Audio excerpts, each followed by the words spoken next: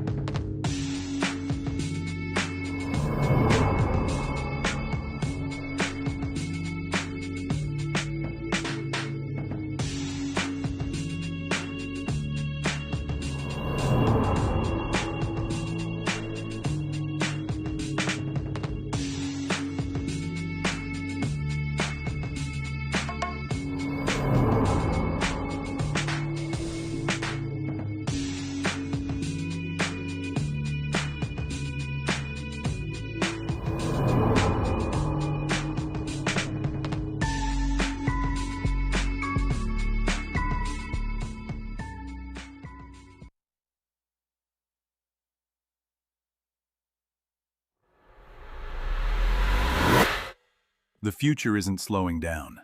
It's accelerating. And so are we. AI, automation, data, culture, sustainability. Not buzzwords, the new building blocks of our world. This is where insight stops standing still and starts driving action.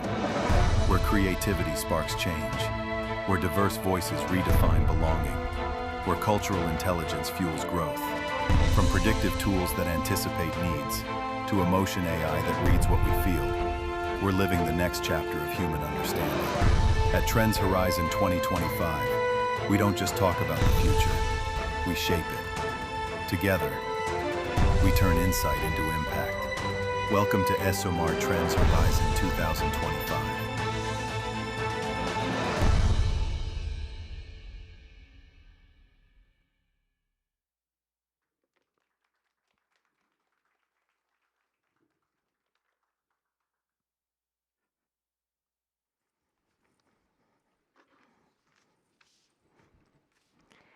Esteemed guests, colleagues, and fellow explorer of insights, good morning and welcome.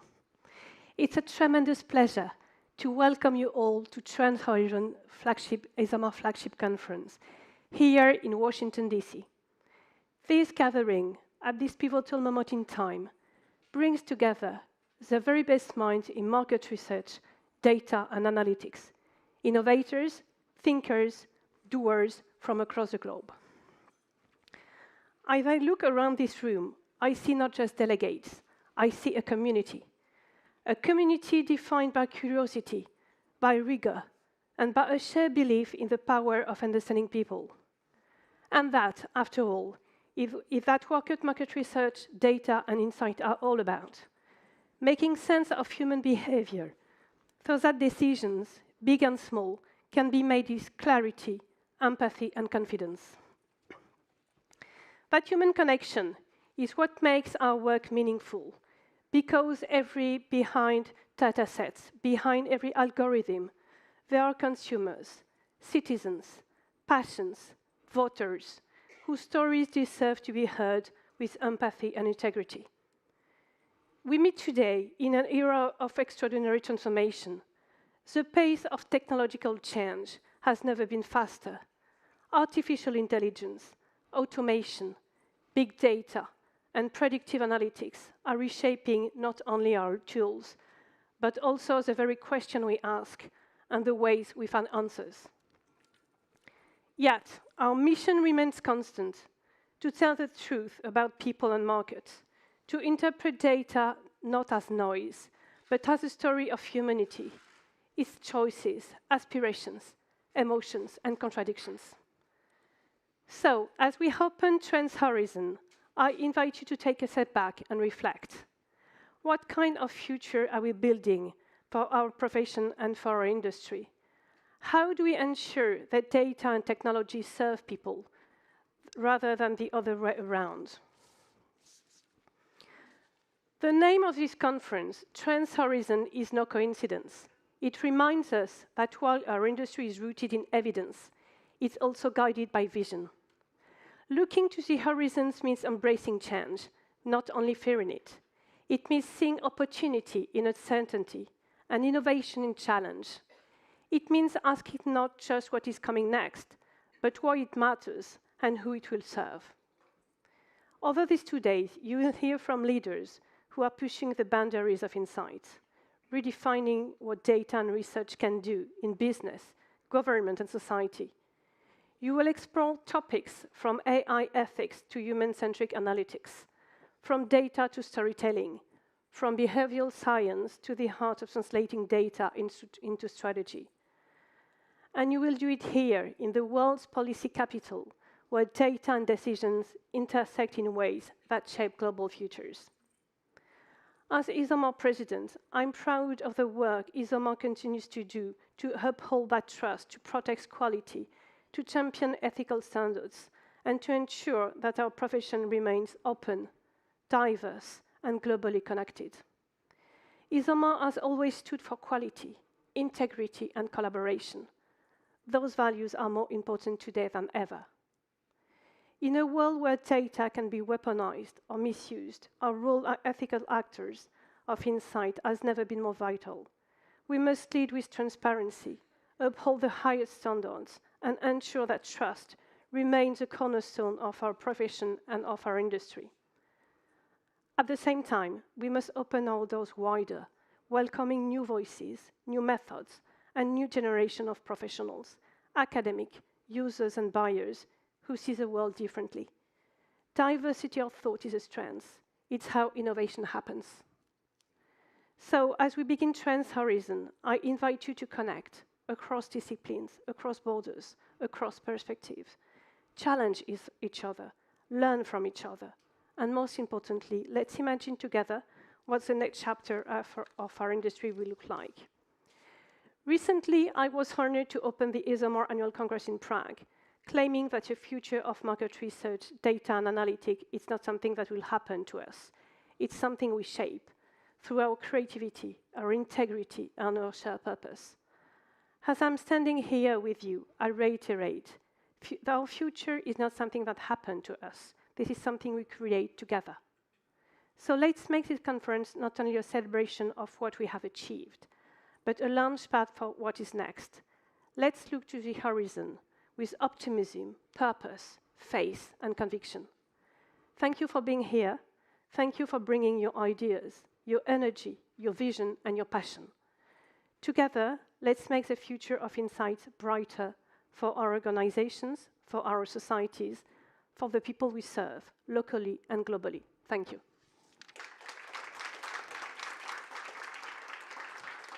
Joachim, the floor is yours. Thank you, Anne-Sophie. Thank you for this welcome. And I see here is the same as everywhere, that the students go at the back of the room. Here is plenty of space, so you can also see here. Good morning, good morning. So nice to be here.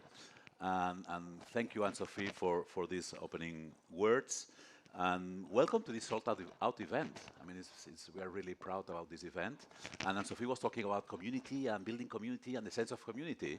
So over these 2 days, this will be a community which 40% of the audience will be coming from outside the US. So we'll see. You see 4 out of 10 people you will meet here will be out of the US, from such strange countries such as Australia, Malaysia, Brazil, Czech Republic, Sweden, Finland, Brazil, as mentioned already, Spain, UK, and Canada. And Canada as well. So yeah, Americans here, this is diversity that Esomar brings to this event. 40% out of the US, around 30% brands, and the importance of brands being present in these events is outstanding. We also have live streaming. We're live streaming this event, so also welcome to this international community that could not make it to Washington. And those of you that were last year in Chicago, I mean, I can see here Alex, Megan, you know that I cannot avoid talking about history, talking about architecture. So this building also inspired me. This building that was created in 1887, so almost 140 years ago, as the main and first department store in Washington, and becoming one of the iconic buildings of commerce in the US, and then the chain that it was created. Well, today, and it was also nicknamed as Woody's. I don't know if it's still the name, but sorry for the microphone. Well, you know, 140 years now after, it's no longer And a department store does not work as a commerce. It's a very nice building for offices. And commerce certainly has changed in the US in these 140 years, in this period. Between 1995 and 2000, I had the chance of attending every year the Food Marketing Institute in Chicago. It was the main exhibition for retail and the food marketing industry. And I remember, I think it was 1998, that one of these very well-renowned consultancy firms presented at that stage, 1998, at the era of the next big thing being internet, presented 4 scenarios for retail in the US for the 2020s, so now.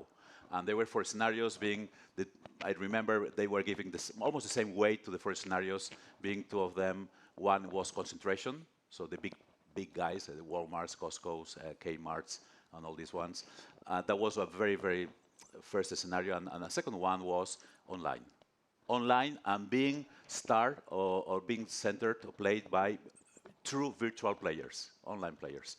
Well, now we are in 2025. I think we know a bit how history has gone. We know that the first scenario, which was concentration based on efficiency, cost, private label, and working on this value chain has been the predominant one. Actually, in the US, 70% of the FMCG retail is done by the top 10 retailers. So that's the concentration. And virtuality, online, yes, it has taken its role, of course, but it took much longer than was expected, and it has not been through pure players. It has been integrated in those dominant players that have consolidated retail. And this made me think a bit. We are talking about horizons, and we are now in this era of AI. And I think that when there is such a big transformation in what we do, it is very easy to just be dragged by the loudest voice, the loudest speech. But I think it's very important to confront it and basically to go back to principles. Principles. And if we think of commerce, what is the principle of commerce? The main principle is, and now it's when the slide comes, oh, sorry, trust. It's trust. Thank you. I trusted you. It's trust. Trade can only work if there is trust between the buyer and the seller, between the product and the currency that is being used. That's trust. And that's the fundamental. That's the core principle of trade. And it's also the core fundamental for our own profession, our industry. And trust was the fundamental part for the founders of Esomar in 1947, after World War II, to create Esomar. These professionals in Europe that wanted to create a trustful environment to work one country with another country and to create some standards. And by the way, yes, it was founded in America after World War II, but I always like to remind people about the importance of the US in this creation, because Waypor had just already been established as well, but also Mr. Gallup, George Gallup, was fundamental in the foundation of Esomar. So yes, it was created in Europe, but the US influence was fundamental. So trust is the principle that these founders were looking for, and that's what we still are. We are here to unlock the potential of our professionals and our profession. And we are here because we want to deliver these standards, and we want to advocate for the profession and elevate the profession worldwide. Worldwide, that's the International Association of Market, Social, and Opinion Researchers and Data Analytics. And we do it through events like this one, being global, being regional, being local. Actually, we have so many local events in which the local community stands together in so many places in the world. We do it through our standards and guidelines. I will refer to that a bit later. Through advocacy, training. I mean, these are the pillars that we provide globally, locally and globally. And for instance, now our market is growing. I mean, our market, of course, it has expanded, coming from this market and social opinion research. Now it has expanded, and we are stating that 3 big segments: the segment of pure market research, not pure market research, research software, or business services. So we have this 154 million as global market. And of course, the US is playing a fundamental role. I mean, US accounts for more than 50% of the value of the global market. This is coming from our report that estimates the global market worldwide. It's our best approach to estimate our profession. And those who are members, you can download it on our website. So US accounting for more than 50% of the market in value means that you have huge influence in the rest of the world, as well as brands, I was mentioning before, as well as brands. The way brands use and invest in research is the way that the profession will follow. You determine the value chain. And when we look at what brands value most from agencies, from suppliers, is this partnership. Is help me to understand my category, help understand my business, and get more into my business because I need you to help me to decipher what's going on and the importance of what's going on. So yes, trust and partnership are the common currencies in our segment. And trust is also what we have been working in the revision of the International Chamber of Commerce Esomar Code of Conduct. Remember, in 47, this group of professionals gathered together to set some standards to work together. It has evolved. Since 1977, we work with International Chamber of Commerce, so it gives us all this international reach and international spread. And we have renewed that in this year, and we are going to go through it later in the program. This is very important because this is the foundation of trust between clients, suppliers, respondents, governments, regulators, and so on. So I hope I will be able to talk more about that tomorrow. So welcome to this event. Welcome to this Washington event for those of you who are here, those of you who are watching us from online. And as I mentioned, Esomar is global. We are in more than 130 countries. But we are global because we are local.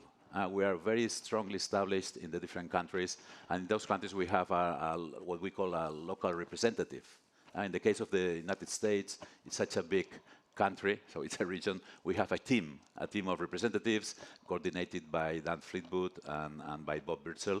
And today, I'm very delighted to count with Kelly Hammock, who is one of our representatives, who, as always, when we go to one place, gives some outstanding news, outstanding things about the market in the country. So, Kelly, welcome. Oh, be careful. Am I? Oh, it's okay. Usually.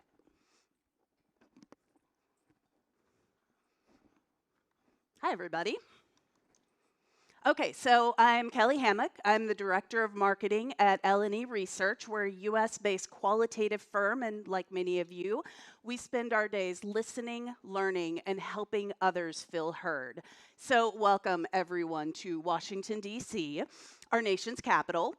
Many of you have traveled long distances across the country, some of you even across oceans, to be here, and we're truly glad you've joined us, so thank you. To those joining virtually or in spirit, you're missed and still very much part of this gathering. So Washington, D.C. is not only the nation's capital, it's a city full, sorry, we're stuck. No, we're good, sorry. If you have some free time, take a walk along the National Mall, past landmarks like the Lincoln Memorial, the MLK Memorial, and the Capitol, each a reminder of our evolving national story and the ideals we continue to pursue. One phrase you'll see on our monuments and even our currency is e pluribus unum, which is Latin for out of many, one, which has long stood as an unofficial motto of the U.S. Adopted in 1782, it captures the idea that many perspectives can unite as one, a principle at the heart of the American ideal. What makes America special is the cultural richness of its people and the unity that can emerge from that. As President Obama noted, the United States is one of the most diverse countries on earth, a place where people from every background have come together to form one society. We haven't always lived up to our ideals, but striving toward them and welcoming a full range of voices is what strengthens us. One of the reasons I'm excited about this conference is that it embodies that very principle. We have attendees from different nations, cultures, and walks of life, all here to exchange ideas and advance the field of research together. In the spirit of out of many one, we know that bringing perspectives together can spark insight and innovation that none of us could achieve alone. To illustrate this, I want to share a few short stories and examples from the American context that I find inspiring. So we're going to start with Irving Berlin. He came to the United States as a Jewish immigrant from Russia when he was a young child. Growing up in America, he fell in love with his new country and eventually expressed that love through music in 1938. He introduced a song you all might have heard of called God Bless America. Kind of a big deal here. His daughter later explained that this song was her father's thank you to the country that had taken him in the heartfelt tribute of an immigrant boy who made good. So think about that. God Bless America was written by someone who wasn't born here, but who wanted to give back to a nation that welcomed him. Irving Berlin's story reminds us that talent and patriotism are not bound by birthplace. Diverse origins can enrich a country's culture. So looking at the research industry itself, pioneers like Lloyd J. Harris have shown why representation matters. Lloyd was a trailblazing market researcher who, alongside his brother, broke new ground by conducting studies in African American and LGBTQ communities. In an era when many voices were excluded from mainstream research, he made it his mission to share the perspectives of communities that had traditionally been ignored. His work gave us a voice to underrepresented communities and helped the industry see the insights it had long overlooked.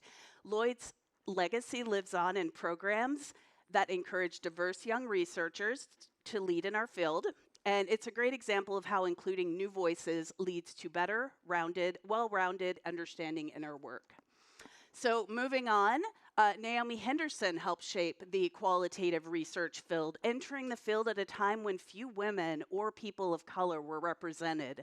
Naomi co-founded RIVA, a leading training institute, and mentored thousands of researchers. What made her extraordinary beyond her skill and creativity was how her life experiences gave her a remarkable ability to talk and listen to anyone. She turned what some saw as disadvantages into strengths, making her both insightful and empathetic. She championed inclusive practices early on, proving that a broad range of experiences leads to deeper insights. And if you want more information on either Lloyd or Naomi, go to the QRCA. They are champions for these two researchers and have scholarships in their names as well. So our next story is diversity of perspectives isn't just about ethnicity or gender. It also means considering people of all abilities and needs. And when we do, everyone benefits. So a classic example is the curb cut effect. Here in DC and in cities worldwide, you'll notice sidewalk ramps at intersections that allow wheelchairs to roll down easily. These were originally advocated for by disability rights activists to assist people using wheelchairs. But guess who else uses them? Parents pushing baby strollers, travelers rolling suitcases, workers with hand carts, people on bicycles, those using walkers, virtually everyone.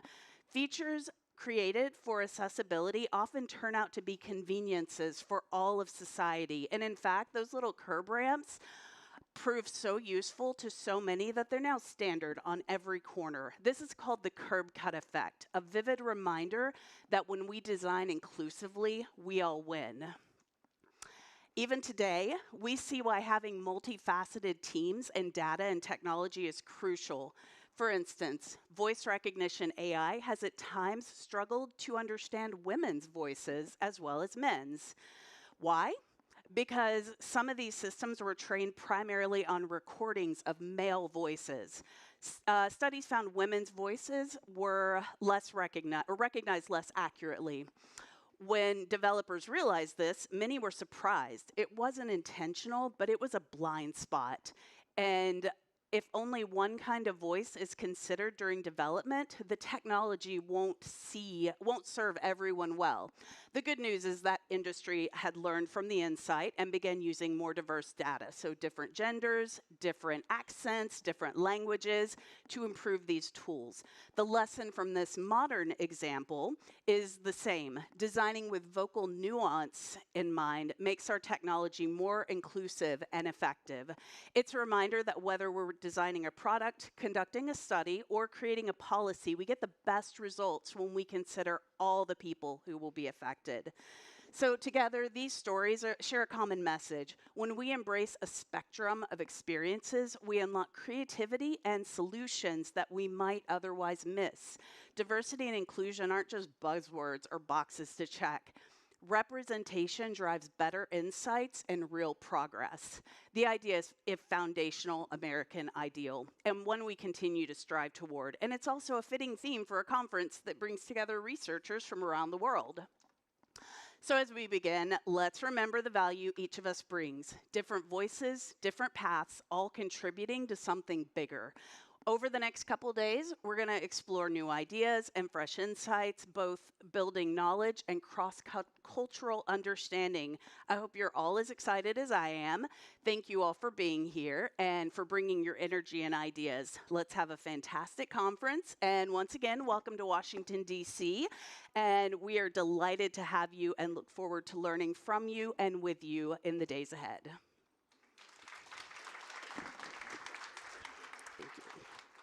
Thank you, Kelly. And now, well, we are here so well hosted in this building, in this office by Morning Consult. So now allow me to introduce you to Michael, the CEO and co-founder of Morning. Thank you, Michael. We're incredibly excited to have everyone here. This office space, hopefully the light fixture here evokes data points. All of the thoughtfulness and purposefulness that went into building out this office was designed to host events like this. And so we're really proud to welcome everyone here for the Esomar Trends Horizon Conference. We're a far cry from 10 years ago. I had 2 co-founders, $30,000, and a home just north of Capitol Hill.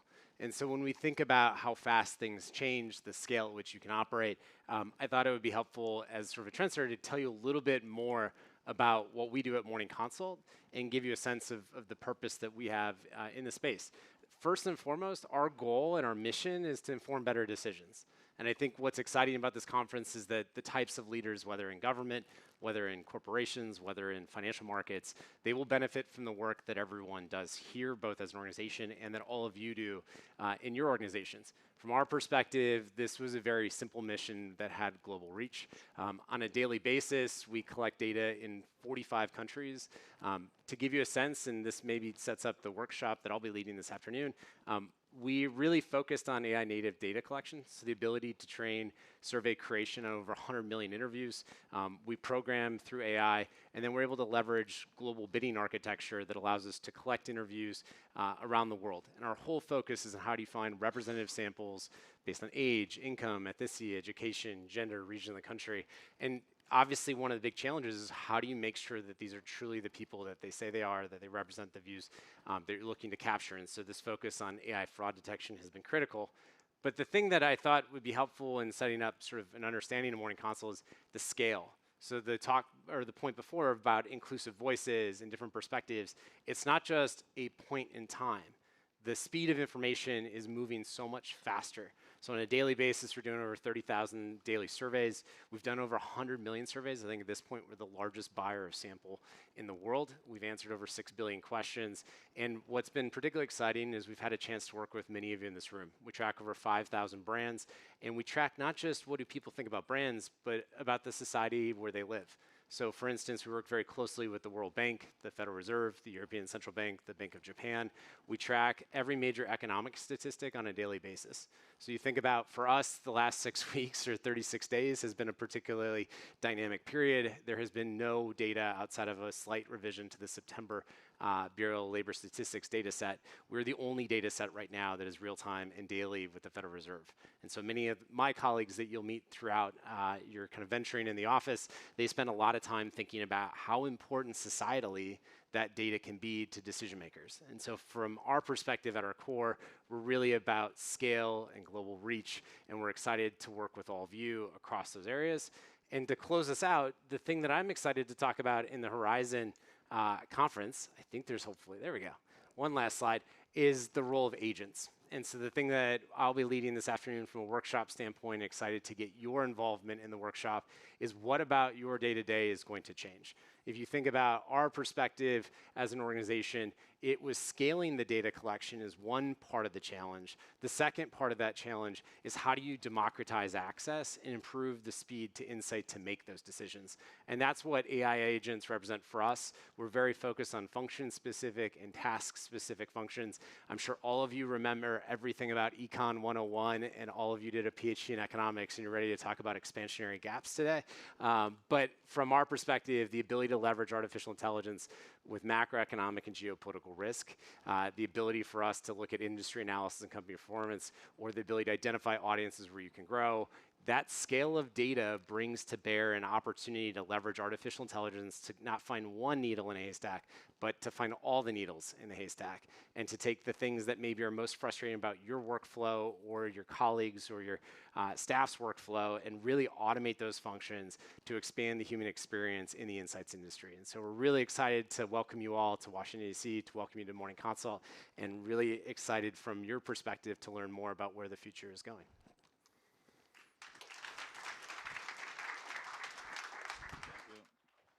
Thank you, Michael. Thank you to the whole Morning Consult team. You have been phenomenal host for this event. Thank you for your hospitality. And now time for the program committee. Let me welcome Alex Barampuria, sorry for you, Barampuria from Ivy Exec. He has externally led this group of the program committee. The program committee is the group, the peers that we ask to review all the submissions that we receive, and they are responsible for the outlines that you will enjoy during this event. So thank you, Alex. Join me on the stage. Okay. Good morning, everyone. As Joaquin mentioned, I'm Alex Barampuria. I'm one of the co-founders of Ivy Exec. And it's my honor to be here today and to welcome you to Esomar North America 2025. It's wonderful to see so many familiar faces, but equally important for us as the program committee is to see so many new faces that we're seeing here. And again, want to thank Michael for being such a wonderful host. This venue really represents so much to us in the programming side of Esomar, but it also speaks to the future. And so I have a few words that I have written down on paper, so I don't forget, that I'll share with you. As the chair of the programming committee, it's been an honor, and certainly it's been a bit of an adventure, I would say, as well, to help curate this year's event. And our theme, as you know, is Trends Horizons 2025. It invites us to lift our gaze towards what's next. And as an entrepreneur, as a co-founder, it's something that I think about, but I wish that I give myself the time to think about more. And so hopefully for all of you, this is a space, a moment in time for you to think about the future within the context of the programs and the sessions that we're going to be facilitating today. Before diving into what's ahead, I want to take a moment to echo the sentiments from Joaquin and to recognize and thank our program committee who brought this event to life. Their insight, their dedication has shaped every part of what you'll experience over the next 2 days and what we hope you'll take back to your respective organizations after Thursday.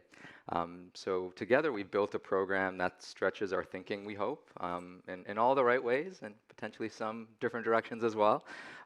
But we hope to explore the future of longevity in a number of ways. And just to name a few of the sessions that you'll see on our program, the 100-year life breaks your consumer playbook. We'll examine how technology reshapes discovery in AI versus search. Will confront the challenge of authenticity in smarter, faster, faker.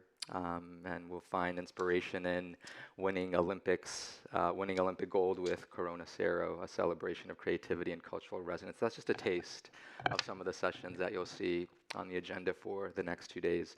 And of course, we'll cheer for the young Esomar Society finalists whose ambitions and fresh thinking represent the next wave of leadership in our industry. So please be present for that moment when we reveal those that we're going to be recognizing.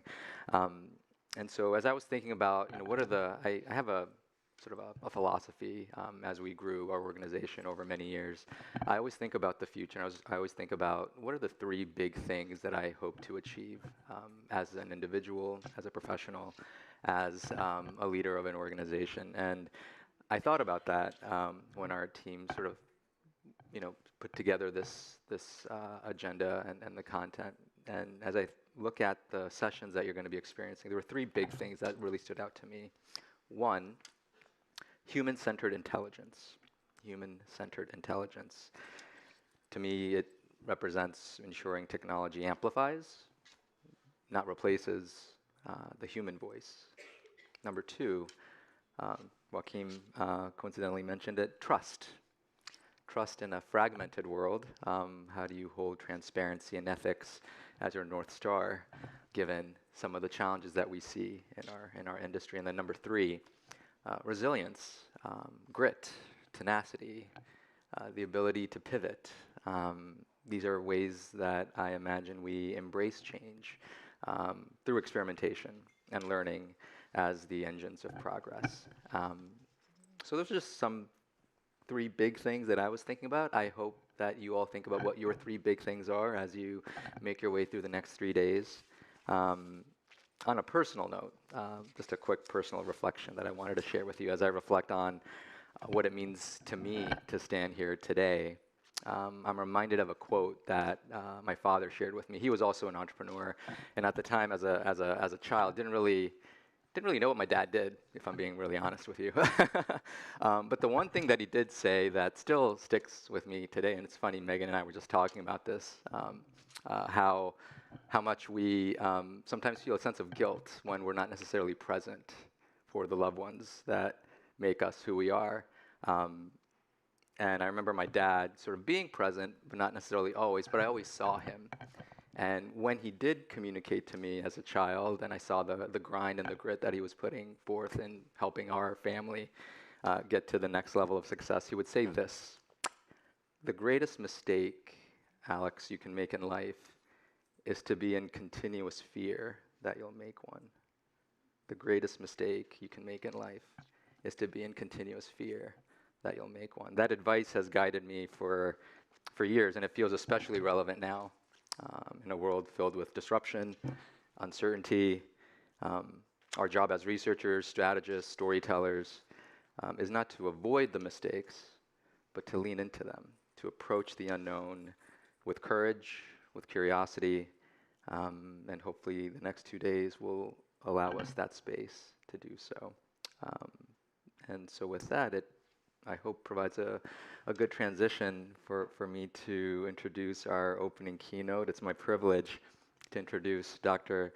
Natoki Ford, the Chief Visionary Officer of Fly Futures, a scientist, a storyteller, a change maker whose work bridges science, creativity, and social impact. Dr. Ford has advised organizations such as Netflix, Disney, the White House Office of Science and Technology Policy, and her own story has even inspired a character on Netflix, believe it or not. So be sure to ask her about that when you have a chance to chat with her. Her keynote, entitled Futures Alchemy, Transforming Disruption into a Portal of Possibilities, unveils a human-centered framework for transforming uncertainty into imagination capital. She'll challenge us to move beyond fear-driven narratives, spark creativity, and embrace inspiration-fueled innovation. So her message perfectly captures the essence of this conference, and if I may add, it beautifully echoes my father's words. The greatest mistake you can make in life is to be in continuous fear that you'll make one. So please join me in giving a very warm welcome to Dr. Ford. Thank you. Thanks. All right, good morning. Oh, well, thank you for saying good morning back to me. Good morning, one more time. Thank you. I'm just making sure everybody's alert and you're with me. Okay, so the slide should be loading momentarily, but by a show of hands, how many of you are beginning to feel at times like we're living through an exciting, kind of tech-driven, but sometimes dystopian episode of The Twilight Zone? By a raise of hands, for show of hands. Okay. So, and I had a little video here. Let's see if it's gonna play. Well, there's the do do do do do do do. It was supposed to be like a whole effect, but it didn't go over as well. But we are truly living in an incredible moment where some of the most popular tropes associated with sci-fi film and TV shows, like literally the robots are going to take over, are starting to look like it's kind of plausible and maybe a not so distant reality. Oh, the slides have disappeared again. So I'll just keep talking as the slides get loaded. So there we are. Okay, thank you for getting that back up. And let's go to the next one. You're going to get this Twilight Zone, okay? Okay, great. So here we are. So case in point, there was a recent headline, which some of you who are based here in the United States might have seen, that was a call for, there was an open letter signed by a number of public figures that was a call for a ban on the development of AI superintelligence. So an AI that can surpass humans in literally every cognitive task. And there were a number of concerns that were raised in this letter around things we're probably all familiar with, around concerns of economic disempowerment, job loss, loss of civil liberties. But then human extinction was also listed among the concerns that were raised around AI superintelligence. What an inspiring time to be alive right now, I have to say. We are actually living through one of the most consequential turning points in human history. And this is a period that many call the Fourth Industrial Revolution, or Industry 4.0. And unlike the revolutions that preceded it, that were defined by a single technology like steam, electricity, computing, the Fourth Industrial Revolution is a reflection of a convergence of multiple technologies. So, of course, artificial intelligence, robotics, the Internet of Things, quantum computing, biotech, many different technologies. And it is the fusion of these technologies and their interactions at the intersections of the physical, digital, and then biological domains. This is what makes the Fourth Industrial Revolution unlike any other revolution that preceded it. And we're truly in a space where every aspect of the human experience, from the way we live every day to how we learn in school, the way we work, and even the way we connect, is being shaped by this convergence of technologies. So this is an exhilarating and exciting time, of course, but it's also a little unnerving and maybe at times even a little scary. We typically talk about disruption in the terms of how it affects systems. So we speak of disruption as, we talk about automation, we speak about efficiency and productivity. But ultimately, beyond the technological changes, disruption is highly psychological, it's emotional, and it's a deeply human experience to navigate. In any transformation in industry, there's always going to be a story of how we are evolving as humans. The challenge, however, is that when we are living in this time of accelerating change and there's a lot of uncertainty that we're surrounded by, it actually goes against the ways that we are naturally wired as humans. We do not like uncertainty. We are designed to seek predictability, control, and clarity. So when you are navigating a time where your environment or the world feels unstable and this uncertainty element is present, this can actually activate what's known as the threat response in our brains. So this is an area that's controlled by the amygdala. So when we are in an active threat response, this signals to the prefrontal cortex, which is the area that controls executive functions like decision making, planning, and even emotional regulation. This area actually becomes suppressed. And so when you're in an active threat response, you are more inclined to move based off of fear-based reactivity. And so one of the other things that I would love to just raise awareness around is beyond the kind of the threat response that we can be in, there's also a casualty that we can experience and when operating in this state. When you're in survival mode, your creativity can drastically suffer. You might think, oh, I'm going to be cautious or I'm just trying to be efficient, but it's really hard to be innovative and imaginative when you're operating from a survival mindset. And I can share, there we go. I can tell you all that I have learned some really hard lessons about the ways that disruption can shape the way we see ourselves, the way we even see what's possible for us in the world. Life taught me some very difficult lessons through a period of profound personal upheaval that I navigated over the span of about 2.5 years. In September of 2020, I lost my father very suddenly. In February of 2021, so about 5 months later, I was diagnosed with an early stage of breast cancer. And then in January of 2023, I was crossing the street. It was the day after New Year's Day, and I was hit by a car.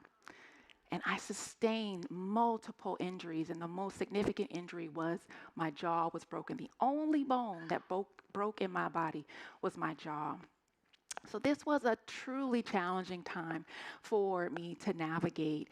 And one of the things that I have learned in retrospect in looking at all these different disruptions that I experienced was the relationship and my personal relationship with the future, with my ability to even imagine a future and to even see myself in the future. And this is known as futurity. And when we think about futurity in a sort of philosophical sense, it's not about just imagining futures, but thinking about the associations that we have with those futures.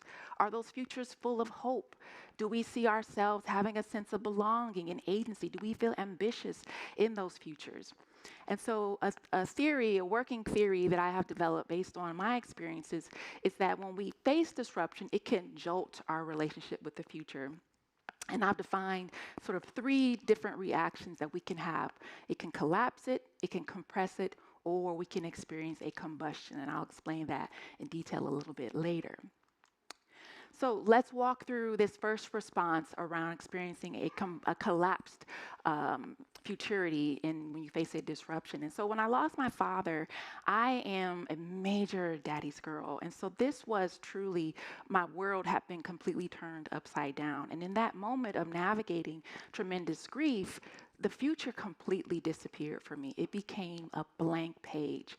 As someone who had always been very passionate and purpose-driven, I no longer had a desire or an aspiration that I wanted to pursue, and I truly felt like I could not imagine what the future could even look like me anymore in navigating that time. And this also correlates to what psychologists refer to as the shattered assumptions theory. When you go through something really devastating or severe, it can truly shatter the way you see the world, yourself, and again, what the future might even look like for you. So collapse, a loss of futurity. Next, compression, when the future is there, but it's really shrunken.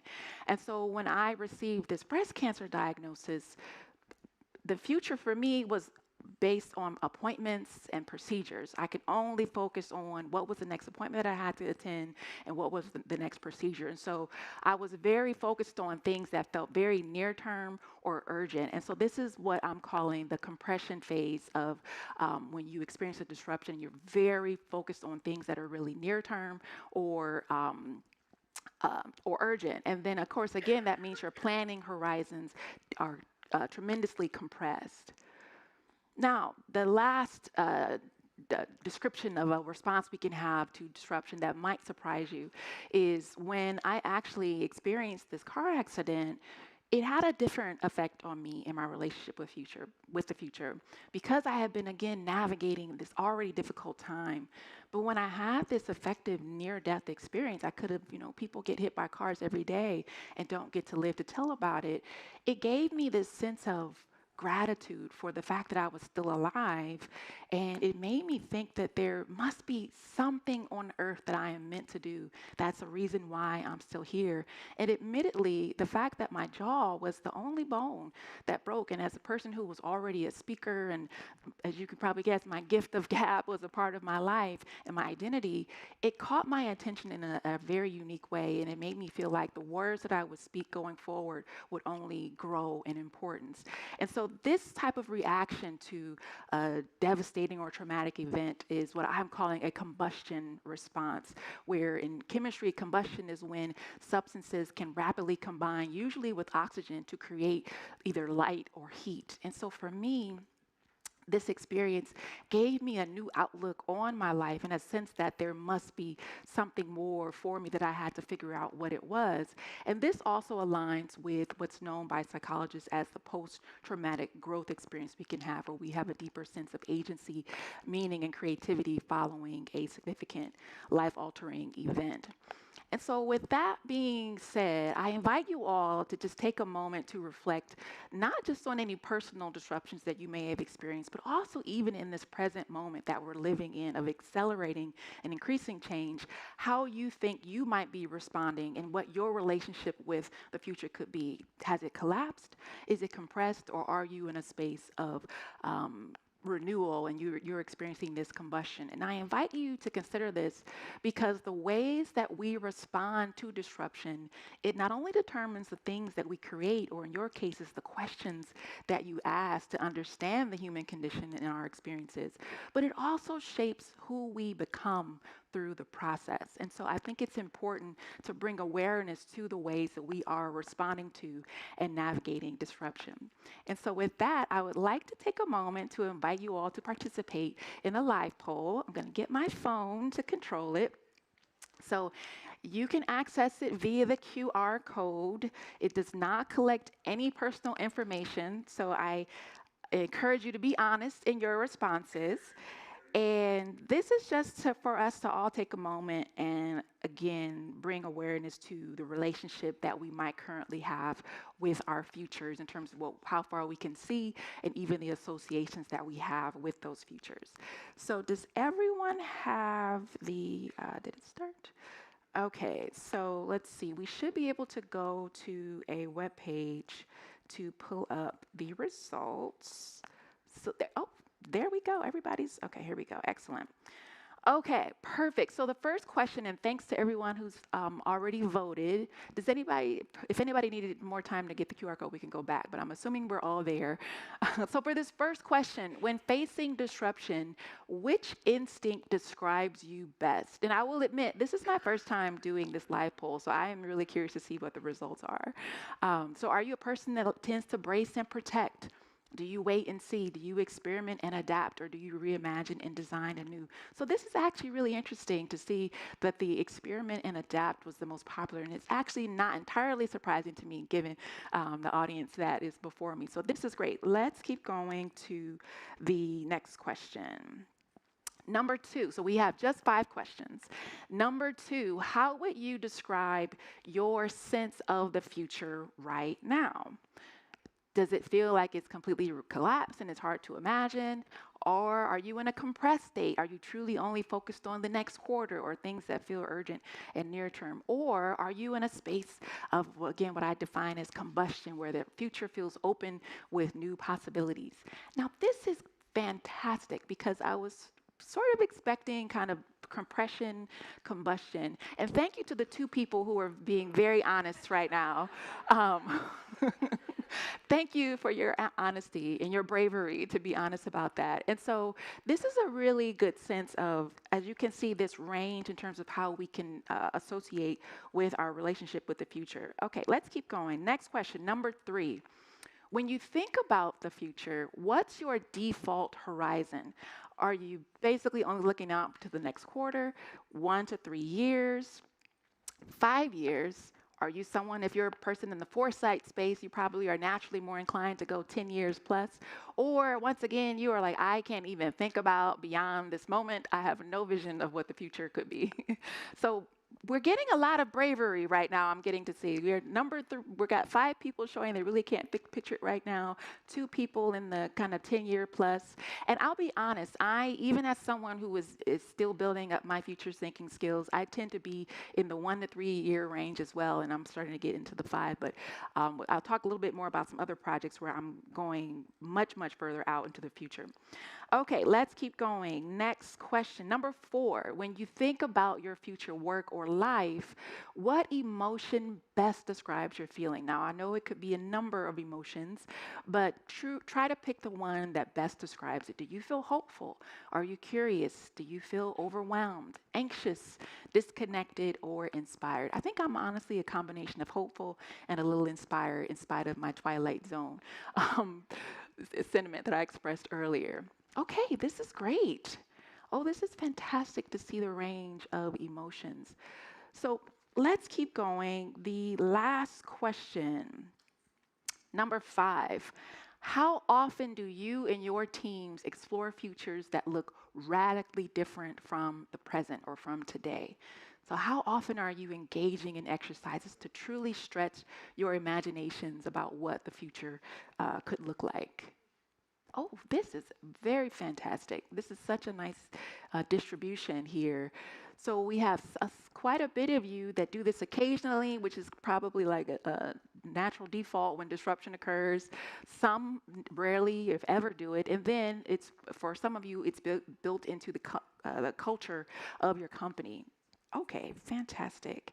Okay, so that was the last question. So thank you all again for indulging me in that. And I just think it's a great exercise, once again, to bring awareness around what our own sense of futurity is and how we envision the future.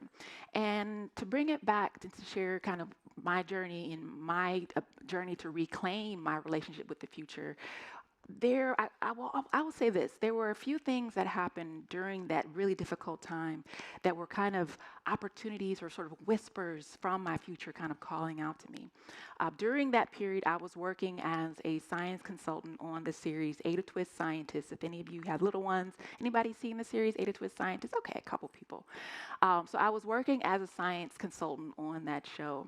And about a month after my father passed away, there was a press release about the fact that this great series was being developed by the Obama's production company.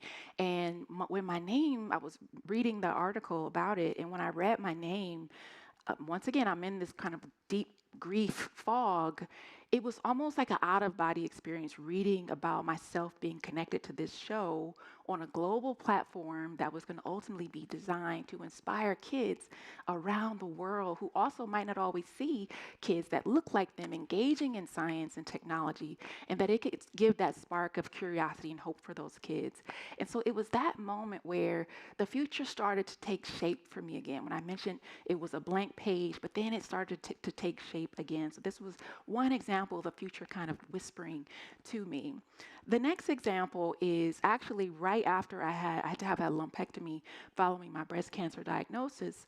The first script that I reviewed, I was reading it and I saw my name in the script. And I'm like in a little bit of a fog. I'm like, why is my name here? And then it occurred to me, they've created a little Natoki character in the show. And so you could imagine my response. I'm like bawling, crying, right? I'm having this really hard time. And then I see that I have been effectively immortalized in this series as one of the kids who was a friend of the main character, Ada Twist. And so the character was designed in my childhood likeness, but also with the kind of a little flair from my adult glasses. She's got much more stylish glasses than I had as a kid. They didn't give her my beautiful front teeth that I was really proud of at that point, but they did give her my glasses. So once again, when I read this script and I saw my name, this was again, my future kind of calling me forward during a difficult time. Now, at the time, I didn't realize it, but I was engaging in sort of micro examples of futures thinking. And futures thinking is this ability to imagine and then prepare for multiple possible futures. And there's been actually lots of research that shows the benefits of futures thinking that can help us from a kind of a human experience concept. So first, futures thinking has been shown to increase well-being and motivation for the future. Also, there's been studies that show that futures thinking, there was a study recently that showed where people were having conversations with an AI-generated version of their future selves, and it was shown to reduce symptoms of anxiety and other negative emotions. So there's lots of compelling insights around the benefits of futures thinking. And another great benefit is that it can help us build that resilience response when we are facing significant stressors. So futures thinking is a very positive and effective tool that any of us can engage in. So beyond the kind of human elements and the benefits of futures thinking, it can also help us develop critical skills that will serve us in our work. Creativity, critical thinking, adaptability, which is such a critical skill in this present moment. So one of the things that I love about engaging in futures thinking exercises is that it gives me a chance to challenge my assumptions. What are the things that might be true today that might not necessarily be true tomorrow? And also, futures thinking is a way for us to stretch our minds in a ways that where we don't have to feel constrained by what's actually true today. So there are things that might not be true today that could be true in the future. And so lots of great skills that we can benefit from by regularly engaging in futures thinking exercises. And particularly when we are navigating the present moment and this ongoing experience that we're going to be in for the long haul, futures thinking can be really effective at helping us override our body's or our brain's natural response to uncertainty. So when we approach the present moment with mindfulness and curiosity about the opportunities that could lay ahead of us, this activates a different system in our brain known as the seeking system.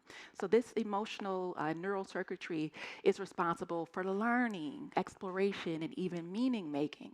And so when you are getting in a mode of where your seeking system is more activated, this is where you can again begin to get that creativity and imagination cultivation and operate from a space of agency and kind of get away from that fear-based reactivity that uncertainty can bring.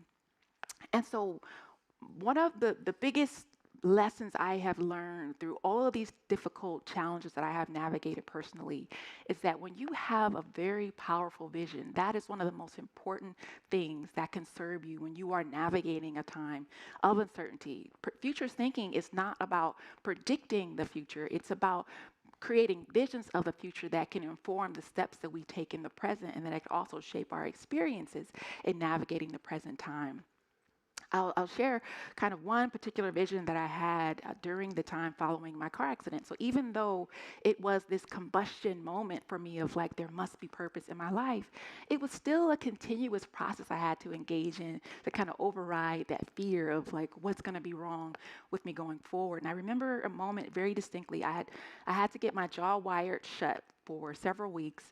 So I had just got my jaw wired shut. I was sitting in a bathtub soaking in Epsom salt. And that fear thought came first around what if you have a speech impediment or you have problems talking for long periods of time following this accident. But then another thought came in. And the thought was, it won't matter how you sound. The goal is not to sound or speak perfectly. It's going to be about the beauty of the words that you will speak ultimately. And when I heard that thought, in many ways, I feel like it was my future self, this version of me today, that was calling out to me in that moment. And I saw it. I saw myself on a stage speaking again, and I saw myself doing something that I love to do the most, which is speak life and try to offer encouragement to people. And it was that vision that helped me continually dig deep and get through all the challenging time that I had in terms of all the recovery that was required. And so based off of my experience, I have developed a framework that I call Futures Alchemy to help anyone, whether you are navigating personal disruption or again in this industry 4.0 period that we're all now in, to help everyone continually learn how to either reclaim your relationship with the future if it has suffered, or to help you get into active seeking system mode and get out of that default threat response. And so I define Futures Alchemy as this ability to use bold visions of the future to help transform what are challenges today into inspiring new possibilities. And I share this framework not as, of course, just someone speaking it to you, but as someone who is still actively living it. I am currently have these new in my combustion phase of the new work that has given birth as a result of this time that I've come through. I have two new areas that I'm working on, my Fly Futures brand, and also my sort of nonprofit arm of that work is called Augmented Futures. And ultimately, both of these areas focus on using the power of storytelling to help build futures literacy skills, as well as promote purpose-driven technology fluency. So I'm giving you this in real time, and I'm practicing certainly what I'm about to preach to you. One of the biggest advantages I can tell you as someone who is actively living Futures Alchemy is that it helps build adaptive advantage. It helps you get in a space where you're continually learning, where you're adapting, and where you're evolving, and ultimately continuing to create. So it doesn't matter sort of what happens in the world around you. You're always in the space of being adaptive and with an innovation-centered mindset. And so, of course, each letter of alchemy stands for a step that you can take that's not necessarily it doesn't have to be linear, but a step you can take nonetheless. And so let's walk through with the remaining time that we have left each of these steps. So first, anticipate. I think this one is probably already natural to you all as insights professionals. Scanning for signals of not just market changes, but what are the changes that we're experiencing in human behavior? And while you are scanning for those signals, it's also an opportunity to anticipate what are the ways that your own strategies and ways of working might need to adapt in response to these signals that you are sensing that are changing. Next, listen. What's the unspoken emotional data that might exist in your teams or even in yourself? When I say emotional data, I mean, is your team in a space of feeling fatigued? Are you feeling a little resistant to whatever the things that you're trying to adopt and implement? If you think about yourself, and another topic that I often speak on is imposter syndrome, which is where you have this kind of fear of being exposed as a fraud and you don't feel like you deserve to be where you are. And so it's important to bring awareness to, again, sometimes the unspoken data that can exist beneath the surface, because again, this does shape and affect how we actually move and operate in the things that we ultimately create. Now, the other piece beyond the kind of fear, excitement, fatigue, or curiosity, the other thing to listen for when you are looking out at the markets and just observing different patterns in human behavior is what feels exciting to you. I have to say, one question sparked my entire journey in this futures alchemy and futures thinking space. As I mentioned, when the accident happened, I was just in an open space. I didn't know what I wanted to do, but I knew there was something different that anticipates, something different needed to happen. And I was attending a session on STEM education. A lot of my work centers around my passions for STEM education. And a woman by the name of Kara Kunzeman, she's at the Aerospace Corporation here in DC. She posed this question: how do we prepare kids for jobs that don't exist yet? And I was like, whoa, yeah. Talk about a question that sparked my imagination. So that's the other piece. Sometimes it's not necessarily the answers that might inspire you, but it's the questions. And I think that's nascent and natural to you all as insights professionals. So curate is the next letter. Uh-oh. If I can get it to go. There we go. Curate. So after you've listened, now curate. This is where you still might not know exactly what you want to do, but then you start to curate people. Is it people on your team or partners at other organizations? Other insights, you curate ideas. So looking at what are the things that feel like they're kind of getting in this realm of the area that you are getting interested in. So you curate is the next step. And then after you curate, now you hone. Now, the honing step is also very important. This is where you begin to refine what you do, not necessarily just based off of metrics, but around things that resonate with you. And I have to say, sometimes the things that seem like they're the right thing to do might not necessarily be the right thing for you to do. And just as an example, one of the early projects that I was pursuing, I was working with a number of great partners that I had accumulated during my curation step. And we were going to design a week-long camp for kids. And it's like futures thinking. It was going to be great.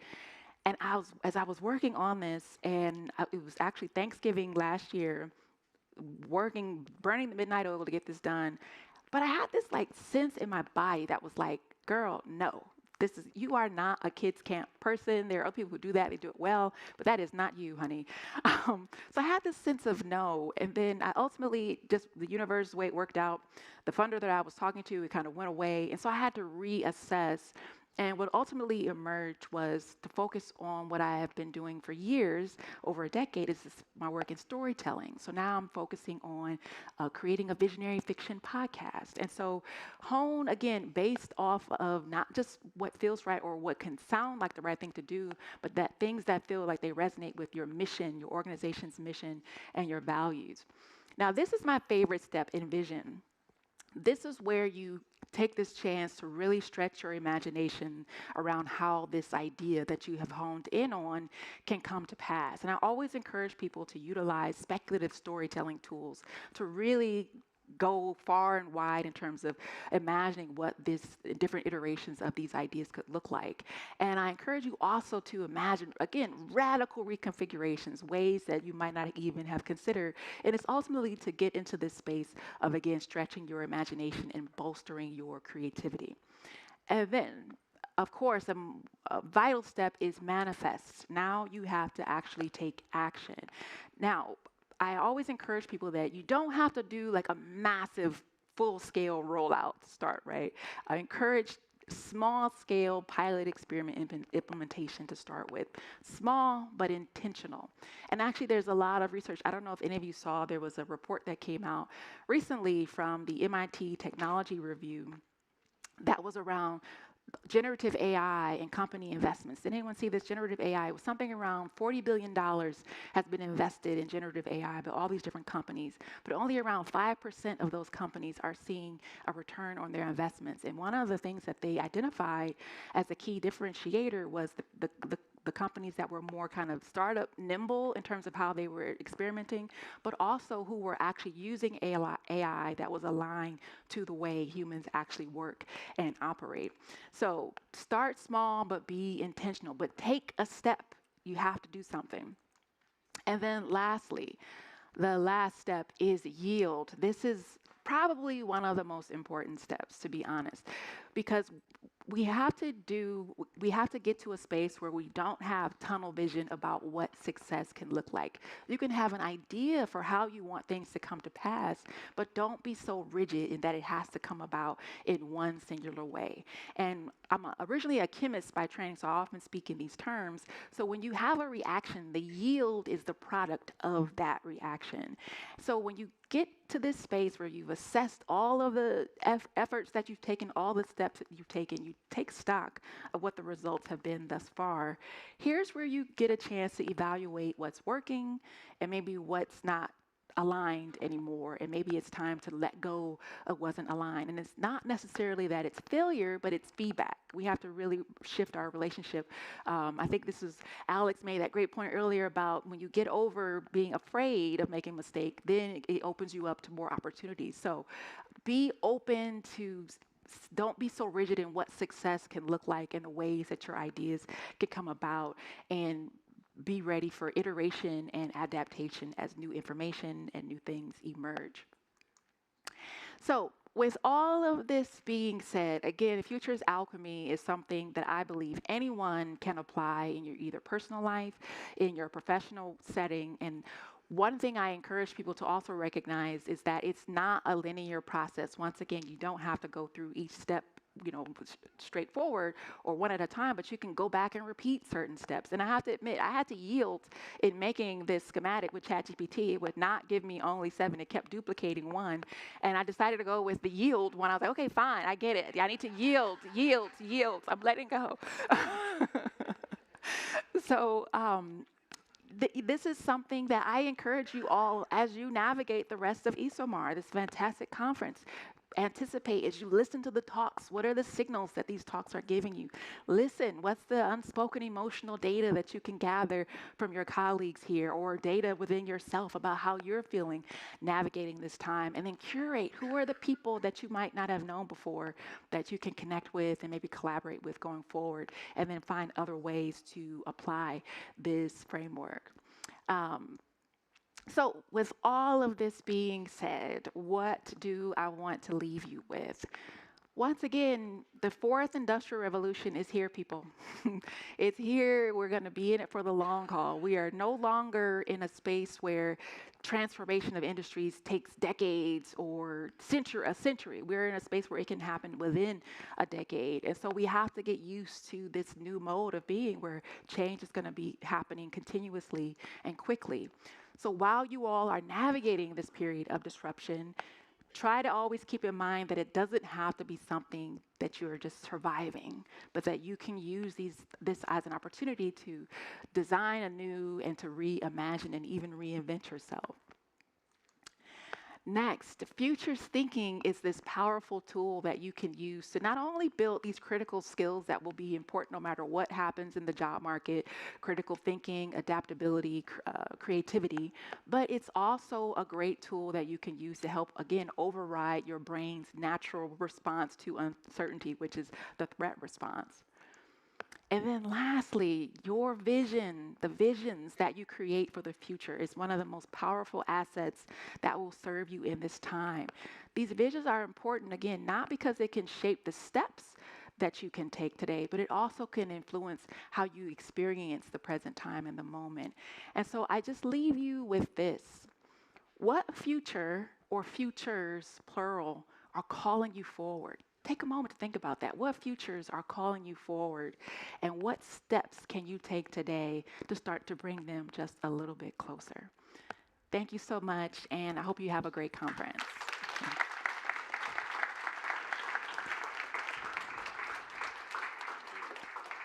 Oh, I'm sorry. Can I do one more thing? I forgot. I usually like to do a selfie with my audiences, if you will indulge me.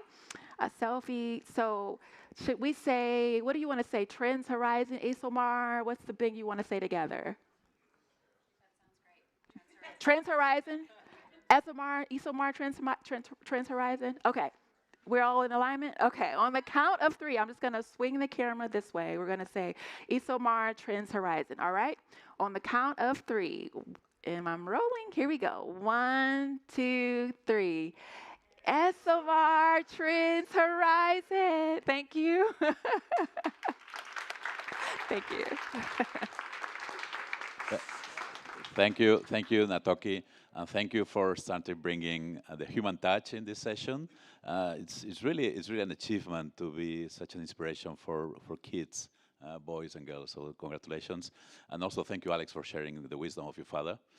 I would like to say that he's also a father, and he has learned quite well the lesson because today is your boy's 5th anniversary, isn't it?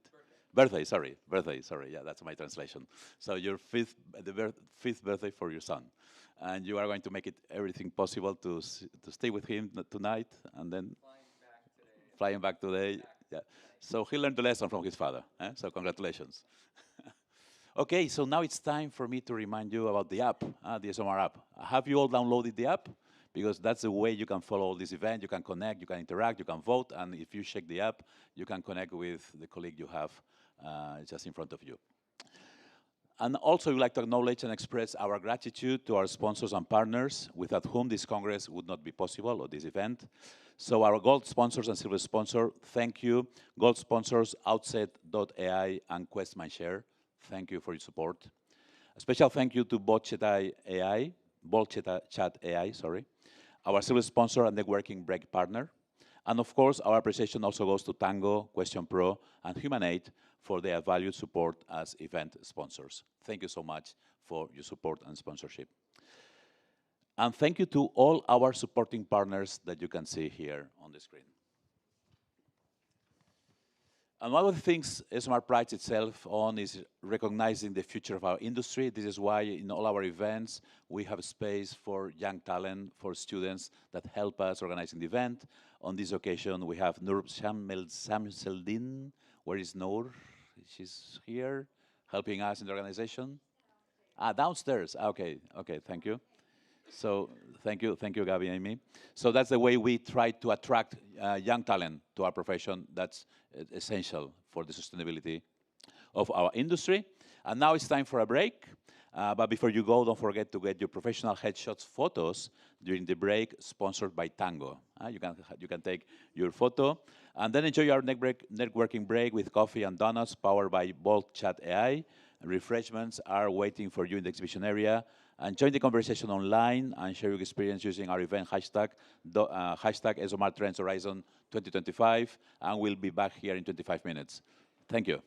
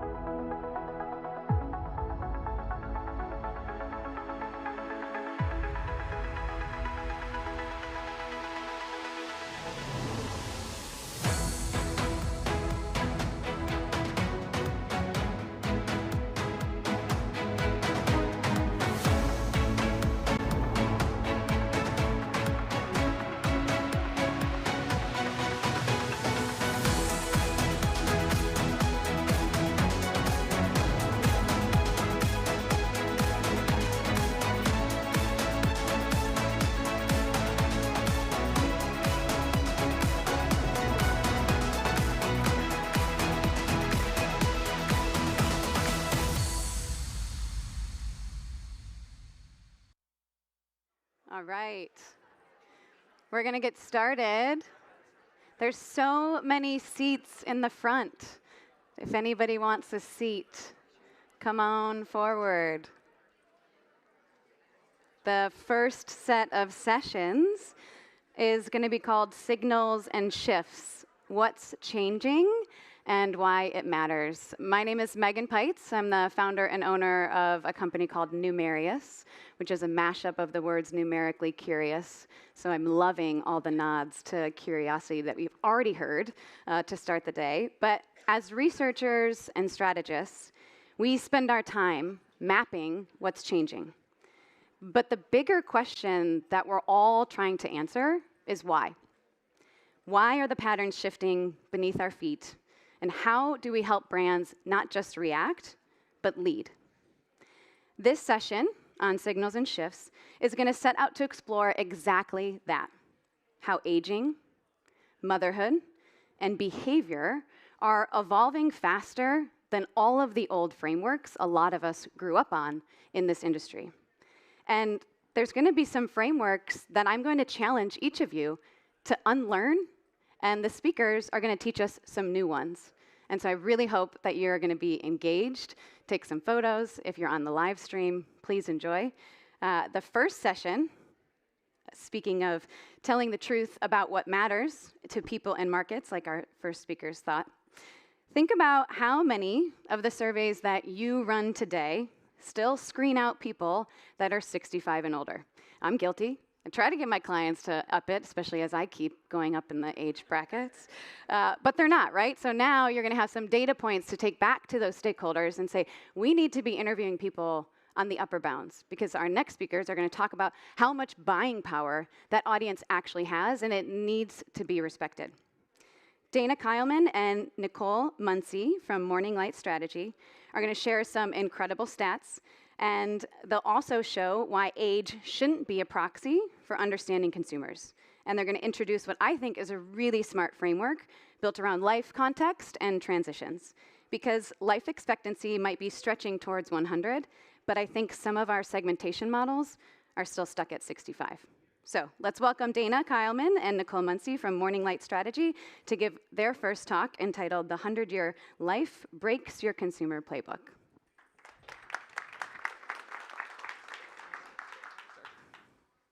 Cool.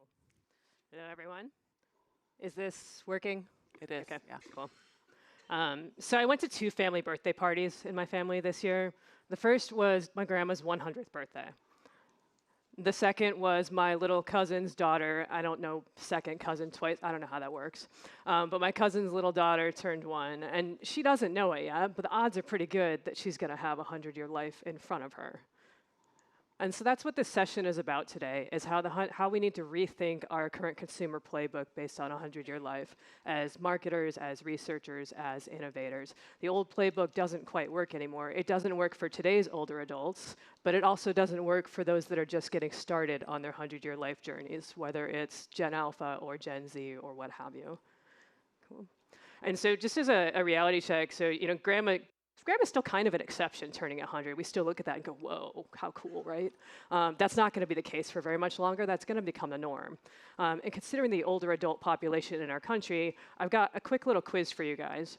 I don't necessarily expect you to know the answers, but if somebody would like to actually participate and shout them out, that would be amazing. But I've got 3 questions for you, just to kind of level set our expectations around older adults. First one being, if the US 50-plus population were its own country, it would be the what largest country in the world? 13th. Close, 13th. I think somebody said 13th. There's 120 million Americans age 50 plus in the US. That is roughly the population size of Japan or Mexico. That's 3 times the size of the Canadian population. Sorry, Canadians in the room. Question 2, what percentage of US consumer spending do we think adults 50 plus account for in the US? Close, 52%, so just over half. You remember at the very beginning, the little slide where they showed the US being like 54% of market research? Can you imagine if they all just ignored us over here in the States as over half the industry? But how many of us are still ignoring who's spending half of the money in this country? And then the third question, because people, I think we still have some misconceptions about older adults and technology. What percentage of adults 50 plus own a smartphone?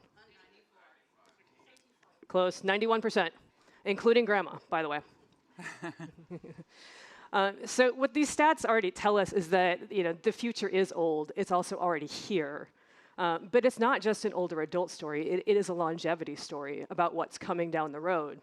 My little cousin, like I said, is likely to live to be 100. And the thing is, a longer life, living to 100 isn't just a longer life. It's not just, oh, the same thing we've always done, but we just do it longer, right? No. The 100-year life is going to be a lot less linear than what we grew up thinking of how life worked in our playbooks, right? You're going to start to see people going through more disruptions in their lives, more transitions, more reinventions, more newer identities, and a lot more changes in how we work, live, learn, and connect with people throughout the course of our lives. And we started to reach the point where age without context just doesn't mean what it used to. When we think about our old school segmentations, for example, 3 women here, all age 42. One's a single parent, one's recovering from a recent health scare, one is launching a new startup. These people all have different needs, motivations, priorities. They are spending their money in different categories in a different way. They have different attitudes and segmentations, but they're all 42, right? They all fall into that category. Or another example of 3 men, all different ages, 28, 55, 72. Totally different ages, but they're living a similar reality. That reality being they are all primary caregivers for an older adult. So regardless of some of their other attitudes and actions, they have some similar motivations. They have the same sort of disruption in their lives. They are spending money and shopping for more than one person. And that's kind of fundamentally, I think, the problem now, is that we are so used to using age as a proxy for needs, for motivations, for priorities, for what people do. And we are so used to, I think, looking at kind of like the average and almost glossing over the disruptions that happen in people's lives, right? Like, let's remove the outliers. But in fact, it's some of those outlying things which are not that outlying. There are things that happen to us every day, all the time. There's constantly change in our lives. And age is no longer the right proxy to be looking at that. I think we also still tend to default to some of those playbooks that were created, in the 50s at the dawn of marketing research, that, life tends to move in a straight line, and we kind of all just follow the same little path, right? College, get married, have kids, et cetera, retirement, and then retirement, life just stops, I think, is still the old playbook, right? Life ends after 50. But we know that's not true, right? Like, life is no longer a simple straight line. We're all going through all kinds of changes and transitions all of the time. And so we would argue that it's time to move away from age-based segmentation, even life stage-based segmentation, and start looking at our consumers and people through the lens of their life transitions. What is going on in their lives? How do they feel about that? What is that changing for them? And what opportunities does that create for us as brands? And so Dana, I'll let you talk to us a little bit more about life transitions and insights. All right. Thank you. Clear. Okay. So as we think about life after 50, the default is to kind of think exactly as Nicole said. So you might think about retirement, you might think about becoming a grandparent, but what else happens to people after 50? As market researchers, we often really don't think about that age group. Might go into a banner point. You might, if you're including them, as Megan said, in your surveys. But really, when this started to occur to me, I started out in research, I was in my 20s. Didn't bother me at all that I was putting people 50 plus into a banner point. I got to be 50. I was the mom of middle school kids. I was a caregiver for my mom. I was working full time. I was buying a lot for 3, different sets of constituents, myself and my husband and my mom. I was buying the middle school kids stuff. And I thought, this is crazy that I'm not, and my cohort in general, are really not a focal point for consumer brands. And that was kind of the impetus for really digging into what's happening with older consumers.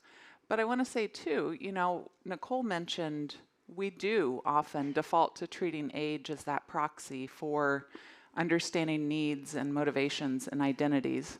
And so when we think about life after 50 as being fairly minimal, really what's happening is a whole constellation of transitions. There's a lot going on. after people turn 50. And these are just some of the examples that are pretty common. Now, as we look at this, all these affect different elements of people's lives, affect their jobs, affect health, affect personal identity, but more importantly, it affects the way that they see themselves, the items they need, the routines they engage in, and how they shop, what they're buying. So who has gone through some kind of a big change in the past 2 years? You know, it's something that is not age specific. You know, changes occur throughout life constantly. And again, as market researchers, we're in the business of understanding people. We want to know what people are experiencing. And these changes could involve a move, could involve a health condition, could involve a job change. It could even be adopting a pet. All of those kinds of examples change your routines, change the way you approach your buying process and what you need. And so fundamentally, these sometimes seemingly small transitions and changes have a big impact on who you are as a consumer. And it's up to us, again, as researchers to understand that. So we have a framework. This is what Megan mentioned, and we call it Life in Motion. And it's built around 4 key questions that we want to understand. First, and what we've been focusing on thus far, is what is changing in people's lives? Let's understand that both at a high level, very broadly, what are the patterns we see, but also at a more granular individual level, what are the changes people are experiencing? What are those transitions? We ask how it feels. We've got to measure and understand what that emotion is. So we want to know, is that emotion an overall positive? Transitions can be really good. Is it a net negative? Is it something very difficult? Or is it kind of a mix? And how intense is that emotion? Is it something that is really profoundly impacting them on an individual identity level? We want to know what they're doing about it, of course. So how does that result in a behavior shift? How are they changing what they need and want? And, you know, do they see themselves differently? Are they adopting completely new behaviors and stopping others? Or is it a more subtle shift where they're starting to pick up a different variation on something they'd already been doing? And all of this boils down to opportunity. So anytime you have a big shift, or even sometimes a small shift, for brands, for marketers, that means there's an opportunity. Any kind of change means there's a new need. And so we want to measure what that opportunity is and identify it. That can be in terms of innovation. It might be in terms of who your consumer target is. It's often in terms of messaging and how you can connect with that target. What's the language you use? And again, going back to the emotion, how do you get that emotion right so that you're really phrasing things in a way that resonates with the people you're connecting with? So let's take an example. This is a pretty typical segmentation slide output. And let's meet Tanya here. Tanya's middle-aged. She lives in the suburbs. She has kids. She is willing to pay more for higher quality items. She cares about the environment. This is a pretty typical profile that you would get from a segmentation. And it's not bad, certainly. You know, we know a lot about Tanya through this. But let's overlay what's really happening in her life. We see that she's got a lot of changes that directly impact how she shows up as a consumer. What is she buying? So one example, becoming a caregiver. Just recently, in the past 1.5 years, she became a caregiver for her mom.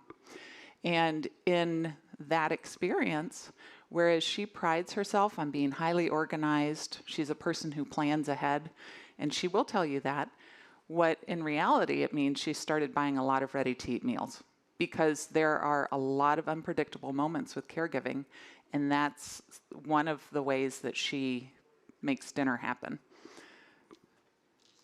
Another example is menopause. So she's going through menopause, which we all know has only in the past 5 years started happening to women. You know, it never happened before that. But so she has been loyal to her skincare brands for years and years. And now with menopause, her skin is changing. She's trying out new products. She's trying out new brands of those products. She's really experimenting to find out what works best for her. And another example, she's now an empty nester. So all of a sudden she doesn't have kids in the house anymore. And it's changed the way that she's buying food and snacks.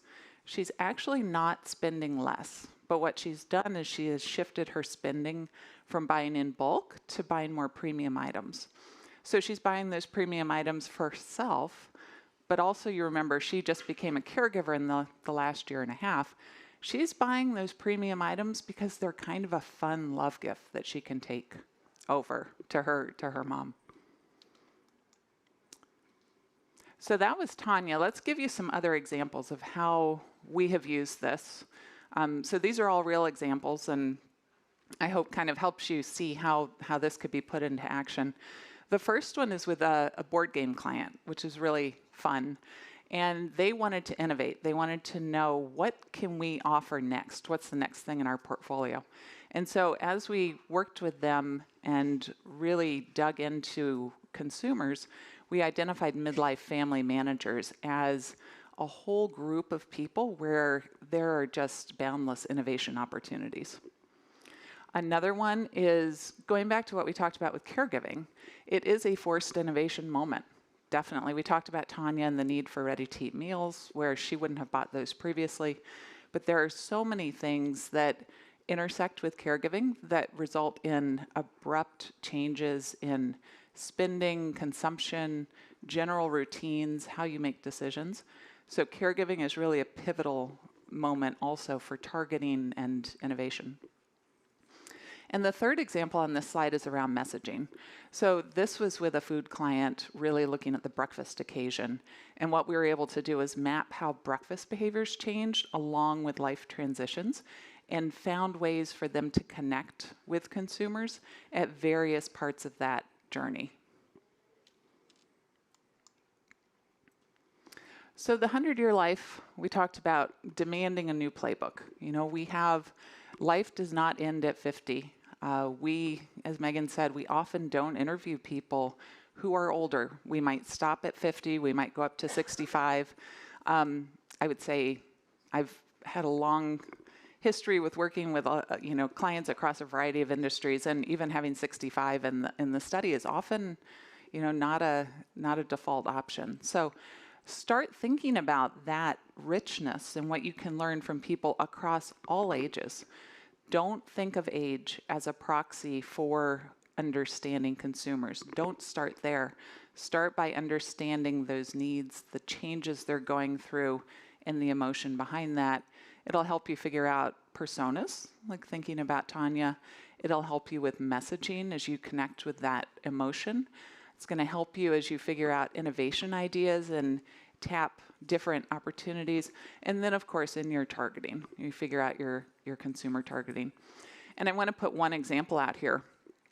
How many people know the OXO brand of kitchen gadgets? Yeah, it's a big brand. Do you know that started off with, there was a couple in the kitchen together, and the wife was peeling potatoes, and she had mild arthritis. And so as she was doing that, it was bothering her wrist. And her husband, who I think was an engineer, looked at what she was using, and it was the old, I don't know how many people remember it, but the 1970s vegetable peeler. It was a hard silver metal object, and that was really difficult to use. So what he did was he said, I can make this better. He gave it a bigger grip, much easier to grab. It had a soft grip on it. He made the head swivel, so her wrist didn't have to do the swiveling around the potato. That was the start of a massive brand, all because they started at a different place for innovation. So broaden your horizons, look at those individual needs that people have, and there's a lot of new insight that can come from that. So how do you take this forward when you go back to your office? First, don't think about age specifically, think about transition. Ask what is changing in consumers' lives, and don't just look at your immediate consumers now. Look at people in your category. Look broadly. Find out who really is in your category and look beyond your traditional target. Think about your brief as you're writing a brief for a new research project, or maybe you're designing a new research project. Think about incorporating these life transitions in there to better understand personas, how you're going to create a roadmap for your brand and your strategic planning. These are 3 things that you can do immediately, taking these life transitions forward. This is our wrap-up slide. The future is old. That's our tagline. But it's not just older and longer. It is complex. It's vibrant. It is really full of opportunity. And that's what we at Morning Light Strategy are here to do, help brands identify and translate those opportunities into action. So thank you.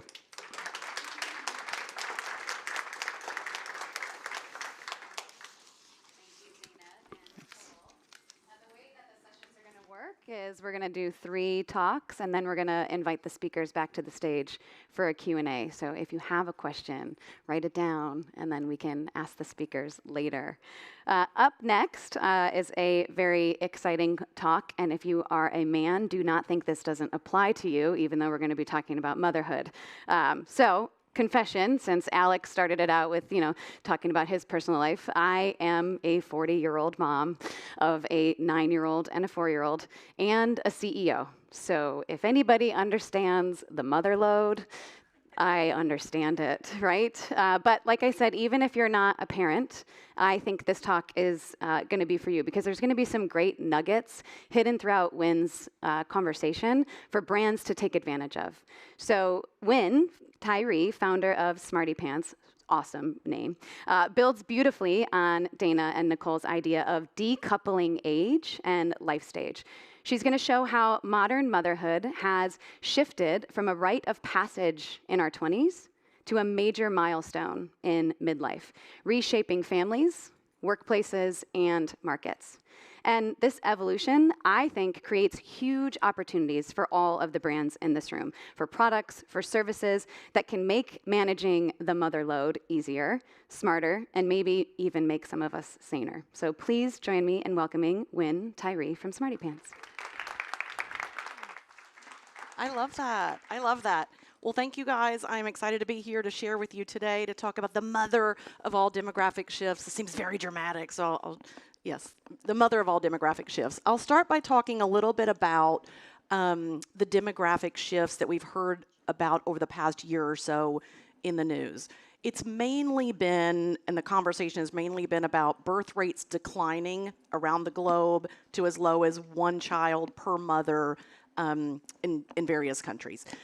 The headlines have been very alarmist. We've been informed that humanity is shrinking. We've been informed that the birth rate crisis is worse than you've heard and that is worse than we're expecting. And we've all been told that we should all say bye-bye baby as millennials, because of course this is your fault too, that millennials and Gen Z are essentially ending humanity and that we should all say bye-bye baby. Keep that in your back pocket, and then think about today what I want to talk to you about as well is not just overall reduction of number of children, but the age at which women are having children. The data around the globe are very clear. When we look back just to 1980, we can see a few things happen if we look at the globe in the aggregate. Births amongst teens are down about 30%. Amongst those in their 20s, at age 20 to 24, rates are down about 20%. And then if you look at this pretty dramatic cliff that's sort of fallen off with 25 to 29-year-olds in the past decade, you're at about a net zero change at this point. Conversely, are women in their 30s at a 50% increase in childbirth, and then seemingly less dramatic, but actually very compelling and exciting and started to really give impetus for this presentation was what's happening amongst women ages 40 and up in terms of that increase in the likelihood to give birth. What we can see around the globe, across race, region, class, as Megan mentioned, around the world, what we see is that motherhood has evolved from really this marker of entering adulthood to this transformative milestone that's really taking place in the middle of life's journey. So when we actually did not confer on our presentations, but when I saw a preview yesterday, I was like, yes, all that. And then that leads into what I'm talking about, like transitions and really the change in what the trajectory of one's life looks like is really happening on a motherhood front. This is happening domestically as well. The U.S. is no exception. When we look at the mean maternal age for both first births as well as all births in total, they've risen by about 3 years over just the past 2 decades. The U.S. now joins South Korea, much of Western Europe, Canada, Australia, et cetera, where the mean maternal age is now somewhere between 30 and 33 years old. How did we get here? U.S. trends, I'm just diving in on the U.S. for a few minutes, but pre-1980, 4 out of 5 births were to women in their 20s. Historically, motherhood in the U.S. has been dominated by women in their 20s.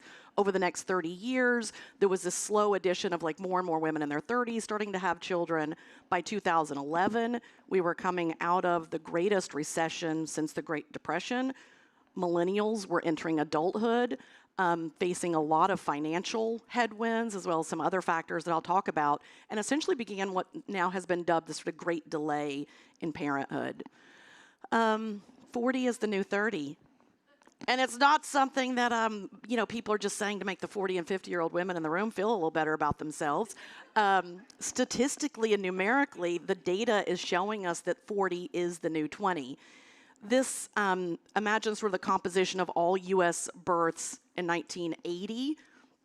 15% or so were happening amongst women under 20. You get the gist. You know how to read data. I can read the room.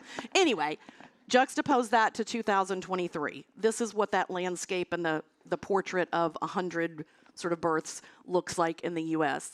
What was really fascinating was that in 2018, this transition from the blue to the green happened. And then in 2023, late 2023, is where we saw this really interesting tipping point where a woman who's age 40 plus became as, if not more likely, to have a child than a person age 20 and under. Like who, what? This number in orange is radically increasing, while this number in pink is radically declining. It looks like here they're equal, but we're really, we're rounding. Anyway, motherhood is really starting to look and sound a lot more like this today. I've got a couple of little videos of just letting people talk and share in their own words, but here's one. So when I was 39, I got pregnant, and it was an act of God. So when I was 40, I had my first child, and he is... he's going to be 2 in 4 months. And I think before I had him, I, kind of wrestled with, do I want to have kids? I don't know. Honestly, I would have never known what I was missing had I not experienced this. Just the amazing part of motherhood and being a parent. Okay, so now I don't know this woman, and I hope she's not watching the live stream. But back in the day, she might have been a grandparent. But today, there are more and more women who look like this, who sound like this, who are celebrating and excited about the fact that they're giving birth at age 40. The reality is that not just in terms of looking at the data, but when we look at other cultural touch points, for instance, we look at media. What are people talking about? What can they identify with? What are they consuming? Anybody remember this franchise?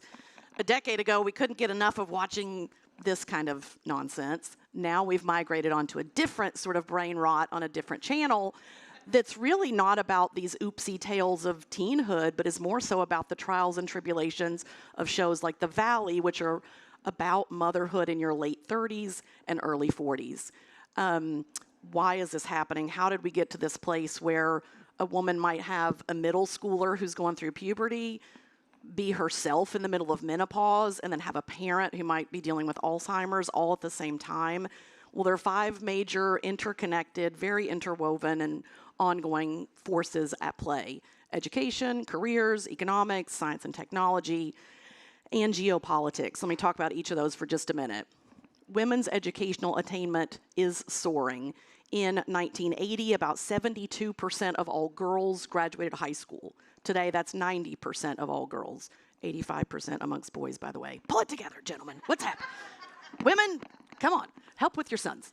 I don't know what's going on there. That's a whole other presentation. But anyway, beyond high school, what's happening at the college levels is that women are outpacing men in terms of educational attainment for all degrees, bachelor and above.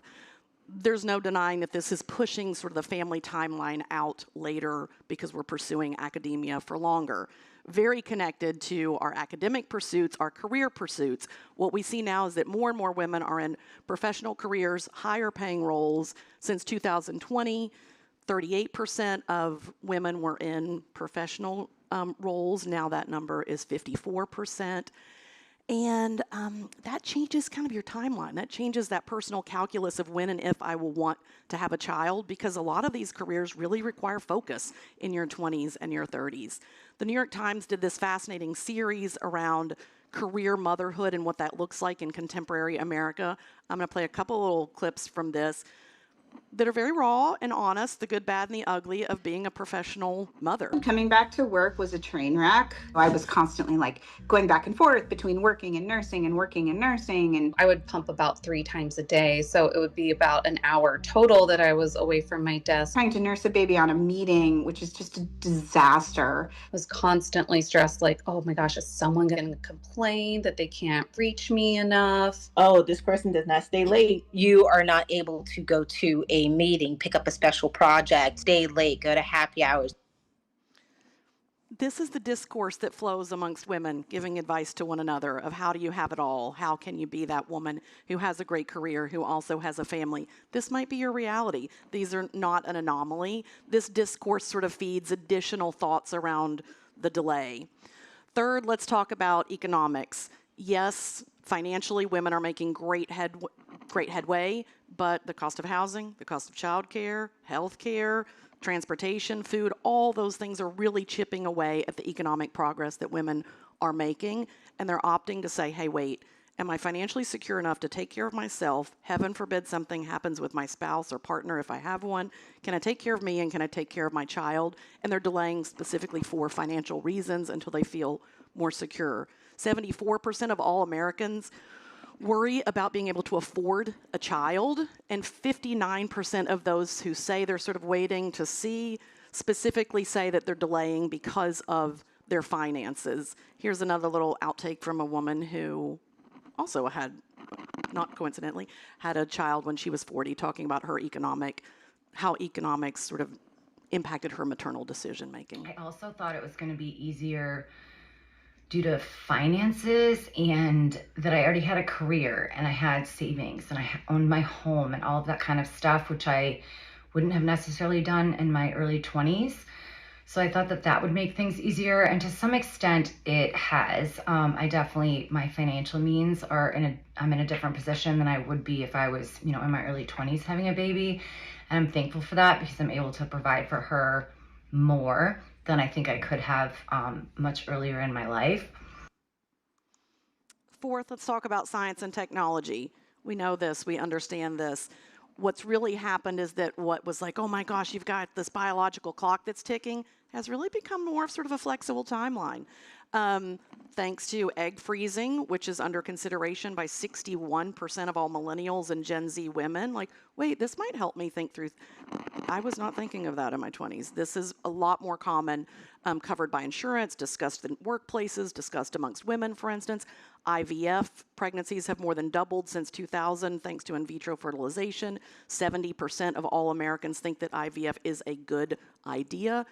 Is a good thing. And surrogacy, which also, of course, gestational surrogacy, which allows you to have a child later in life, has boomed to a $5 billion business just in the US and is expected to grow tenfold over the next decade. And then lastly, social and kind of economic, I talked about kind of geopolitical concerns. This is one where I'm like, what? I don't care about the world that much. But other people do, and especially young people do. In fact, thank you, Morning Consult, by the way. I found this online. I hope this is okay, the powers that be. Your facility is lovely. I stole your data. A Morning Consult poll that asked, why is it that you're sort of thinking about delaying childhood? The answer was that 37% of adults said it's the state of the world, which included sort of sub-factors like gun violence, civil discord, unrest. Do I really want to bring a child into this world? And then roughly about a quarter who specifically mentioned climate change, which again, obviously sort of skewed younger in terms of responses.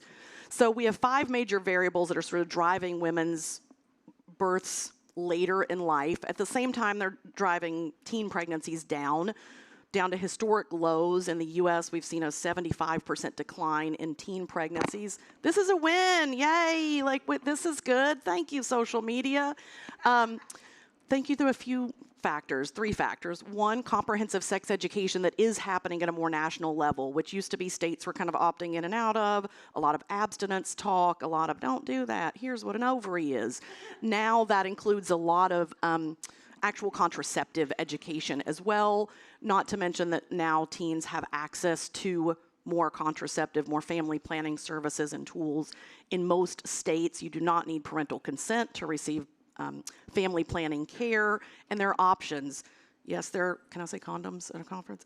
Yes, there are condoms. Yes, there's the pill, but there's also 16% of teen girls now that have IUDs or other implants that are making sure, like, we're not taking any risks here. Like, put something in me. That's what's happening among 16% of teen girls. As well as we have emergency contraception, which has been over the counter since 2006, and no age restrictions on that since 2013. So those oopsie tales of the teen mom maybe can be prevented. And then third, I won't talk too much about this because this is a whole other 2-hour-long presentation, but there is actually data around declining sexual activity. In the 90s, go Bon Jovi or whomever you were jamming out to, roughly more than 50% of high schoolers graduated high school had sex. Today, that number is only a third. Yay, winning. Because we're sexting each other, because we're dating and experimenting online. Fewer teens are actually driving. Remember that freedom of going to the house party and the mall and the movie? We're not going to the movies anymore, guys. Have you been to your local mall? It's not in business anymore. But anyway, there's actually declining sexual activity that's also decreasing teen births. What we see holistically is, again, this kind of movement from like rite of passage and expectation of parenthood into one that's more of an opt-in, if and when I choose to, life stage and mile marker in women's life that has implications for us. I know that you talked about this, Dana, as well, around just kind of decoupling age and life stage, as well as rethinking generational and life stage models. What do those look like today?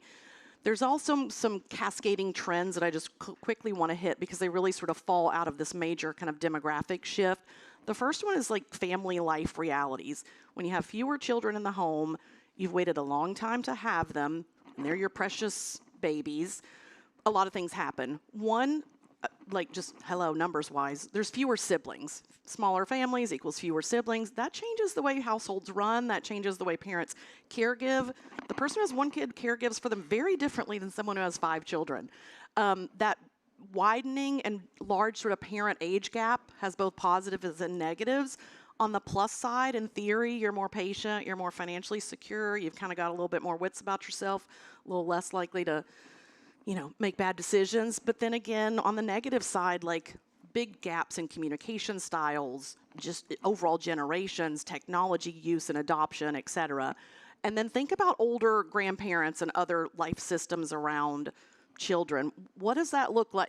If a mom's 42 when she gives birth, I'm making up 42, her parents are 82, this is really important because parents have historically played a really critical role in caregiving, in emotional support. It's been unpaid. There's a system that's been in place for decades and millennia that really gets broken if by the time the kid's in 3rd grade and might need picking up at soccer practice, grandma and grandpa are 96. Like the math doesn't work anymore. And then along with that, and I know you talked about this, Dana, that sort of sandwich generation squeeze, this is a lot more compressed. I will think of it in a very aggressive sort of panini rather than just a regular old sandwich, but like think of like that press coming down of like, I mentioned like all the trials and tribulations that come with caregiving for a young human as well as an older human, as well as heaven forbid you take care of yourself, which is just simply different for a 40 or 50-year-old woman than it is for a 20 or 30-year-old woman. It just is. There are other things that you need to be thinking about, you included, that doesn't always get to be a factor when you're in your 20s and 30s. New approaches to parenting, I alluded to this just a little bit ago, but like think about like how you parent differently, how your expectations for what childcare looks like changes. What's the developmental pedagogy of this place? It's not just about logistics anymore. It's about extended hours, flexibility, does this work for my career, and potentially having the money to pay that premium for that quality childcare. I talked about this a little bit, that sort of rise of the optimized child. If you've got one of something and you waited a long time for it, you take really good care of it. So think about the pressures, the anxieties, both on a child front as well as a parent front, of sort of getting it right, which is, again, good and bad news, but this sort of rise of the optimized child. Growth in niche, what I would consider kind of niche and support services. So while parenthood has traditionally involved some outsourcing of tasks, like, can I get somebody to maybe help me clean the house or maybe help me wash the car or something? Think, too, about, like, being a more mature woman in life who now needs expert services like a concierge pediatric care, that might need a parenting coach, that, because how do I do this? That might need a luxury family travel planner who's on the ready, instead of just those things that we've kind of thought around sort of tasks. And then the same technology that has driven birth rates higher, that will guide products and services used throughout the child's journey. So think about parenting too, with biosensors and monitors, car seats, et cetera, that are all tech-enabled, AI-enabled, taking a lot of the mystery out of parenthood, but really a whole plethora of products and services that are built for contemporary moms, contemporary families, to really raise their children in a more tech-forward way. And then lastly, in terms of like cascading trends, I'll just say that workplaces shift as well, communities and villages shift. What does it mean for workplaces when your senior staff is on family leave instead of your junior staff?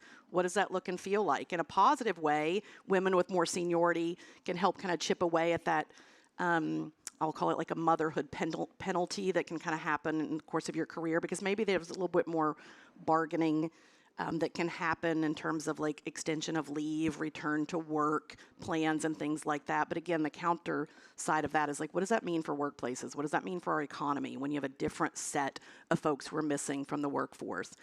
And then the fragmented motherhood village is one that I think a lot about. Oh, that just sounded weird. I don't know that I really think a lot about that, but I do think a lot about that. At minimum, fragmented motherhood village. We all know that women do better when they have other mothers around them. But what does that look like intergenerationally when you have like a 22-year-old who's at the same life stage as you and you're 42 years old? Like, how do we talk? How do we share? How do we not roll eyes at one another? Like, is this really a village? Is something to consider. So 2 last slides, call to action. If you're on the client side, if you're at work at a corporation, I think the kind of imperatives and the calls to action are really clear, or I'd like to draw some things to your attention at least, is that we need to recognize and represent mothers and who they are and what they look like today. They want to have their timeless needs met in terms of what does it mean to be a mother. Those things don't change. But also, what are the timely, the contemporary, the 2025 and beyond needs that contemporary women have? How do we respect their experiences, their resourcefulness, and everything that they have access to, and allow them to really be co-creators in our brands? How do we bridge and foster that community that I just mentioned, or at least acknowledge that there's not one community? And then how do we diversify kind of the channels and the platforms and the messages and the tone that we use to reach moms? What does that look like? This kind of monolithic idea of how you connect with moms, like what? That just doesn't work. Like, what does that really look like? In the interest of time, because it says 0, 0 over there, I am skipping these 2 videos because no one cares. And we're going to move to the last slide, which is for all of you research folks. If you're not client side, but if you're on the supplier side, if you're really thinking about like sort of owning insights in terms of your profession, what are the imperatives for us? At bare minimum, we have to question our assumptions, our clients' assumptions, and think about developing new paradigms, new models, new frameworks, and think about what are those new apertures for connections with moms and with families. And remember, moms equals family. You know, like this is bigger. This, you know, no, we're not just talking about women. We've got to update our foundational and increasingly obsolete understanding of what the mom landscape looks like. What does the adult journey look like? Rethink generational and life stage frameworks, as I mentioned, rethinking kind of the approaches and the research questions that fall out of that. Why do we have the 49-year-old ceiling on the focus group screener? What? That doesn't make any sense. Why are we talking about Gen Alpha having babies yet? Like, what are we doing? do our models around like understanding young adulthood and 20-somethings really make sense anymore? And then lastly, not dissimilar to Dana, oh my gosh, I think we went to the same presentation school. We really do need to chart a new roadmap and sort of a new path around understanding what is that framework that's going to guide your brands, guide your clients' brands and their strategic frameworks. And then how do we do that in a way that really recognizes the complexity, the resource richness, and the opportunities that come with what women have spent decades creating. So the end. The end. Okay.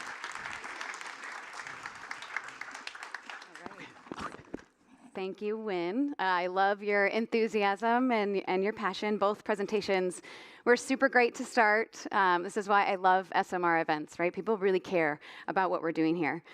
We're building on each other to help us rethink how we frame up research and how we can build products and services for people depending on their needs and their behaviors, not just their age, right? And what we think we know about moms or life stage. For those of you joining us on the live stream, we're going to stop streaming for the next 20 minutes or so you can come back around new. Spicy, right? Like, what's happening next? But our next conversation is going to take us behind the scenes with Coca-Cola and Mondelez to see how behavioral insights move beyond metrics to shape real strategy. We've had a great setup from the previous speakers, I think, on how we need this behavioral data to really send signal on what our consumers are going to need. So please help me in welcoming Amishi.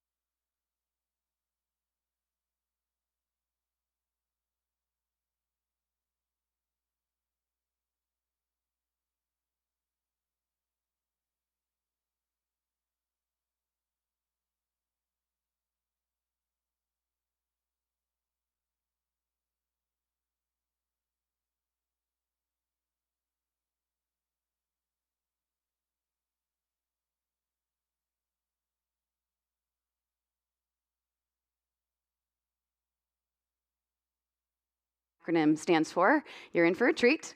Our next speakers, Eric Dolan and Caroline Bretonneau, blend social analytics with AI-moderated qual to show how GLP-1 therapies are rewiring confidence, motivation, and daily behavior. So please welcome our speakers, Eric and Caroline.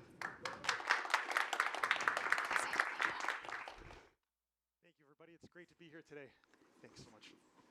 And thank you to Esomar, to Amy and Annie. It's the coordination today has been excellent, and the session has just been a great pace, and it's great to be involved. So thanks for joining today. Just in terms of the acronym, glucagon-like peptide 1 is a hormone in the body that is found in kind of like what we'll see today in many different places. So while most people might associate it with some of the prescription treatments out there, things like Ozempic, Wegovy, Mounjaro, I'm saying it wrong. The physiological presence of this hormone is really pervasive across the body. It is intended to kind of regulate blood sugar. We see it in the brain, in the tongue, heart, stomach, muscle tissue, pancreas, in the bones, kidneys, liver, and lungs. So it is a very kind of pervasive molecule within the body, and we're interested to really dig into the human element of this today. And like we've partnered in many times in the past with the Culture Plus group and Bolt Insight, we've kind of brought together two really complementary techniques to understand this from a very broad angle view and a much deeper kind of understanding of some of the emotional impact of this for folks. With Culture Plus and with Human.Plus, we were able to analyze over 7 million conversations, kind of really understanding what people are saying in the wild about this, the questions and posts and fears and concerns that they had. We then conducted 70 AI-moderated qualitative interviews, 50 of those who are currently on treatment, and 20 of those who had recently stopped treatment. The interviews on that side took place in a multimodal fashion, so we were able to capture not only text, but audio and video images that reflected how they feel and how they felt kind of going in expectations versus reality. And that mix of scale, depth, and authenticity, I feel like is really bringing, we'll go through a teaser of this today, but really bringing a comprehensive kind of vision together for it. Kelly Hammock this morning in her opening remarks mentioned that when we embrace a spectrum of solutions, we recognize patterns and insights we might have missed otherwise. And I think that is definitely I never flipped the slides. That is definitely the case today. So I'm really excited to kind of dive in. We're going to start by kind of zooming out and looking at the broad angle view, and then we'll take a look at some of the qualitative findings. All right, thank you so much, Eric. So we wanted to, look at GLP-1. That's one of the topics we have been actually really looking for the past few years. And so the first question you may have is is that really, a conversation? I mean, if you look at 7 million public domain online conversation the past 12 months, in the US only, it's definitely, part of the mainstream discourse. So this is not just a conversation that happens, in the confine of the doctor's office. So this is something that is interesting because a lot of people actually talk about that, indeed, online.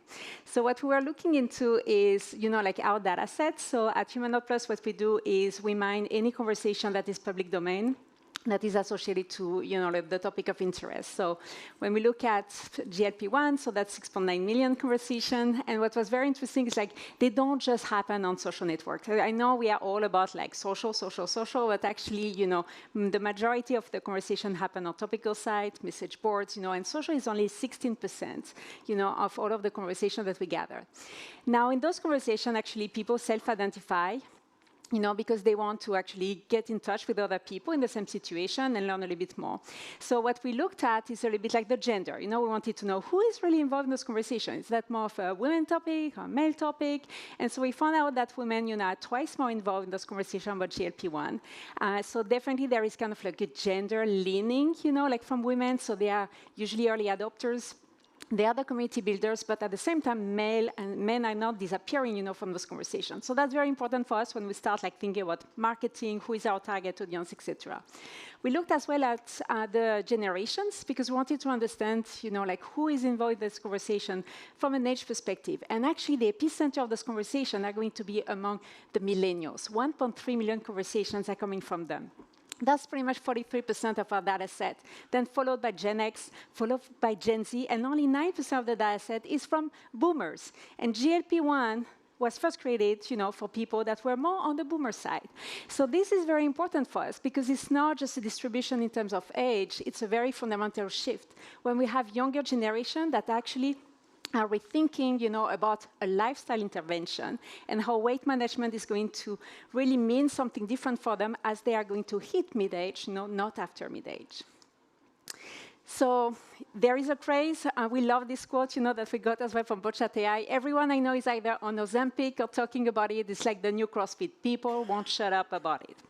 So we wanted to understand, when people talk about it, actually what they are talking about. Because as I was mentioning, it used to be a drug, like mostly for diabetes. And then slowly we discovered the side effect, like people were losing weight. So now in the conversation, actually, you can see 67% of all conversations are going to be about like using it to manage obesity, not just diabetes or not even like cardiovascular, like risk reduction, which is another therapeutic areas. So it's very interesting, and I love this quote so much as well, what people are saying. I used to think this was for diabetics, but now many workers and I joke that it's part of the new wellness starter pack. So you can really see how this has completely pervaded, our society. Now, when we look at the different sentiment associated to that, it was important for us to understand when people come online to actually talk about it, what are they looking for? And what you see here is like 1 in 2 conversations are neutral, which means people want to come, connect with others, and they have a lot of different questions. But the most important is to know what kind of question these people have, So we see that there is kind of like this massive vacuum in terms of information. The first thing people are going to ask is drug comparison, which is very interesting, especially as the competition is heightening, and we have many different brands now that offer GLP-1. People really want to find the best drug that can deliver the best results. And then, of course, they are going to talk about cost, because there is an issue on access, depending on your insurance. And of course, they are going to talk about dosage and administration, which is very interesting because it's not just like early comers that are going to talk about that, but as well veterans, veterans that have been on the drug for a long time and suddenly hit that weight loss plateau that we call it. And then they want to know what kind of dosage they need to really optimize the usage. But they talk about something else. It's smaller, but that physical and lifestyle impact. And this is where we start seeing that it's not just about weight loss here. It's about the impact it has on people's lives. So then we went to see, what do they talk about when they're actually very positive about it? So the believers, why are they true believers? Number one, because of the efficacy and the physical improvement. So after years of failure, of trying to lose weight, actually suddenly you have a success. And this is extremely liberating, especially for people that have been told, it's about willpower. You don't try enough. Shame on you, and putting all the guilt back on people. Suddenly, there is this drug that happens to be remarkably easy to stick to, and that can really deliver on the results. So that's why right now, people are so into it. And I'm going to pass it back on to Eric to really unpack a little bit more that positive impact on their lives. Yes, so what did, and thanks, Kara, so what did people say when we started to dive into these conversations with the AI moderator? And certainly the initial reaction, there was a spectrum, but the most consistent initial reaction across the board wasn't excitement or joy, it was one of relief, kind of relief of being free of the food hunger, kind of the lack of perceived self-control that really kind of was a startling reaction that a lot of respondents had.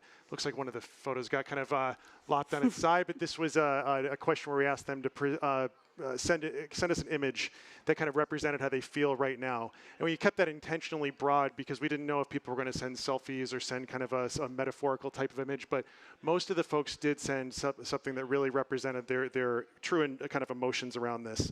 Some of the quotes here in terms of what the relief was from, certainly in terms of some of the kind of initial catalyst for what the treatment was for in the first place, but a lot of this kind of freedom from obsession and freedom from the kind of intrusive and frequent thoughts that were really surrounding a lot of parts of their life. And as we kind of thought about and talked through in these conversations how that progressed, there was another theme that really came up almost universally across the board, and it was this idea of silence. The noise in my head has stopped. My brain isn't encouraging me to snack anymore. People call it cheating, but I'm finally being free. I call it being free from my own brain, which is a really powerful kind of sense of self-identity and how that is changing considerably as folks on treatment kind of move through these different stages of the process. To your point, a lot of times I think the misconception was that this was about a lack of willpower or stick-to-itiveness, and there was really not an understanding before they had the comparison and contrast of a before and after of how much this was something that was really beyond control, and that the drug is really helping to provide a solution to that that allows them to really have a sense of control. And this is where we see a lot of the reactions really start to manifest into something that spans far beyond just food cravings and hunger. For the first time, food isn't controlling me. This spills into things like their movement, exercise, self-image, social relationships, ability to spend time with family. They basically feel kind of present and capable again, and being able to participate in their lives, and really something that felt for so long kind of out of reach, or that a life that felt unattainable is starting to kind of take root for the first time, and being able to really help redefine who they are in a lot of different facets of their life. I think before we flip on to the next, some of the implications, we did see some emotional tension emerge as well. And I think as the treatment continues, some other types of feelings start to come up that do create this emotional tension and friction that I'll flip to the slide for you, I guess. Yeah, so, thank you so much. So of course, we have been like a few years already with people on treatment. So then there is like the appearance, of that kind of like the honeymoon is over. So some people are coming online to actually talk about, some of the pain points. So definitely they talk about the side effects that they are experiencing today. So not like tomorrow. It's like really, like having to deal with like a lot of stomach issues, like not fully being themselves. So of course it's like not, it's like polarized on other side of the spectrum, but still like it's something to understand. We have started to see that lack of efficacy. I was talking about the weight loss plateau that is really pushing people to see like, how do I adjust? How do I optimize so I can keep getting the same results, that I'm having? And then of course, like there is like this rising concern around risk and consequences, with the realization for many people that actually they are going to have pretty much like to be on this drug for the rest of their lives. And so that's, a question mark as well for people, especially because we don't have any data, talking about data and research about like the consequences of all of this. So definitely we see like an area there, that is coming. And these are the topics that the first round of marketing has completely glossed over. We already talked about like the positive and the honeymoon. So definitely those are the topics that we need to start really like understanding better and, start communicating as well. This really came through in the conversations as well, as success can feel uneasy, and a lot of at least those currently on treatment, were kind of navigating this complex kind of mix of emotions that never necessarily made them feel like they could fully enjoy the success that they might have initially felt, or that they still had, but it was always kind of tinged with this, either fear of some of those areas around uncertainty, whether it's safety, long-term dependence, some of the side effects, kind of what that kind of long-term outlook is going to look like.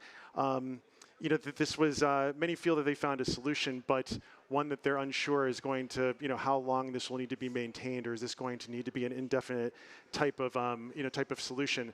I think fear around just the side effects and uncertainty around the clinical evidence as well. I mean, every shot feels like both a promise and a risk. Or down below, I'm proud, but it feels temporary, like the clock is ticking. These are really dreadful thoughts that you have especially when you've had such a major transformation in your life as well. On the other side, those are very internal. On the other side, there's a very external kind of sense of pressure around social narratives and stigma that just kind of surrounds the idea of maybe not having, not doing this yourself. People say I took the easy way out, but they have no idea what I've been through. Like, that's a very powerful thing to carry around with you, and constantly feel like maybe there's that level of judgment that you don't necessarily have control over. As we looked and kind of manifested these on our platform, you can build out these personas. We're just looking at a few thumbnails and descriptions here. These are actually interactive, so beyond just the conversation and the research, you can continue to kind of interrogate them and ask questions only on the knowledge that they're trained on from the research, or what's kind of provided as context. But on the left side there, really kind of three distinct themes started to emerge here, with a health-first pragmatist. These are really the parts of the population that were focused on the medical needs and really focused on that element of control. And they're oftentimes frustrated when this condition gets trivialized. So much of the buzz about GLP-1s is oftentimes misrepresenting the struggle that they feel like they're truly facing with this disease. On the right, the goal-oriented strategist, this is really a means to an end, and there's really that uncertainty around, is this the only way that I can achieve some of the more physical results that I am looking for? And lastly, in the middle, I think probably the most important for some of the folks in the room and the brands and categories that are serving these, the kind of reborn optimist feels most kind of mentally, most renewed and kind of has this new outlook on life. They oftentimes see brands as partners in this transformation, receptive to many products and services that align with their new lifestyle, from healthier food, fitness, fashion, and self-care, and really feel that those are elements and resources that can really support and celebrate kind of this newfound identity that they've had in their life. So what is interesting about, even I think Dr. Ford was talking to us about what are like those hidden signals. So we are looking as well, how do we infuse those different target audiences as well through the lens of emotions. So if you're familiar with Dr. Plutchik's works, like on the theory of emotion, the 8 emotions that are primary for us, we actually map those conversations to really understand, what kind of emotions are really being expressed, when people talk about GLP-1.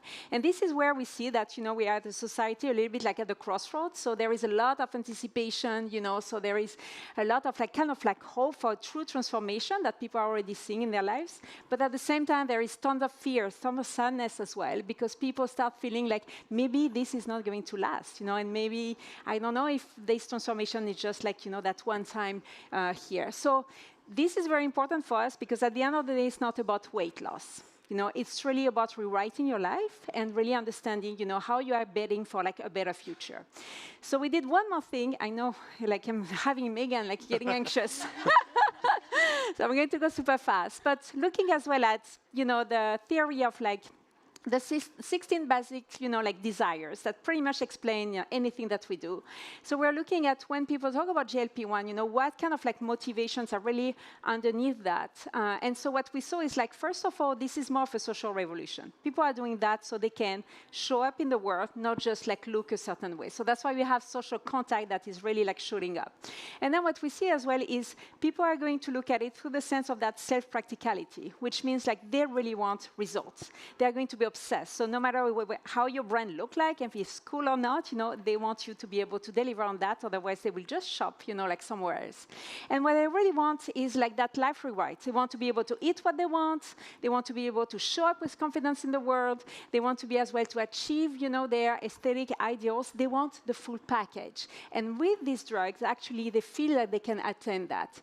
And what was very interesting for us is that sense of liberation that Eric was mentioning. Actually, one of the motivations is what we call unsettled, which means they are coming from this place of like having been in all those like years of failure, and then suddenly there is kind of like an aperture for them. And that's why really GLP-1 is completely rewriting like the way we are, moving like in society. So this is about life transformations beyond just weight loss. Thank you. Thank you, thank you. Thank you, Eric. Thank you, Caroline. Thank you. A great way to end the signals and shift session, right? She started out talking about the transformation that GLP-1 offers in the initial audience that GLP-1s were serving, right? But now it's completely transformed. It's no longer this age cohort specific. It's very transformation oriented. So kudos to the program committee for putting all these papers together. But that's really Amy and her doing to make such a fluid, fun morning. Before we break, I just want to mention that lunch will be being served over to the right. There will be both vegetarian and carnivore options as a stunning change of events. And also tonight, I hope to see everyone at Rig's rooftop networking event sponsored by Question Pro. It's right across the street, and the building is beautiful. So just even go explore for a little bit too. All right, everyone, we'll be back at 1:45. Thank you so much, and enjoy the break.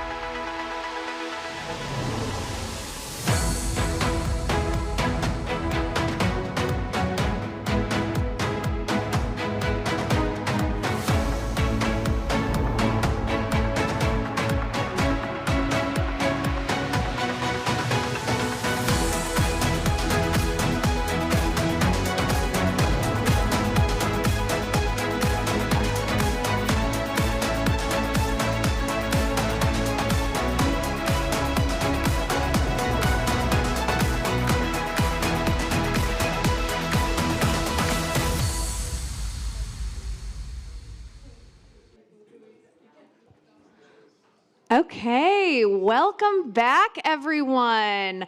If you haven't taken your seat, come on back. Great time to join the fun. I am Kelly Kudis, and I am from BCG's Center for Customer Insight, where I lead a team of researcher strategists. And it is an absolute honor to serve on the program committee here for Esomar's Trend Horizon, and to see firsthand the passion and creativity and expertise that's been evident in all of the presentations so far. So round of applause for those who have already presented today. I think we've had some really, really fantastic content.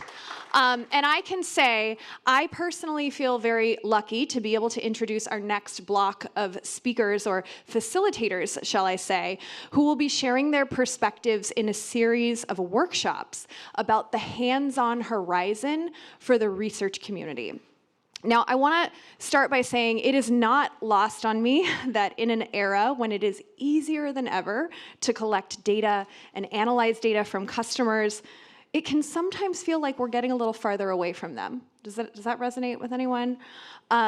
Instead of going into their homes, sitting down with them, having a cup of tea, really seeing how they live their lives, we are often meeting them behind a screen. And instead of pouring through their data lovingly, like pen and paper data, comments that they've written, typing that into Excel or SPSS, show of hands, anyone who remembers those days? Am I aging myself? Data processing and theme generation can happen almost instantaneously, and it can feel a little impersonal sometimes. Now, for the record, I am not advocating that we go back to like manually coding things like in the middle of the night. That is not what I'm here for. But the more that tools do for us, the more I wonder, are we losing touch with the humans behind the data? When GenAI synthesis and automation are taking over so many steps in the process and can do so much, how well do we really know customers?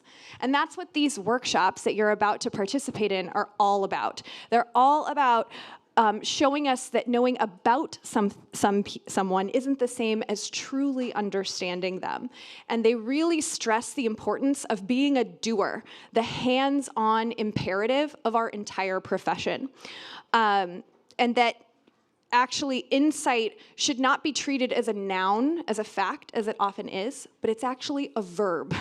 Insight is doing. So that's what we are going to do today.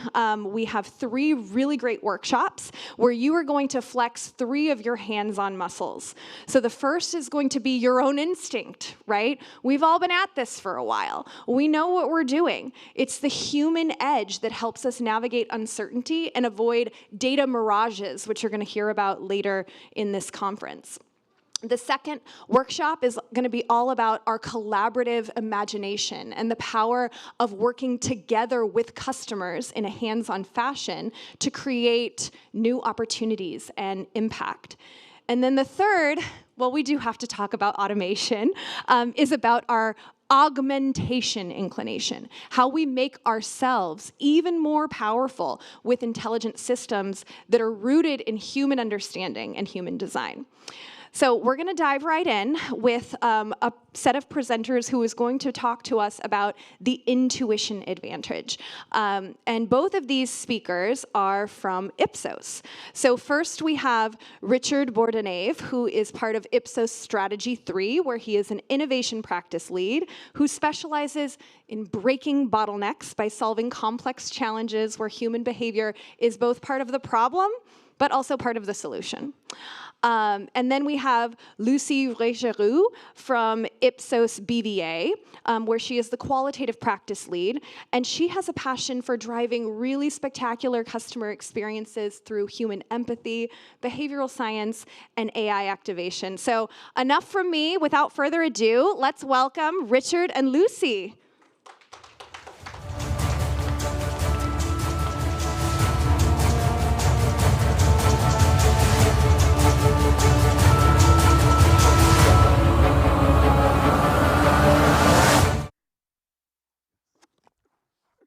Or treat? Yeah, today you're lucky you're going to get both. I know we're a bit late, but for French... No, Richard, we're not late. It's 2 p.m. That's the perfect slot. Actually, we're going to tell you a story where you guys are going to be the hero. Not us, not AI. Oh, my click. The technology is always something. Ta-da! Yes, we have a first question for you today. Remember last time you worked with AI. Did you feel like this? You mean like a superhero with a superpower? Yes. Everyone says like AI is a superpower. But do you feel like this? Well, I sometimes feel like this.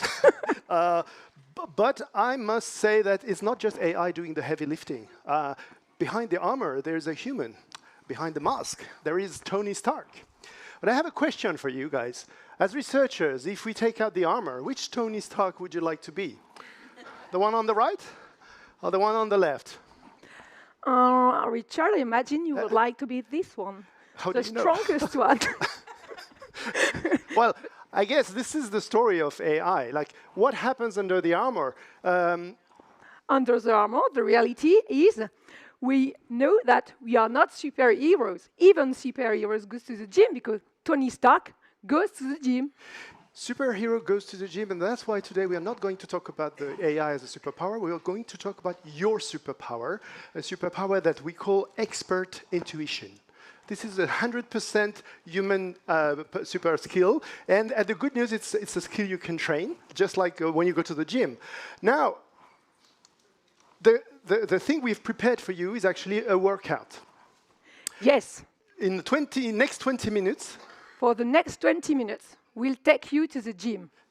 We're going to ask you to use your body in order to think intuitively.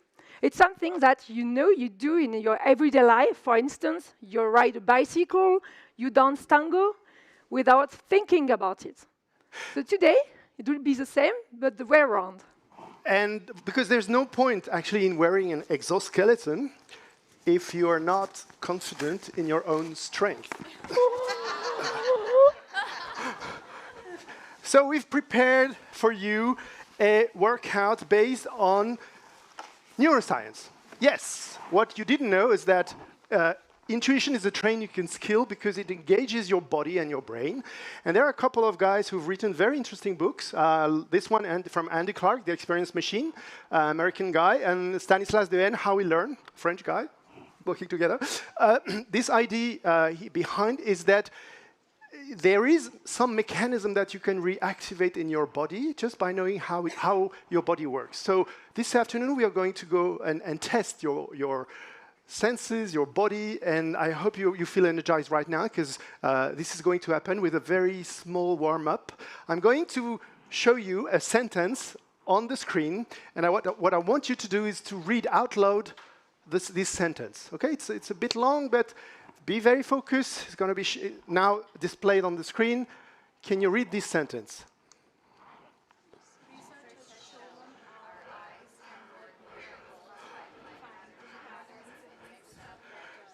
Oh. Doing the thinking. Wow, amazing! It looks like a bit like a math, but still, you managed to read, although the letters are mixed up. And the reason is because your brain is projected assumptions on which words are composed of these letters and what makes sense when we compose the words into a sentence. So this is exactly how the predictive brain works. It sends assumptions to the stimuli to which it is exposed to try and make sense of it. This is our work as researchers. And the good news is we can use it as researchers, because that's why we say that we need to listen to our body. Even when reading that data, which can seem a bit strange, but you'll see that it works pretty well. Maybe you've heard about this research conducted among finance traders. So we could notice that the ones of them who could outperform their colleagues were the ones who were the most aware of their heartbeat. So it shows that why not market researchers should do it. Probably you felt that, and when you read, it feels good when you can read, and suddenly when you're stuck on a word, like it feels weird. That's exactly intuition in action. So we have another exercise. Yes, but maybe before, we know that you will say that it's a gut feeling. A gut feeling here won't prove anything, but it can drive you to the right questions or the right assumption. So we have a question for you. How often do you listen to your body or your senses when you are reading your data? So it's not something we do that often. But let's do another test, this time without any letters. Just ink blots. It's not a Rorschach test. But if I tell you that this is a violin, can you guess what's on the right? Horse. Horse. Close. Camel. Camel. Yes, that's a camel. And basically, if you were French, it's a bit more complicated because you would have to count the number of humps to know if it's a dromedary or a camel. But still, you got it right. Yes, you got it right because your brain was able to complete the shape based on its experience. So it shows that you can get some dots and then you grasp the whole picture once again without thinking about it. It's what we call predictive intelligence, which can be, once again, useful for us as market researchers. So now we have another example with plots, because you're familiar with plots. Can you see the plots on the screen? Yeah, OK. So intuitively, what do you see here? Huh? Giraffe? Santa Fe. No? Any guess? Jet ski. Jet ski. Yeah, could be. Well, I'm going to add a dimension to the data. I'm going to put it in motion. Now, watch carefully. What did you say? It's a baby crawling, yes. This is a for those who haven't seen it, I'm going to do it again. Like, look. What did you say? A person walking the dog. Well, it's actually a real baby with lights on, and it was shot in the dark just to see how the movements. But your brain is able to calculate the correlation between the movements and see that this is not a dog, because a dog would walk differently. It has folded legs, and it has a movement that looks really like something learning how to walk. So typically, our body model is learning from the environment and is building patterns that helps us recognize in the shapes and in the data things that we didn't expect to. So it's actually your body helping you to think. Maybe before this, we can say that, once again, there is a lesson for us as market researchers. It shows that data visualization is not just for our presentations, which is quite classical. It's really important as well to use data visualization for discovery. By plotting your data, by even sometimes looking at scatter plots from different angles, will help you to see different and sometimes more insightful learnings than you could see without making it move. And that's the good news is with AI, you can actually plot the data in multiple ways and have a look and explore. And exploring visually is actually a great help to uncover hidden insights. So now I think it's time for the shake-up, because everyone is sleepy now. So for the next exercise, you will have to work 2 by 2. So look at your next closest neighbor. You can go behind, under, and each pair. So you will also have to stand up. Yes. Very important. So stand up, find someone to pair with. Super. Timing, super. Ça, elle a mis timing. On a largement le temps. On a largement le temps. Mais oui, c'est pour ça. OK. Are you ready? So there are pens. Every pair should have 1 pen. Yes. So find a pen on the chair. There are some, yes, if you need some, thank you. Don't know if you have any.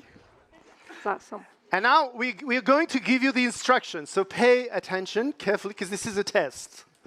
So, the idea, there's visual instructions to help. The idea is one of the two who's holding the pen will take it like this, horizontally, and each of you will place a finger on each extremity of the pen so that oops, sorry, so that it stays here, okay? Then, when you're ready with that, you will have to move the pen, whatever the direction, without ever dropping it, okay? So now it's your turn. So, 10 seconds, you said? woo! 2 Wait, I've never seen that. We need to. So the instruction is you move around. It should never stop, but it should never drop either. I count to 10. 1, 2. No one dropped. 3, 4. Wow. 5, 6, 7, 8, 9, 10. Fabulous. You guys. Woo! Whoa! Bravo! Congratulations. Well done. That was a difficult one. You can sit down, because we're going to debrief on what you've just experienced. You've been through a very intuitive movement, fully intuitive. Now, was there any instruction exchanged between you two? You did. Some did. But most of you did not, actually. But you still succeeded. Those who did not still succeeded. Okay. That's a good question. Did you feel that someone was taking the lead, or were you leading one after the other? Who felt that's one of the two took the lead? Yeah, 1, 2. Actually, this is an exercise where there is no instruction of who should take the lead. And you can actually, it's like tango. You can switch leads in the movements, because you read the data from your partner, from the face, from the pressure, from the movement. So you have some visual feedback. So you adapt continuously to make sure that you stick to what's your objective is to maintain the pen, hold it in a vertical position. So this was exactly an example of intuitive decisions. You've made thousands of intuitive decisions in 10 seconds that allowed you to obtain what you were looking for. So this is why we have hidden resources in our body that sometimes we overlook. Because that's intuition in action, and it will be useful for us as researchers as well, because it means that you can sometimes need to probe unconventional data. And conventional data could be about you need to sense the context, and you could do it with the pen, and with the, as Richard said, the face of the person who did the exercise with you. You can prototype solutions. It's something quite classical, and we can see here why it can be useful. But it can be important to immerse yourself into the experience as well, especially when you need to pre-test, to evaluate it. We know that it's something we say, okay, go to the field. It's something very important. But it's true that I don't know for you if you always, for instance, when you have a customer journey, you know that you will work on a customer journey, but do you systematically go to the field checking things before drafting a questionnaire? That's an open question. Well, sometimes it's also when you check the questionnaire, making sure you've yourself experienced. We know that we should do it. There's a lot to learn, actually. That's what we're trying to show here. Of course, some do it, and we've been through a couple of tests like immersion, connecting the dots, probing unconventional data. So now what we would like to do is another test to show you how you can learn intuitively from a situation. Like today, it's something we haven't prepared, like the pen was something completely new. So we've prepared another test that I can tell you even AI struggles with. Well, actually, AI can make it, but I will give you why and what are the conditions. So it's something that requires no knowledge, prior knowledge. Maybe I can test the room. Who here knows what a fuggler is? Okay, 1, 2. Your daddy. Haha. Huh? Yes. 3. Okay. It's okay. Don't tell anyone. Well, it's a real thing. Yeah? If you Google fuggler, you'll find out. I'm going to show you one. It's actually a kid's plush. This is a fuggler. It's a bit weird, huh? It's a bit ugly. It's We a can see Halloween your style. faces. And there is... It's because of Halloween. Oh, yeah. There's a lot of different type of fugglers. And if you look at the collection, what I'm going to show you and help you understand what a fuggler is with another image. This is another fuggler. Okay? So this is a fuggler. Now I'm going to show you a third plush, telling you that this is actually not a fuggler. Okay? So I think you see me coming. I'm going to show you many images, and what we would like you to tell us is whether this is a fuggler or not. So if it's a fuggler, you say yes, and then I will confirm. If it's a fuggler, I'd say yes. If it's not, you say no, and I say, if it's actually one, I will say yes. So you will understand from my feedback whether you made a mistake or not. But what's important is to go with the flow. Like, it's intuitive feeling like, is this or is this not? So you make a decision when you see the image. You've seen already quite a few, so the starts should be normally easy because you know the answers, but I will also give the feedback anyway so that for those who are not attentive, they can catch up. Okay? Ready? So, is this a fuggler? Yes. Yes, it's a fuggler. Yes. No. Yes. No. Yes. Yes. Yes. No. Yes. Yes. No. And yes. You guys were amazing because you can clap.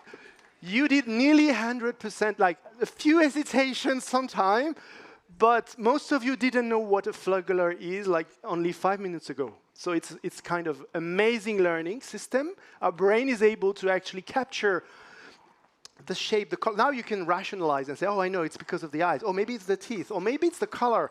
But if you look at all of them, there were a lot of other variation on the mixing different sources. It's actually not that easy. Your brain is able in a second, because it has used what we call intuitive learning. So the learning comes from the feedback I gave you. So I trained you with only 3 pictures at start.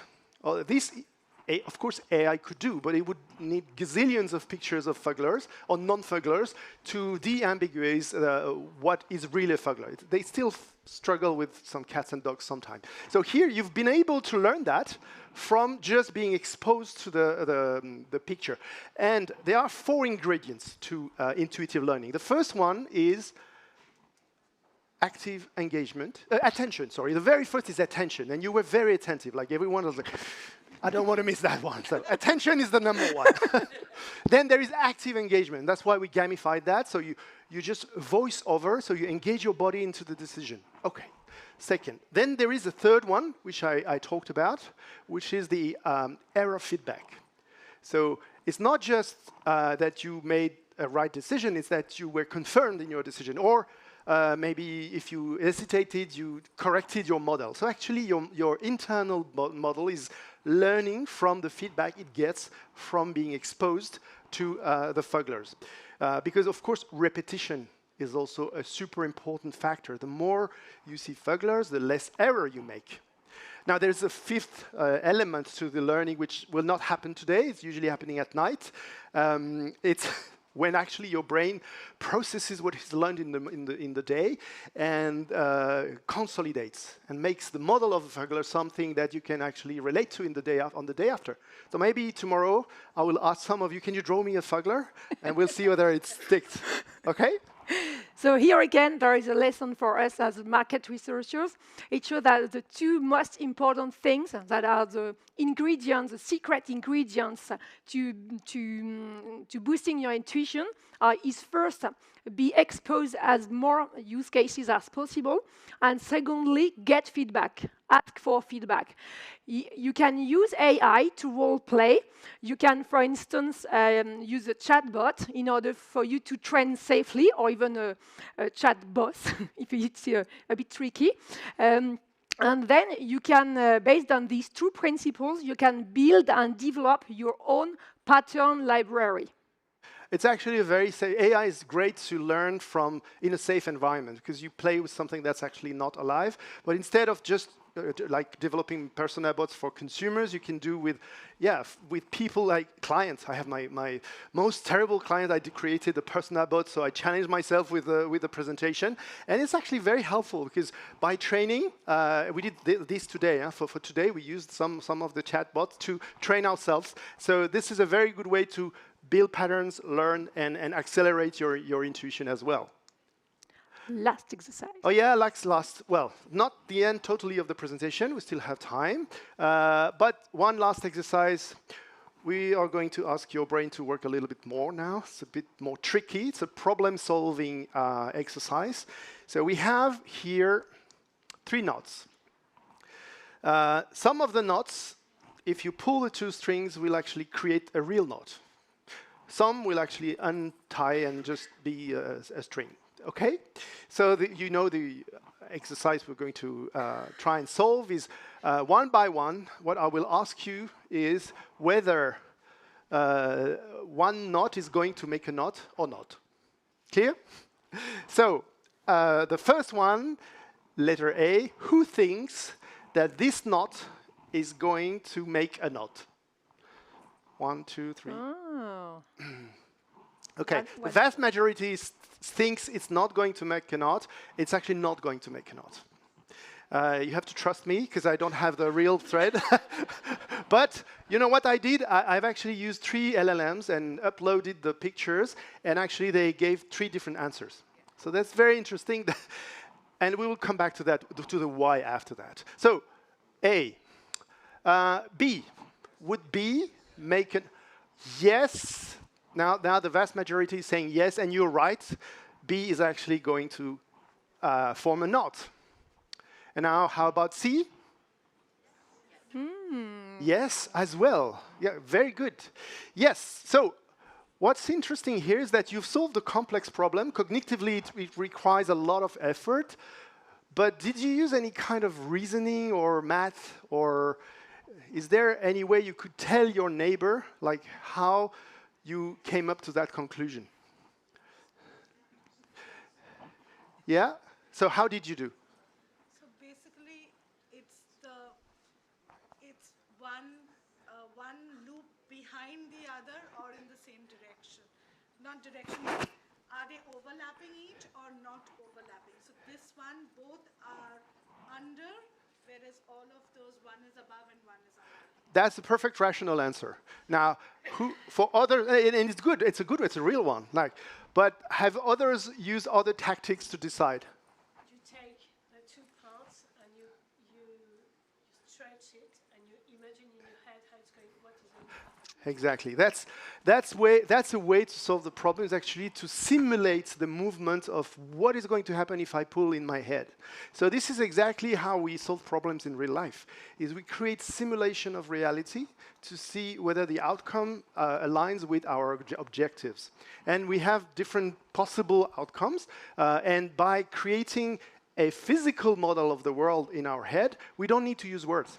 And we don't need to use reasoning. That's why LLMs can struggle, and if you ask them why they choose one or the other, they come up with very interesting explanations. Because this is another way of thinking. This is not using our traditional reasoning process. It's using our knowledge of the world. So we have an embodied knowledge of how the world plays. And that's why Meta is investing a lot currently on Google's and trying to get an alignment between the world model and the AI. I'm not going to go on the details of the JPA hierarchy. I mean, there's lots of discoveries to come with AI, trying to mimic how humans think. And humans think also without words. The guy I talked about, like Stanislas Dehaene, has used babies to understand how they understand the natural physics. Babies don't have any words. They know when they drop a bottle, that it's going to fall. They know it perfectly. So we know things with our body from experience, not necessarily from the knowledge that has been taught. So yes, and for researchers, it's useful as well, because it means that if you can, in any case, you can try to make the problem tangible, or your recommendation tangible, it can help to draw it. It can be useful as well to try to avoid words at start. Maybe you could notice that Richard told about putting in motion. It will be important for your body as well. Some people say that they try to walk the problem around the room, and it can really help because your body, by putting your body in motion, you will activate your natural algorithm that will run simulations for you. So that's why sometimes you're not aware of it, but it will help you to solve a problem, even if it seems to be conceptual. Some people stand up in the room and they start thinking like that. It's actually helpful. Like meeting and walking is also a very good thing. So to conclude, we still have like a couple of minutes. We have two how to prevent traps from intuition. Because there's lots of people who tell you, no, you can't trust intuition. Can you trust AI, by the way? So it's a matter of understanding how it works. And when you know how it works, you can actually decide the strategy of how to listen and what to take into account. Basically, your internal model is trustworthy when there is a lot of data. You've experienced things a lot in one sector, and you have a lot of direct feedback. So when you are in a high familiarity environment, this is a path you've already visited many times, and you're with people who know it. You can follow your hunch or your guts, or you can follow the herd, because if you know that they've been there a couple of times, looking at others is a good inspiration. Focus on the outcome, like visualize the restaurants at the end of the path, and let your legs walk you to the place. Now, if you're in a very high uncertainty environment where things are changing, the feedback is actually altered because it's getting dark. You don't know what's going to happen. There, you have to stay alert. Attention, you focus your attention, like you did with the Fogler, meaning you have to put yourself into a learning mode, learning to adopt the right strategy and plan to adapt because you don't know what's going to happen next. So the only guideline here is if you can leave some breadcrumbs and make sure you can go backwards, that's helpful because it's not a mistake, it's a learning moment. And if you can minimize short-term regrets, that's helping you in the decision what to do next. Some decisions are one-time decisions, unfortunately. So if you take the risk of jumping, I don't know, a river, you have to make sure that you've simulated enough in your head before you do the jump, because then after it's over. So these are ways of managing your intuition. Of course, AI can help. If you have a GPS, that would be very helpful. But don't rely too much, because if sometime the battery goes out, you're dead. Okay? So Richard has just talked about the impact of the context on environment.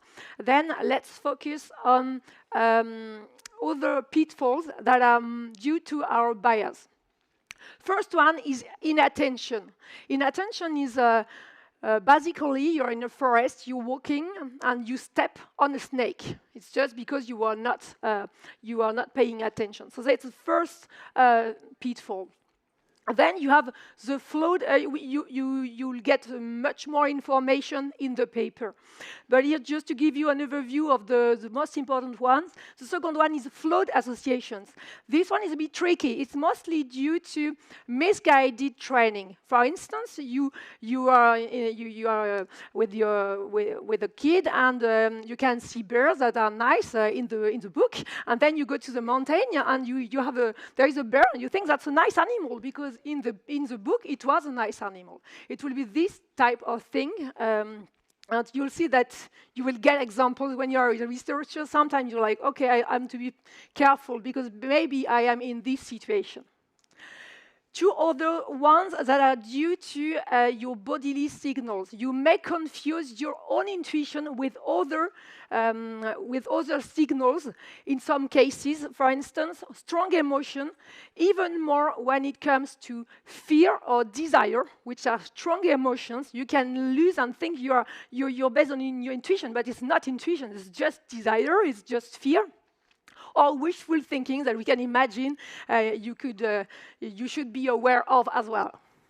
So basically, it's even more dangerous to use intuition when you're in a very life stress situation. I mean, it can help if you've been there many times. That's what we call expert intuition, like a fireman making a decision, quick decisions, and there are quite a few books from Gary Klein on that. But if it's a new environment for you, be careful with your intuition. So I think we've come up with a couple of workouts. You've done your 5 reps. There is a longer version if you want to scan here with more information on how, on a day-to-day basis, to apply some of these principles in the research area and how to use AI as well. But here are the 5 takeaways for you to go with. So the first one is immerse your senses. You could see today your senses, your body, and probe unconventional data. Visualize data. When scatter plots, and start with what if simulation, like you did with the knot, to envision the future. And it's important to do it before you do the so what and the now what. Start with the what if first. Third one, build your pattern library with repetitions. So, like you did with the Fugler, the more you see, the better you become. Move while thinking and role play, which we did today, and exercise with the pen. And listen to your body, bring conclusions to life. Listening to your body, I hope you've tried a bit, and today we've tried to bring our conclusions to life with some exercise, because you learn better when you feel, when you realize things, and metaphors can help. We heard about storytelling. All this is about bringing the knowledge to life, and that's how you transfer it to your audience, body or senses. So thank you very much, and don't forget to go to your intuition gym.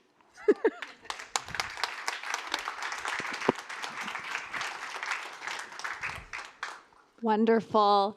Thank you so much, Richard and Lucy. That was spectacular. Hope everyone got a nice workout without really working up a sweat. So that is nice. So that first workshop was all about strengthening our inner muscles. But this next workshop is going to be all about what happens when we put our muscle to work with other people's muscles, with customers, harnessing the superpower of collaboration and imagination.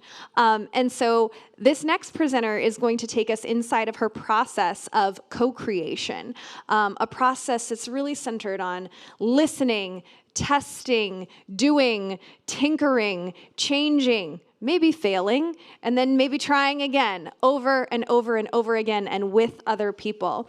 And so it's my pleasure to introduce from Lenovo, Sarah Weir, who is a UX researcher who prides herself in pushing boundaries with creative, mixed methods approaches and iterative problem solving to create impactful product experiences. So please join me in welcoming Sarah to the stage.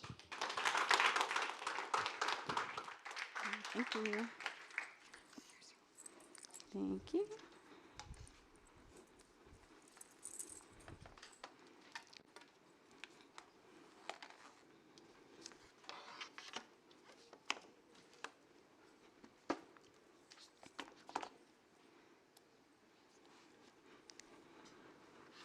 Okay. Hello, everybody. Good afternoon. I'm really excited to get to be here today and speak with you guys. And today we're going to talk about people, sustainability, and the power of co-creation. My name is Sarah Weir. I'm an advisory user experience researcher at Lenovo. And today we're going to go on a journey together that starts with 12 cardboard prototypes and goes all the way to how those changes can end up in real products on the market today. But more importantly, it's a journey about how we can redefine how we think about sustainability, repairability, and the roles of consumers in shaping the future of technology. So before we start the journey together, I just wanted to share a little bit more about myself and how I ended up here in front of all of you all today. So I'm a mixed methods UX researcher, and I have a background in data and design. And I work on a team at Lenovo that is made up of researchers and designers, and we think 3 to 5 years ahead of the current product cycle to make products, services, and solutions that we hope positively impact the lives of our end users. And most recently, my work has been around sustainability and accessibility. And what I love most is that in my role, I get the opportunity to bring end users and consumers into the research and design process with me to improve on the solutions that can hopefully empower our end users, build trust, and hopefully make really cool products. And so our journey today is going to have 3 phases. The first is consumer-focused problem solving, followed by designing for repairability with consumers, and the last is insights to action and action to impact. So without further ado, we'll start our journey together talking about consumer-focused problem solving. So what happens when our laptops or devices break?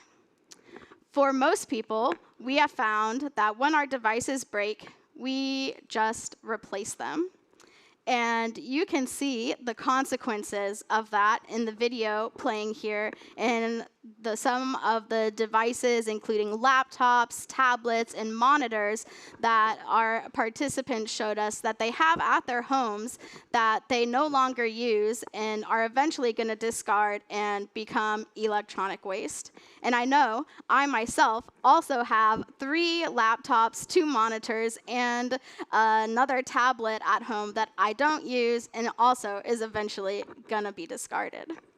And so this is just the beginning of a really big problem. And in 2022, worldwide, we generated 62 million tons of e-waste. And that's a really big number. And I majored in math in undergrad, and it's really hard to imagine what 62 million tons is. So like we all do, I asked ChatGPT for how do you quantify 62 million tons? So to think about it differently, 62 million tons is equivalent to the weight of 6,000 Eiffel Towers, or enough waste to put in 1.5 million garbage trucks. So it's a really big problem.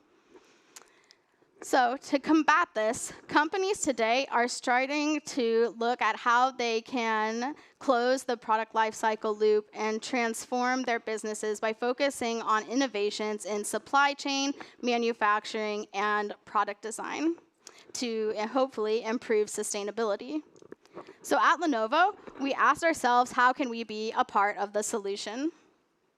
And we quickly realized that repairability was one of the most powerful opportunities for us.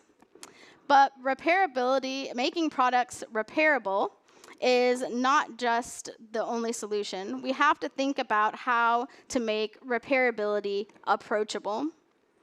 And to do that, we have to think about that repairability is not just a technical challenge, but it is a human one. So we found in a lot of our research that today, consumers think that brands make repairability difficult. And this is by having devices that are difficult to get into. Replacement parts are hard to find and order on the internet.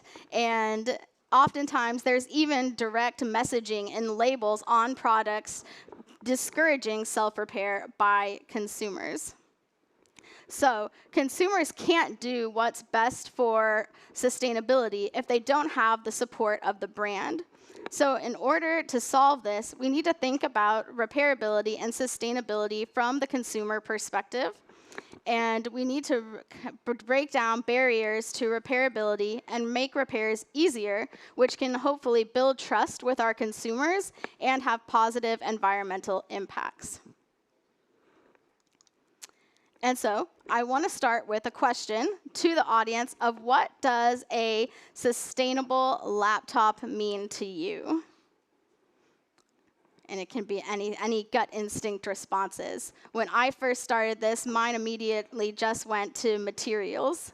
But any other options?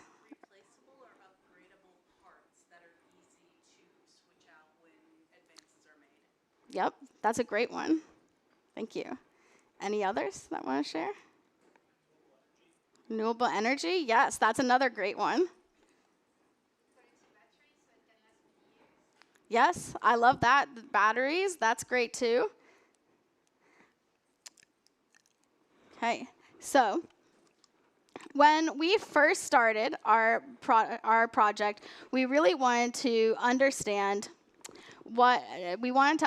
how we could redesign a laptop to be sustainable. And in order to do this, we needed to understand the consumer perspective and receptivity to sustainability and repairability. And in order to do this, we conducted in-depth interviews, a diary study, and a survey and focus groups with over 400 consumers over the course of the entire project. And we similarly began our project by asking them the same question. We asked them to define what a sustainable laptop means to them with little to no explanation or other definitions in order to get their gut instinct responses and first impressions. And in this video, you can hear a few highlights of their answers. Uh-oh. They say that things aren't made the way they used to be, and sadly the same is true with laptops. Laptops used to be easy to repair and upgrade. I had a laptop recently, I couldn't even take off the screws on the back. It's frankly easier at times just to give up and buy a new computer. I often don't know what to do with my old laptops. Like, where do I take it? What do I do? Just knowing that I can handle like repairs and things that need to be done would be a huge, I guess like just a relief. I would feel more independent. I would feel more in control. It would really make me feel like I'm doing even more to reduce my carbon footprint. I think I'm learning and I get to just really know my laptop from the ins and the outs. It would reduce my downtime by days, sometimes even weeks. It just basically eliminates the middleman. Having a laptop that can change over time and fit my needs over time would be really nice. Even if a more sustainable laptop was more expensive, that's a price that I would be willing to pay. What makes the original buying decision a lot easier. It improves my relationship with the brand of laptop. It's a win-win situation for the environment, for me, and for the cost. I would totally love a more user-friendly, repairable laptop. I would 100% be interested in purchasing a laptop that can be easily repaired or upgraded by me. Owning a laptop with the ability to like upgrade it and repair it is actually a really nice feature. Honestly, I can't think of a reason why a repairable laptop wouldn't be appealing. This is a fantastic idea. I'd be an early adopter. So that was just a voice of a few of our consumers over the course of our project. And we also found in our research that consumers perceived repaired laptops or used laptops to have a negative connotation and also be less quality than brand new laptops. And also, 62% of consumers have never attempted a repair on any of their devices by themselves without the assistance of a third-party repair service. And both of these facts really dissuade consumers from ever trying to repair their devices themselves. However, on a more uplifting note, we also found that interest in repairability is increasing among consumers, with 88% of consumers being willing to try to repair their own device if they were provided with the proper resources and materials. And this really solidified our concept direction of focusing in on repairability and the idea that the most sustainable laptop on the market is the one that you already own. And so, just with a show of hands, who has ever repaired their own laptop? Anybody? Okay, we've got a few people. Prior to this project, I had never done it either. And for better or worse, I am now a pretty good expert. And so this really led us to the main kind of research question of our project of how might we design a laptop to be repaired in an easy and approachable way by the consumer themselves. And we didn't just want answers to this question, we really wanted empathy. And so we went straight to the source to talk to our consumers. And that brings us to phase 2 of our journey, which is designing for repairability with consumers. So the most challenging part of the repair process for consumers is we found to be opening up the device itself. And this process really intimidates the user the most. And today, in order to be able to do that, as you can see in the video, you have to flip the device over and remove anywhere from 4 to maybe a dozen screws, depending on what your device is. And so in order to kind of think about how we can redesign getting into the device, we need to think about alternate ways that consumers can get access to the inside of their device. And similarly, in order to be able to complete a repair, consumers need to be able to identify and replace and remove those internal components. And as devices are currently designed today, consumers have to navigate parts that are unlabeled, parts that are glued in place, wires and screws, and that's if they even get into the device in the first place. So this led us to our main activity of conducting a co-creation workshops with our consumers. So we hosted 4 90-minute in-person sessions with a total of 12 consumers. And that had 3 activities where we explored different ways to get access to the internal components of a laptop and redesign the repair experience. And we chose to utilize participatory co-creation workshops because we believe that it gets richer problem identification and understanding and feedback than traditional surveys and focus groups and diary studies can't always achieve. And also leaning into co-creation and working with low-fidelity prototypes and mock-ups can make really complex problems and products approachable for end users and consumers. So what did we do?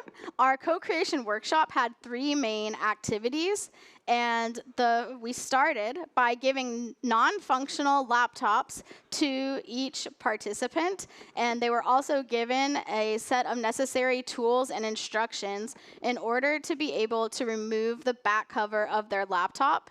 And while doing this, they were asked to time how long it took and also identify any tools that they used along the way.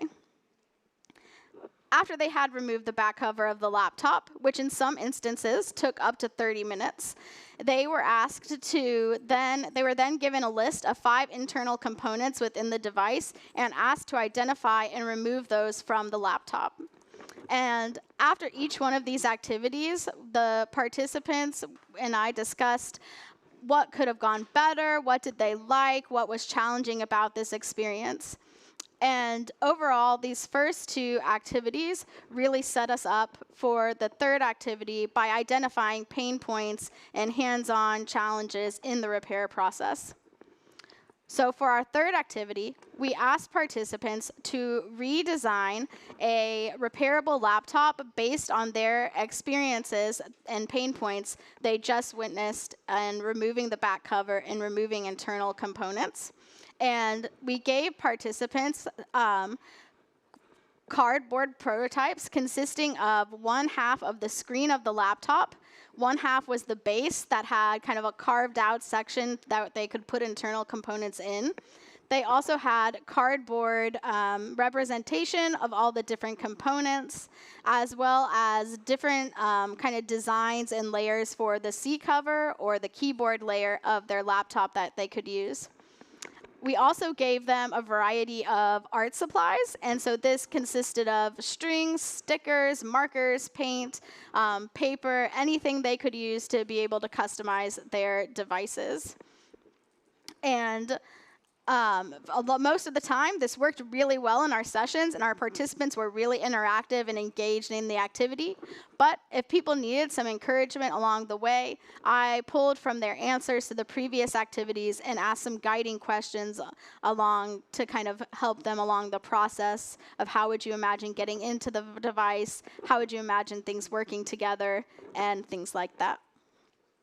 And at the end of the activity, the participants were given the opportunity to showcase their designs for a repairable laptop and describe the different features and capabilities that improved their experience. And here highlights a few of their new designs. Things that can be a la carte repaired, make them accessible. You don't have to dig for them. You don't have to search for it. Like, where in the world is the fan? Why is it clicking? All I did was break a fan blade. I don't need a new laptop. Make it very accessible and visible. And this doesn't really work for this design, but if you are accessing from the bottom and you just take the bottom cover off a laptop, it's like, why can't we create the mixed box of chocolates display? Like, you flip it up and it has the map of, here is your SSD, here is your graphics card. So after you open this part, I want there on the back of this to be a diagram, a cookie tin, so it has the same label. So I didn't take the time to match up my labels and stickers and stuff, but the idea being that it's color coded, so each individual part is on the diagram, in addition to having a color-coded label, in addition to having an actual text label on it. So it's super clear exactly which piece. Yeah, so I'll start with the inside. I labeled all the screws. I color-coded them per device. Put the big sticker on the device, and then the screws. Put stickers on them for all of them. There's some that I didn't put screws on. I thought maybe somebody could design a way to just slide out components instead of screw them in from the side. If they're on the side, you can just replace them. Got it coming from where you're going to take the keyboard off. The design would be that it could slide right off, and then you would kind of have everything that you need right here. The blue little stars are where the screws are. And I went with a simple labeling system. Pretty much green are stuff that's very important for the computer, like the motherboard, the memory, the battery. And then the pink are accessories that can be added and removed, like the speakers and some of the ports. Great. So in this, you heard from a few of our participants about how they would redesign their laptop with ideas like latches and color coding and magnets to really make the repairability process improved and easier. We heard ideas like the cookie tin that outlines and maps where components are supposed to go in an approachable way. We also heard the box of chocolates method, where every component has its own individual spot to go in. And being able to do this hands-on experience and look at repair and reflection and redesign with participants allowed us to develop and build empathy, ideas, and insights. Which leads us to our third and final phase of our journey, which is insights to action and action to impact, which talks about what insights we developed from this activity and how we took those insights forward to transform them into impact. So once we had all of these designs, these 12 cardboard prototypes from the participants at the end of this activity, our team then analyzed these prototypes and based on looking at each individual design for how each participant got into the device, how components were connected to one another, how components were connected to the internal of the device, any labeling and stickers used or messaging that they involved. Also talked a lot about any ideas for second life use cases and looking at any miscellaneous ideas that the participants had as well. And by doing this, we created a data sheet that we could then look and analyze each individual's participants' design, but we could also look across the designs and get insights that kind of aggregated the concepts overall. Which leads us to our first insight, which is that users face psychological barriers when starting a repair, and opening their laptop brings a fear of further damage.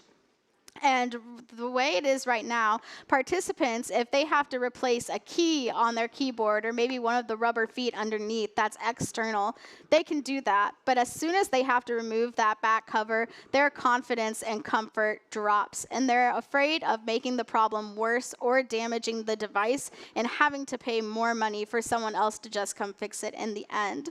And so what consumers want in this instance is an easy way to open the device without the use of tools or many screws that is intuitive and also protects the internals of the device during everyday use and keeps them secure. And so this could involve limiting the use of the screws, creating a distinct starting point to start the repair so they know where to begin, and also thinking about the layout of internal components.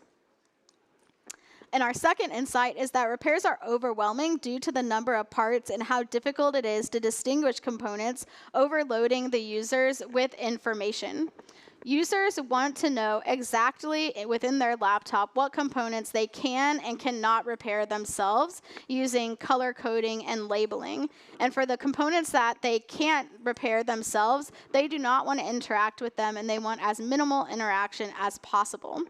And tossed around ideas of keeping components laid out flat, leaving enough room for participants to have room to interact around the component, and also thinking about labeling and color coding to assist. And so, after developing these insights and learnings from both the participants' designs, the work of our internal design team, and thinking about Lenovo's larger ESG goals moving forward, our team developed a proof of concept that looks at the overall goal of the proof of concept was not to necessarily represent one singular idea that would go to market, but it was designed to be a tool for us to test a lot of different ideas with consumers. And so the final result was a looks-like non-functional proof of concept that had a bunch of different experiences for us to test. And these included toolless entry, modular components, toolless component removal, and approachable internal CMF. And so the first change we made was really concentrating in on improving the experience of getting into the device. And so our model utilizes a latch system with magnets instead of the traditional screws. And also in our model, you don't have to flip the device over, but rather you enter the device from the top layer or the C cover. And I have the product to demo, so you would, as you can also see in the video, but with the model, you would be able to slide the latches that are on each side of the device towards yourself, which would then unlock the keyboard, and I can't do that one-handed. And you would then remove the C cover as a whole unit, which is one of the benefits that consumers really liked, was being able to remove this as a unit, and also having the kind of intuitive latch and magnet system. What consumers didn't like about this, while it was really intuitive, they were worried about the kind of security and durability of the latches, and there was also no audio or visual feedback on the latch system to indicate if the latches were locked or unlocked, and so that is an improvement we looked at making as well.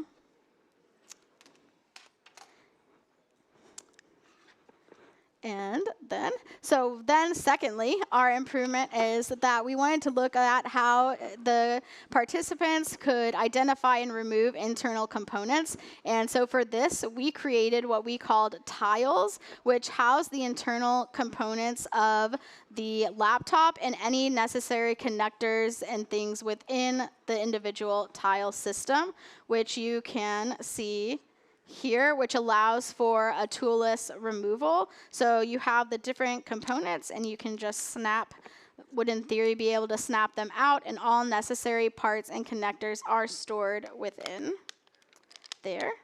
And so again, what participants liked about this was that it was It was easy to do, and it was very being able to do the process confidently. Again, what they were unsure about was the overall durability of the components over time.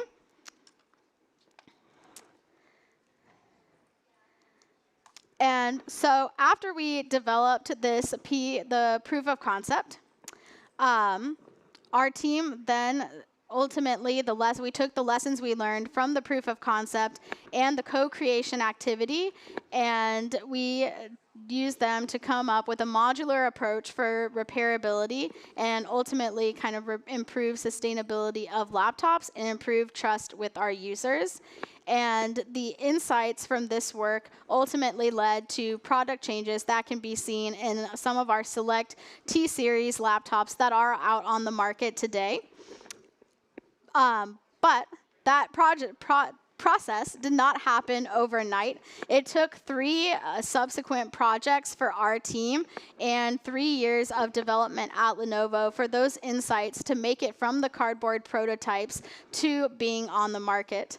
And so our team's kind of immediate next steps after we created the POC and did the second round of in-person testing was we then kind of wanted to narrow our scope of our project. So we took another pass by studying the repair process from the approach of different perspectives of end users, including service technicians, IT decision makers, and business end users, and also looked specifically at different components within the repair process. Following that, we then narrowed in and looked at opportunities within those and narrowed to one specific target user and one specific component. And from there, our development teams took our idea and it eventually did make it into market. So ultimately, what can we take away from kind of this case study of sustainability and co-creation? First, I hope that you take away that co-creation is more than just a method. It really is a mentality. And that repairability is more than just a feature on a device, but it is a strategy. And also, if we start treating consumers like experts in their lived experiences, we can unlock insights that can transform both products, brands, and industries. And while I know what I shared today is an example of co-creation, specifically in reference to sustainability and repairability, I hope that you can think of it and apply it to other projects that also start from an ambiguous kind of problem-solving phase. And so thank you all so much for joining me on this journey today, and I really hope that you are encouraged to involve consumers in your research processes, and not only as participants, but as partners in your process. Thank you all.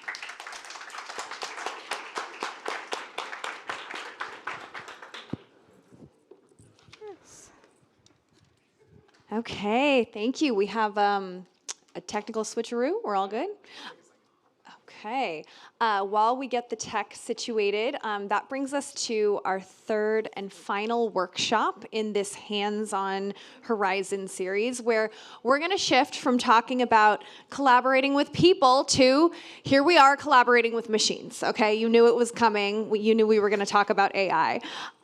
We've already talked about instinct. We've already talked about imagination and collaboration, but now we really should talk about augmentation, how we can take AI partners that think alongside us, understand us, and leverage our intuition that we direct them with to ultimately amplify our impact. And so for this exciting session, we are going to welcome back to the stage Michael Ramlett, who's the co-founder and CEO of Morning Consult and our very gracious host for today and tomorrow. So Michael, I will turn it over to you. Thank you so much. Excellent. I think there's hopefully a computer. There we go, on the spot. So the real goal I have today is if we get folks in the back of the room that are interested enough, they got to zoom in and take a picture of the slides. That's when I know we made it. The problem with it, though, is cameras are getting so good that I think you can stay in the back of the room and get a great shot. So hopefully this is conversational. I realize it's the middle of the afternoon. Hopefully you've been well fed and well caffeinated. But I think this is a topic that I'm particularly passionate about. I hope all of you are passionate about, because it doesn't just impact the insights industry. It also will impact your life and the way in which you might go about a number of tasks, whether it's planning a family vacation, whether it's planning, I have someone on staff that I think has planned out their irrigation schedule for their lawn. It is really amazing what AI research agents are beginning to be able to do. And so I think to Kelly's point, which is a great point, is obviously the humans at the center of this. But I think from our perspective, we had to be really candid and honest with ourselves of, if our mission as an organization is to inform better decisions, we have to be open to the idea that the way in which we go about doing that will change and evolve as technology changes and evolves. And so I think for us, we tried to make that mission central to the decisions we make across the organization. And I think when we looked at our underlying situation, it became very clear we had to lean into AI research agents. And I had mentioned this before on the welcome. If you think about Morning Consult, the first thing that should hopefully come to mind is just tremendously large amounts of data. So we've done 100 million surveys. We've asked 6 billion questions across 90 countries, 5,000 brands, 30,000 new surveys every day. At a minimum, that's what we're doing as a baseline. There is no way I could hire the hundreds of thousands of people necessary to get every really compelling use case out of those 100 million surveys. And the reasonable expectation of how quickly you could move to work through that data set and all the different ways that you might find insight out of that scaled asset isn't really possible just through human labor. And so I think we were really honest with ourselves over the last 2.5, 3 years about the challenge ahead of us to achieve our mission would have to be something more than just driven by people. And so I'm not going to assume that everyone in this audience has been building their own agents. I will be the first one to admit to you there are far more technical people across this audience as well as in this office than I am. So I'm going to try and give you the CEO kindergarten version of it. So in agent, what is an agent? There is plenty of debate about this, but I think we try to go with a conversational definition at Morning Consult. And we think about an agent as an agent running tools in a loop to achieve a goal with some level of autonomous decision making. Probably does not get in the Oxford English Dictionary. I'm sure there's a better way of writing this definition. But from an operational sense, thinking about an agent as running in a loop. It's going to continue to keep tasks. It's going to go through that loop. Obviously, you want to be clear-eyed about what the goal is. And I think this understanding of is it a feature or is it a bug? Autonomous decision-making can be both. I would encourage you psychologically to think about it as a feature. Otherwise, the bugs will absolutely drive you mad. You are probably in some form or another interacting with agents, whether you know it or not. And so this takes a lot of different shapes. I'll define it here a little bit more along the lines of how OpenAI has defined their deep research agent. That's where our focus has been. But you might be already today engaging with an agent. If anyone here, let's see if we can do the participation prize piece. Does anyone vibe code on their own? Have you used Lovable, Replit? I would tell you the number one thing you can do to get up to speed on AI is literally just start playing with it. So whether it's Replit, if you follow in the software as a service space, Jason Lemkin has been live tweeting every experience of his life from SaaStr with vibe coding. But it does give you a sense of just what's potentially possible in terms of rapid prototyping. That's one type of an agent, right? In this case, it's writing code to build a website that meets user specification, and you're able to interact through natural language and direct it. It's finishing that loop. Duolingo, if anybody Duolingo, learning languages, excited about the gamification of it. They've got a learning agent here that's adapting to the user's lesson and difficulty based on progress, and it's providing personalized feedback. This is probably the number one area from a global enterprise business impact standpoint that you've seen from agents, which is really on the customer service side of the equation. If you're looking for a good podcast on your way home, Lenny's podcast, he's one of the foremost product experts in the world. He does an interview with the CEO of Intercom, talking about how they essentially had to transform everything about how they did customer service on the fly. And they really looked at how does an agent resolve basic issues for customers. I think they also talk about some of the degrees to which like agents can empower what are today somewhat menial and low reward tasks. It was really hard to motivate a call center, and it's really hard, the underlying unit economics of those pieces, and these are the types of tasks where it's highly repetitive, there's clear issue resolution streams. What we were excited by was perhaps not in those kind of first three areas, but for many of you, you've probably used OpenAI or ChatGPT. You may have seen in February, they rolled out this capability called Deep Research. The thing I'd highlight here is it's asking you, what can I help with? Compile a research report on how the retail industry has changed over the last 3 years. Use bullets and tables where necessary for clarity. ChatGPT or Claude or choose your LLM, they have essentially consumed the world's text. 99.9% of the world's text. It's already consumed. And we could debate about all of copyright law and its important field of law, and there's no shortage of law firms in the city that are getting great billable hours off of that. But the reality is it's all been consumed. The problem with this prompt is that it's going to try and generate a report about how the retail industry changed over the last 3 years based on Reddit posts, or it's going to try and digest that. Maybe if they've broken a paywall from like an equity research report on Instacart. And it's going to take snippets of that text. And an LLM's goal in this instance is to predict what's the highest propensity likelihood of the next word. It's not going to give you a data-driven explanation of what happened in the retail industry over the last 3 years. Many of you in this room have the data on how to tell that story. OpenAI doesn't. Claude doesn't. Perplexity doesn't. You have incredibly valuable data that either you've been working on your own or that you've been working on behalf of clients that you can leverage capabilities like the Deep Research Agent, but you can empower it to use real data, not just scrape text. And so for us, this is really a focus on, there's a technique with it, there's a number of subdomains. So the first thing to understand is like the world doesn't begin and end with LLMs, but there's an approach that we've taken which is using retrieval augmented generation architecture. So a lot of folks have done this with like documents and text, but the idea being that in our chat function, I'll show you an example of it, you can type in a natural language query, like how are personal financial conditions in the United States. It will take that natural query and it will transform it into a JSON query across the 100 million interviews that we've done. It will only bring back data if there is data on that question.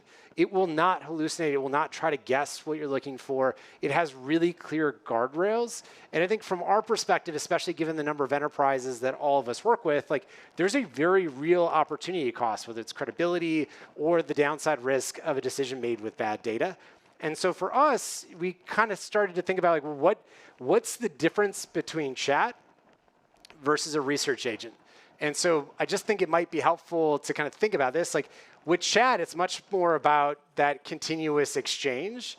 It's not autonomously going through steps. So you might use our morning consult AI chat function to ask a question like, show me Tesla's favorability among suburbanites. Again, it's going to take that query. This is in a free beta. You can do this at morningconsult.ai. But it'll take that and it'll go retrieve the data on Tesla's favorability. You can then refine your query. You could ask it like, well, show me this trended over time instead of a summation of that data. But you are step-by-step interacting with the chat functionality. The difference between chat and a research agent is going to take something like, I want to understand and manage Tesla's reputation.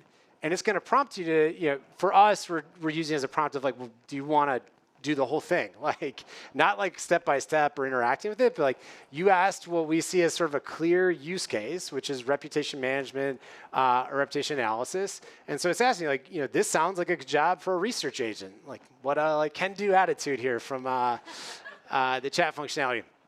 And so in this case, this is the idea, kind of as you were seeing in the workflow with the AI Deep Research Agent from OpenAI, that it's now going to start to formulate a multi-step process. And so I pointed this out before, but it bears repeating. In all cases, the agent is making a series of autonomous decisions in the background to complete a task. It's not necessarily showing you its step-by-step work. Different platforms and capabilities will allow you to do that. So we're answering this question of like, what is an agent? take it a step further, like what could be a good or a great agent, and maybe thinking about in the context of insight workflows.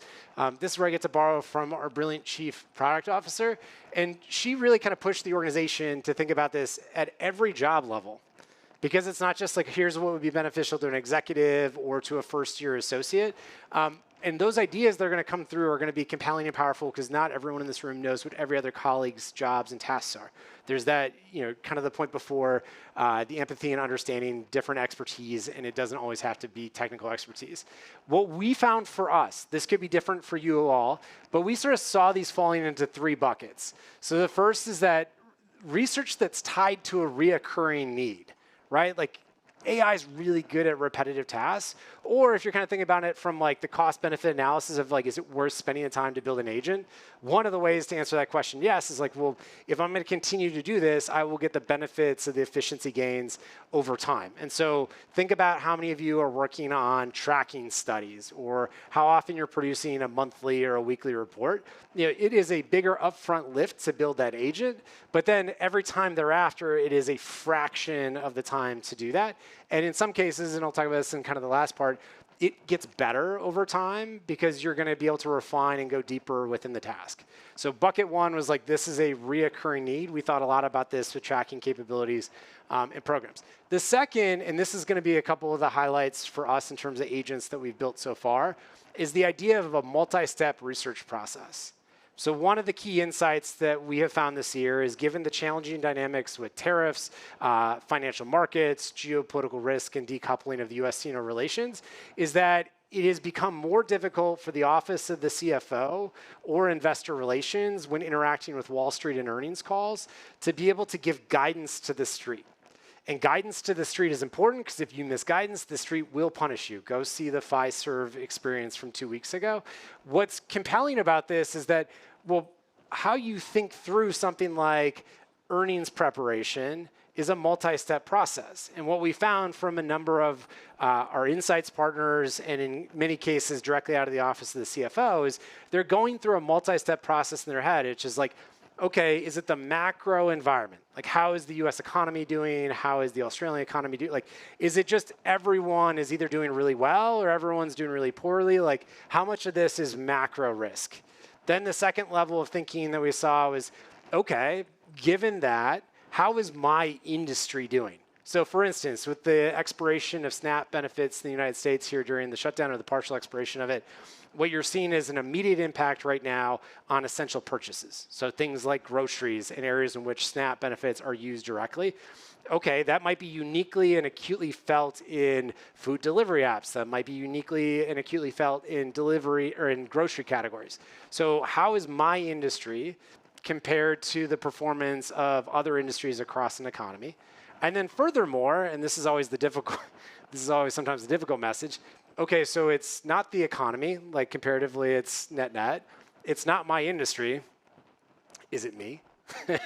Like, are we doing well? Are we doing badly? Like, are we defying the odds? And so it's that third level down, right, of like company performance. And so for us, it was like, well, that's really hard to explain to a team anywhere in any professional services organization. I need an economist that has more of a background. Here's the macro pieces of it. I want to be able to pull in, some subject matter expert within like industry categories. I want to be able to pull in, obviously, the lead researcher, other pieces about really knowing that business and that particular company. And obviously, you want a multifaceted team, but it's hard to scale that all the time, infinitely up and down. And so I think we saw this idea of like, what are things where we really wish we could benefit from iterative and multi-step thinking? That was category 2. And then category 3 is just recognizing that agents can work 24/7, 365.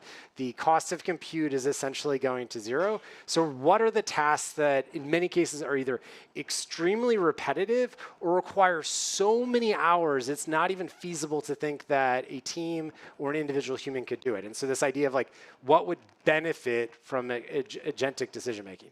So in the spirit of making this a workshop, and maybe, just maybe, we'll see how many brave souls we have, making it collaborative, I want to take a half second here and encourage you all, whether you do it on your phone or just think about it in your head, like just reflecting on this previous slide. So what's a repetitive, high frequency task? What's a multi-step task that I do in my day-to-day life? It could be just, planning out things that you do on a daily basis. Like I think more than I wish I could about how to optimize getting through the carpool lane at school. Like I wish I could create an agent that would answer that question because I have yet to figure it out.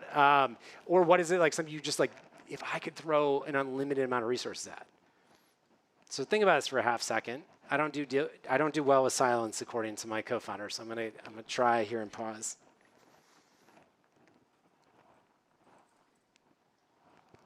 So we're trying to think of a use case for an agent. Any hands? Anything that you can think about? What's a project you did in the last week or last month, Callie? This is repeatable. Developing cost assumptions for complex research designs with different optionality. Oh yeah. You have somewhere in the back there, our analytics and data science team just cheered because how do you quote a client a study and all the multitude of variety of levers you could pull? That's a good one. Yeah. So I work in the marketing role of my company, which means I have to write a lot of content. And as most of us in this room, I have been relying heavily on my good friend Hal Sure. to help me with that. So I've found I'm actually going to be building an agent that can take a single concept of what I'm looking to do, and then it goes into a blog, it goes into a press release. So it basically filters it into all these different varieties of content, and it can customize it for certain, if I want to post on Reddit, it might be this version. Medium, it might be this version, but it's essentially, I don't have to write 15 pieces. Here's the concept, here's every channel, this is designed for each channel's character limits and or... pre-program all the steps in that process so that when you start with your initial concept and you nail it down, it just has a workflow to do everything else. All right, we're going to the bat. Yep. I think in the world of qual, which is our heartland, it's been interesting how as client-side teams have got leaner, our reports have had to get tighter and shorter, etc., etc. So there's a load of richness that exists on our system that hasn't necessarily been presented to the client. But then when you get an ask today that's like, that same data pool would be interesting for, historically that would look like a reanalysis, a whole new project, because it's got different aims and objectives versus a multi-step agent to start you on that to work out if there's a dig site with what you've already got versus start again. Totally. Anyone in the way back here? What's something that you wish you had like 1,000 interns you could throw at? Seriously, right? Like almost like think of this as like what is something that you don't have the manpower, person power to go and do? Yeah.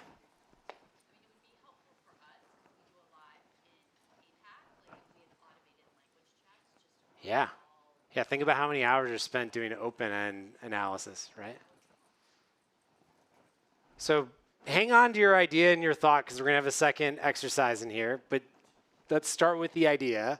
What our team tried to do in the spirit of making sure every employee at Morning Console was involved in this process and started to do it through agentic thinking was trying to create a framework for how to go about developing the concept.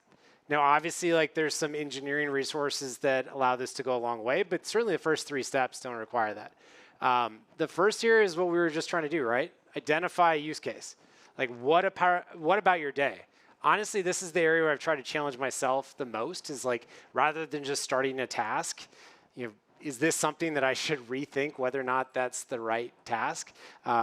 I've asked my chief of staff to do the same thing. Like, hey, if I'm starting to go do something, you're like, wow, that is not a different way of doing it. Like, you should probably ask, like, should I think about doing this differently? So starting with that use case, our team calls them gold cases. There's obviously a lot of different ways you could frame this. Like, what is the best version of this you've ever seen?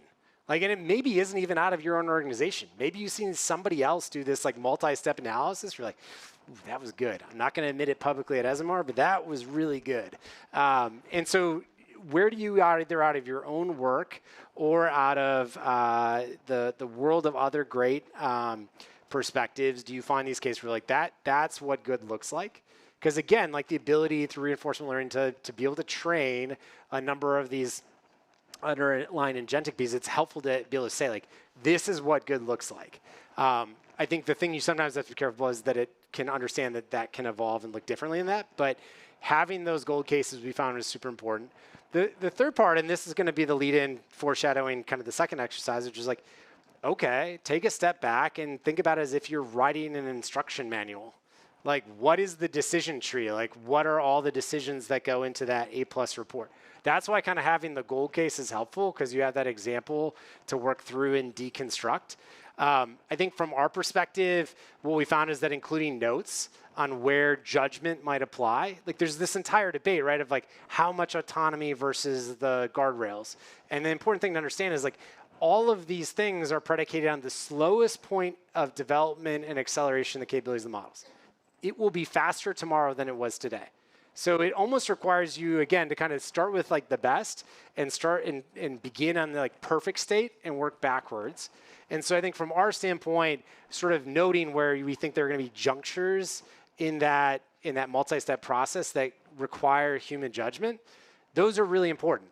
And I think while building the agent is a key part of this, it doesn't require you to go from like this decision tree to like, I now have dedicated engineering resources to start to build it. You have this kind of in between of a GPT. So kind of the human in the loop aspect of it, whether it's Claude, whether it's OpenAI, you can really start to build these things, or some of the coding applications where you don't need the technical expertise, but the ability to give the instructions. This is much more in that kind of prompt engineering. So it's, you know, it sounds like it's in some cases a major technical leap. In many ways, it's the opposite. It's just being able to write really clear and structured thinking.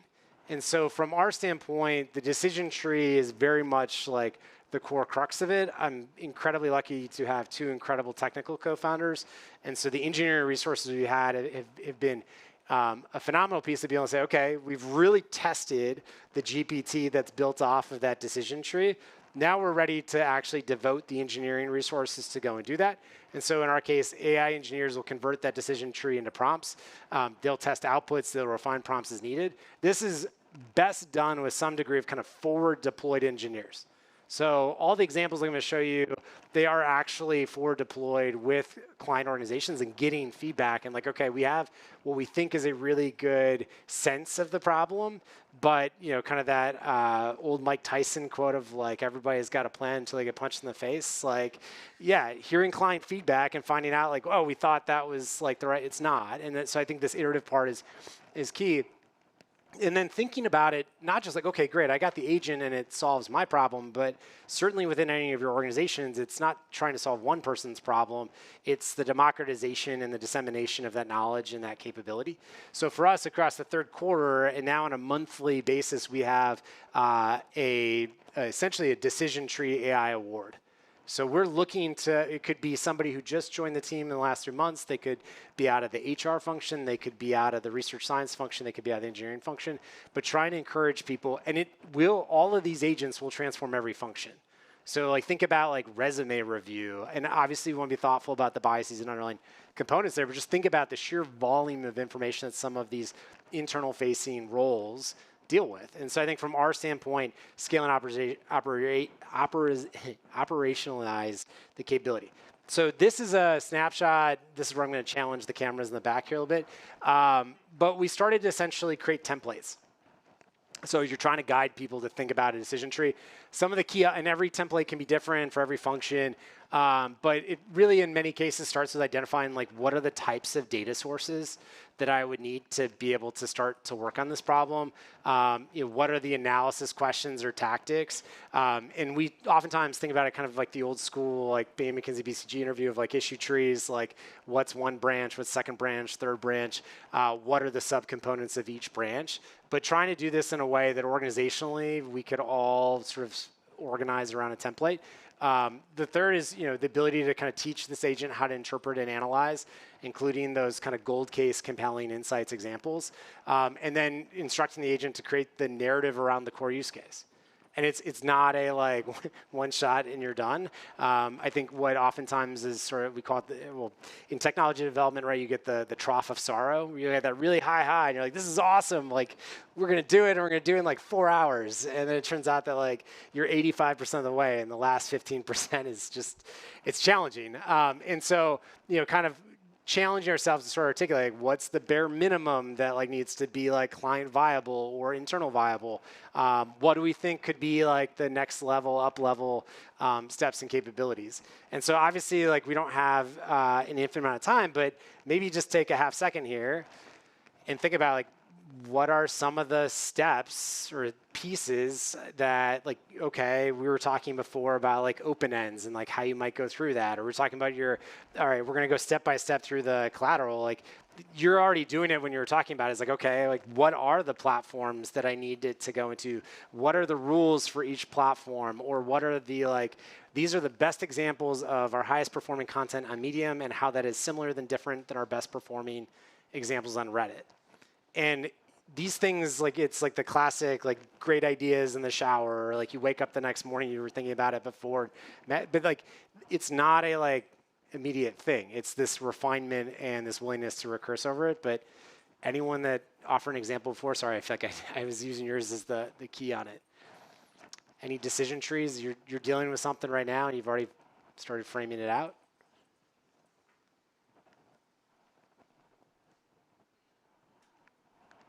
This is like excruciating silence for me. I would never have been a great moderator. I'm sorry, I gave you my decision. Yeah. Way too early. No, you nailed it. You had already, you did the 301 coursework, and it was great. So we're talking about this conceptually, right? I'll just show you 2 examples that I think have been really successful within our organization. So the first here is around reputation. So those issue tree examples we were talking about, we were looking at brand reputation. Every quarter, every month, you have a reputation report. So this is actually just directing it, create a reputation report. So what it did, this is going to, for Tesla here, is going to look totally different than for Ford Motor than what it would look like for PNC Bank. So again, the nature of AI and the variability of it, you have to think of as a feature, not a bug. If you're trying to make every one of these look the same, you're trying to do a strict automation. You're not building an agent. So kind of embracing the variability as the advantage is that if we train the reputation agent successfully, it means on any given day, across any company or brand, across any industry, like you're getting a unique analysis, right? Like how many times have we sent folks a tracker study and by the 3rd or 4th wave, like it's boring, it's stale. This is a benefit, right? It's going to pull out of all the work that's being done, all of the historical data collection. Where do you see aberrations across certain subpopulations, across subgeographies? So this instance, and again, kind of a little bit more of this like replit vibe coding aspect of like, we want to make it interactive so you can direct like, oh, like, I was telling this before of like, I want to change this aspect or that aspect. So still making it conversational, but the agent just built that. So this is looking at Tesla's reputation over time. Maybe I want to look at it differently, like in a stack. Like you can do things visually with logos that are just like not scalable to do out of like R, or certainly not beautifully scalable to do out of R. Here's a 2x2 look at this. So like how correlated is just favorability versus the overall reputation score? In this case, like this is the reputation score, but these are the subcomponents, and it's pulling in the brands. I didn't decide on the brands. I said create a reputation report for Tesla. So it's leveraging the knowledge of the LM, like what would be the most analogous or comparable brands. You could still go in and prompt to say, like, actually, I don't want to look at it by Toyota. I want to look at it by Rivian, and I want to look at it by Chrysler. This is, again, the subpopulations. So we have those 6 billion answered questions and another 3. Like you can break that data down to geographies. You could do this by MSA. You could do this by DMA. It's really time intensive to do those things today unless you're leveraging an agent. This is by subpopulation. So maybe in this case, like if you're Tesla, you really care about this among electric car owners. You can see obviously the impact here of Musk's engagement in DC. So that's an example from the reputation standpoint. I said before what I think is increasingly the exciting thing for me about the role of the insights industry is I think this is an empowering moment For too long, it's been siloed within marketing or in public affairs or communications. This is the breakout moment, and I sure hope we don't miss it. You know, data analytics teams are important, but there's something valuable about that human insight. And so earnings prep just stands out. This is something every CFO finds incredibly valuable. And in some cases, insights professionals don't even know they're doing it. We were talking to a client, said, oh yeah, I send a deck about a month before our earnings call. It's like, no, you're involved in investor relations. You're just not empowered yet with a seat at the table. And so this is showing you with Instacart. It turns out the #1 factor of Instacart usage is if you have kids in your household. That's analyzed by the agent. It went through all the attributes, all the characteristics, every demographic. This is a breakout, knowing that there's a government shutdown in the United States. How about by employment status? How much exposure do you have to government employees among your customer base? This is the agent breaking out their consumer confidence, not generically in society. The Home Depot CEO led the earnings call with our consumer confidence not among the general population, but among Home Depot customers. What matters is the consumer confidence of the customer, not the general population per se. This is personal financial conditions among Instacart users based on how often they use it. How worried are you about macroeconomics? So is your customer base losing pay or income? What are their expectations with grocery prices? What are their substitutability options? All of these things would be really difficult to analyze out of 100 million interviews. It's so much more accessible, it democratizes access, and it makes everyone in the insights profession indispensable to functional roles across the C-suite. Thanks for the time. Hopefully you're enjoying the office.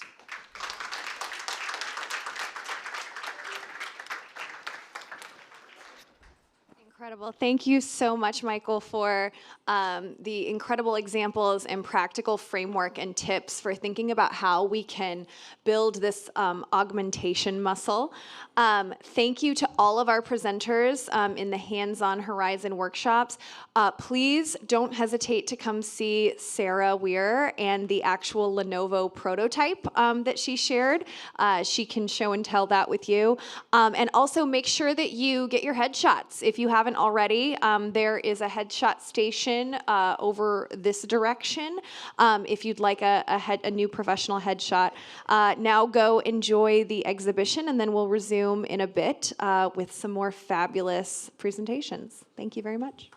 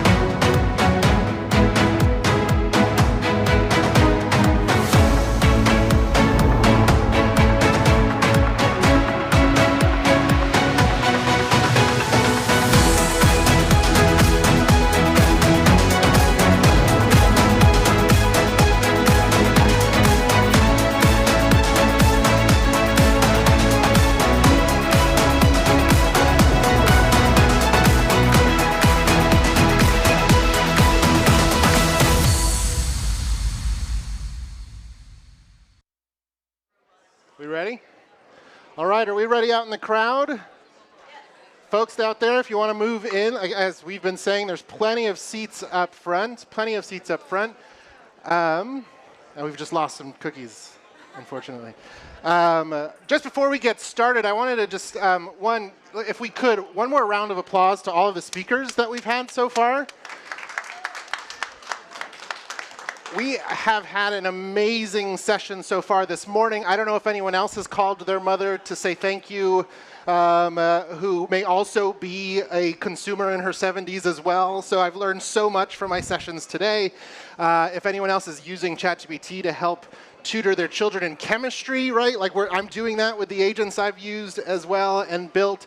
But our speakers have put so much time and energy, and as being part of the program committee, I got to see that firsthand. To see the effort they put into their proposals, their papers, their presentations, There is, in the 20 minutes, maybe 15 minutes, you're seeing them up here, hours and hours of work going into these sessions. So a big, big thank you to those, our speakers today and our speakers tomorrow, as well as those that led the master classes yesterday overall.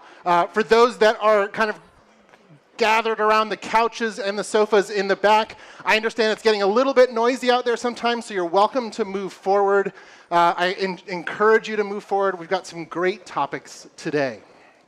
Now, our next session is called Uncomfortable Truths, and I was very excited about this session because many years ago, we did some research. First of all, by the way, my name is Christian Aloma. Nice to meet everyone. Many years ago, we did some research trying to understand the clients in this industry, right? Research, marketers, things like that. One of the really sort of fascinating things that we learned interviewing insights professionals, interviewing marketers, number one is that so many of us need therapy. I'm a psychologist by academic training, but not in clinical, so I can't offer anyone therapy, I'm sorry, overall. But the second thing that we learned is so many of us act as outsiders in our organizations. Right? We are not part of the central sort of cog of the organization that is trying to produce as efficiently as possible, to send things out the door, to organize sales, to crunch the numbers, to present to the board, things like that. We have been hired because we are so close to the folks outside of our organizations. We're there to understand them. We're there to bring those insights back to our organization and present to them what they're saying about us, right? Now, I'm sure often in your career, you've gotten to present some really lovely insights about how much they love the brands you're working on, or they love the idea or the product that's been developed, of course. But I imagine so many of you also get the really, really lovely responsibility of presenting and saying, that's a bad idea, right? This is not going to go the way you think. That forecast, by the way, you're going to want to bring that down like 40% based on what we're hearing from outside the world. So this is a really interesting one because so many of us deal with uncomfortable truths in our organization.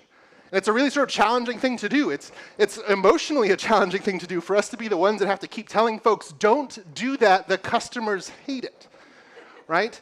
Don't do that, that's not what they want. Or that is the right idea, keep pursuing and investing in that one. So we deal in these uncomfortable truths all the time. And what's exciting about the session today is very rarely does that mirror get turned back on us. We say, here's the uncomfortable truths about the research industry itself. Here's some things that might challenge the way we've been doing things or thinking about things, that might be a little bit uncomfortable in the way they push us to maybe try to do this better than it has been for a really long time.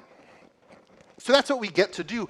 And when we embrace that, and what I loved about Dr. Ford's talk this morning, about how we deal with disruptions to our future, right? Is that in so many of your organizations, you are the disruptor, right? You're the one that's disrupting what they think could be and helping them either compress, collapse, or hopefully combust. In a good way, of course, overall. So that's why I'm so excited about the series of talks that you're going to hear today, from the way in which AI is impacting the way we do research and how we have to adapt to that, how AI is affecting what we think is truth, right? What we think is real, and the way in which our research can be more ethically, morally, and sustainably effective overall. And then finally, we'll also hear about what one of our partners from Insights Association is doing on Capitol Hill to fight for us as well. So first up, I've got Fernando Angulo. He's somewhere. There he is, back there. Fernando will be talking about AI versus search, how generative AI is rewiring online behavior, marketing, and trust. Now, I've gotten to know Fernando over the last few weeks working on this proposal. He is a speaker, he is a writer, he's contributed to publications like CNBC, Bloomberg, Fox News Business. He has lived in more places, I think, than I've visited. Bolivia, Spain, Russia, the Czech Republic, the US. He speaks Russian, Spanish, and English. He also speaks insights in a really sort of beautiful way. And he's going to be talking to us about the way AI is changing us, changing our behavior, changing consumer behavior, and how, as insights professionals and marketers, we will adapt to that. And the only way to survive is to adapt to that. So please join me in welcoming Fernando Angulo.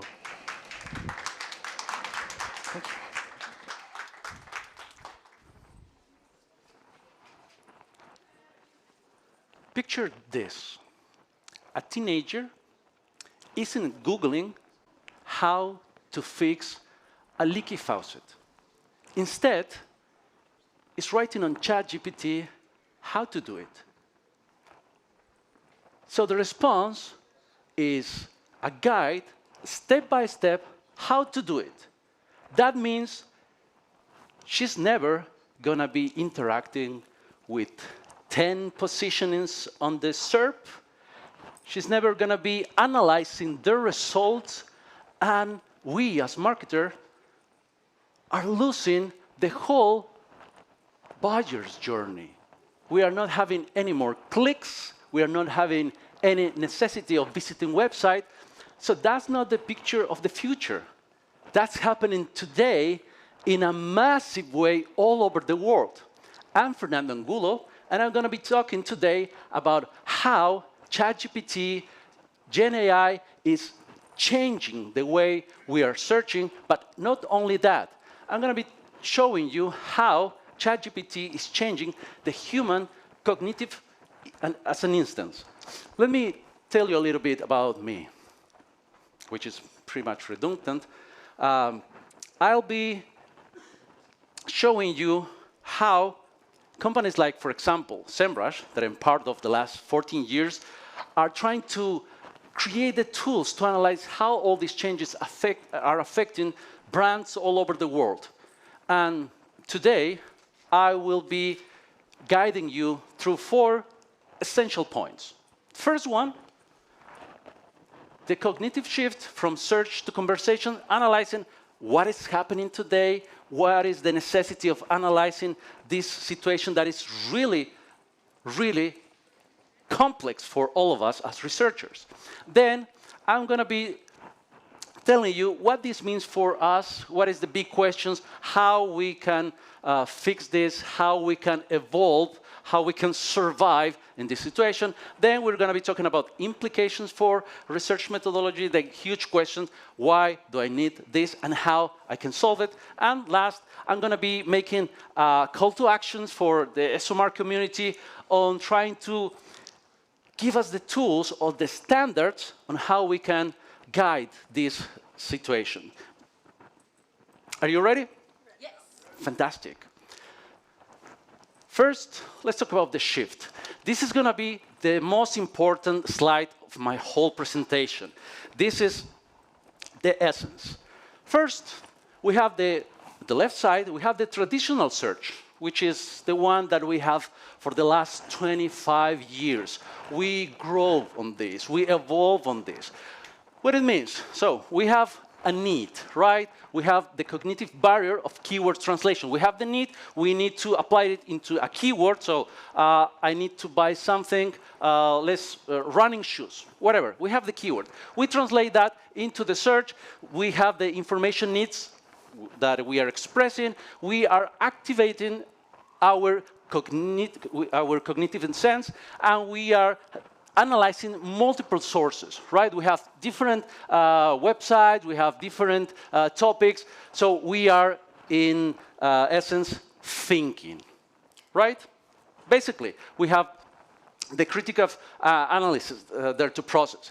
Then, at the left side, we have the conversational AI, which is basically, we have to ask naturally, no translation needed, what do we want to obtain, what's our goal, and the AI will give us a simple answer, maybe more steps, but the answer is just like that. We are not receiving anything more.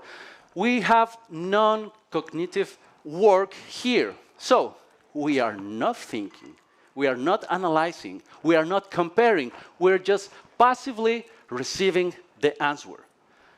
And you can imagine, the cognitive shift is gone, like forever. We are not thinking anymore. What is happening? Well, new trust heuristics are emerging. Trust becomes the coin of excellence. Why is that? Let me be here straight. We are not just changing tools. We are changing how people think. Imagine this. In a traditional search, for example, fix my leaky faucet, we have the keywords, plumber near me, repair cost, whatever, and we are scanning. We have critical thinking here because we are analyzing. We have options. But there, in a conversational AI, we just have the need, and somehow in a black box that we don't have any knowledge what's happening inside, we just ask for our need, and then we receive the step-by-step solution. And we accept it passively. So the cognitive translation layer is gone. And the generations that are coming next to us are not going to be analyzing any websites, any links, not anymore. That's not happening. So let me show you, just as an example. Google equals search. For some countries that I have been, Google equals internet, right? But Google equals search. You have all the answers, you have the rankings, you have all that other stuff. That's not relevant anymore. The phrase, Google it, is not relevant anymore. Can you imagine that? So ChatGPT, you have the answer engine. You have your need, and you have all the recommendations in a single text, which is passively accepted by everyone, right? In this case, we are changing from critical thinking to algorithmic trust. Black box reply, and that's it. That's what we are receiving. So let's put it this in some data. We have analyzed 2.5 million panelists in with our data, and we have analyzed the intent. In the internet, we have 4 types of intent: informational, navigational, commercial, transactional. That's how people are using the internet, and that's why we think they were using it. So the situation for Google. So basically, 49% of people who are using Google, their principal search intent is navigational. So going to the website, they already know, doing their stuff over there. That's basically it. The second one is the informational, right? Intending to acquire knowledge. Then we have what we know about ChatGPT. So how people are using ChatGPT. What is the intent behind it? 52%, more than 50%, the intent of people who are using ChatGPT is informational. They are learning. They are acquiring knowledge over there. The rest is not relevant. They're all transactional, commercial, whatever. So people, when they come to ChatGPT, they are trying to learn something.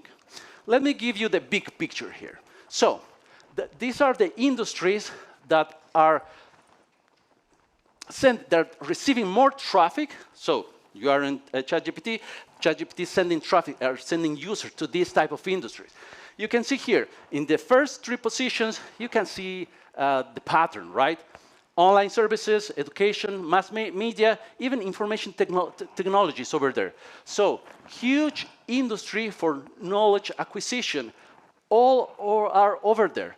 ChatGPT is sending all those users to those industries. Why is that?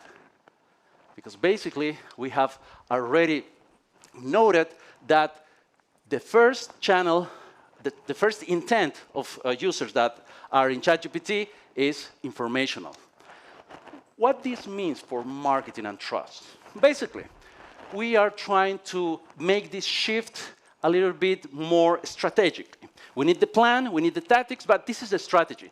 We need to go from the traditional metrics, because we need, as researchers, some KPIs, some measurement tools, right? So in traditional way, we have the keywords strategies, we have the links, we have the ranking metrics, but if we have AI here involved, we don't have anything to measure. Still, there are no tools that are that are telling us that. We have the semantic approaches. Maybe the topic is related to the first conversation that I have on ChatGPT.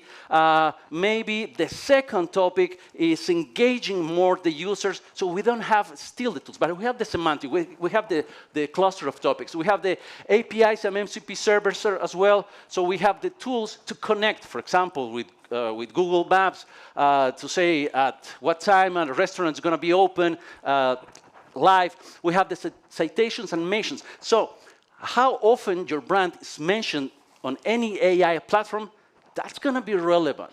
In which position they're going to be mentioned, that's going to be relevant.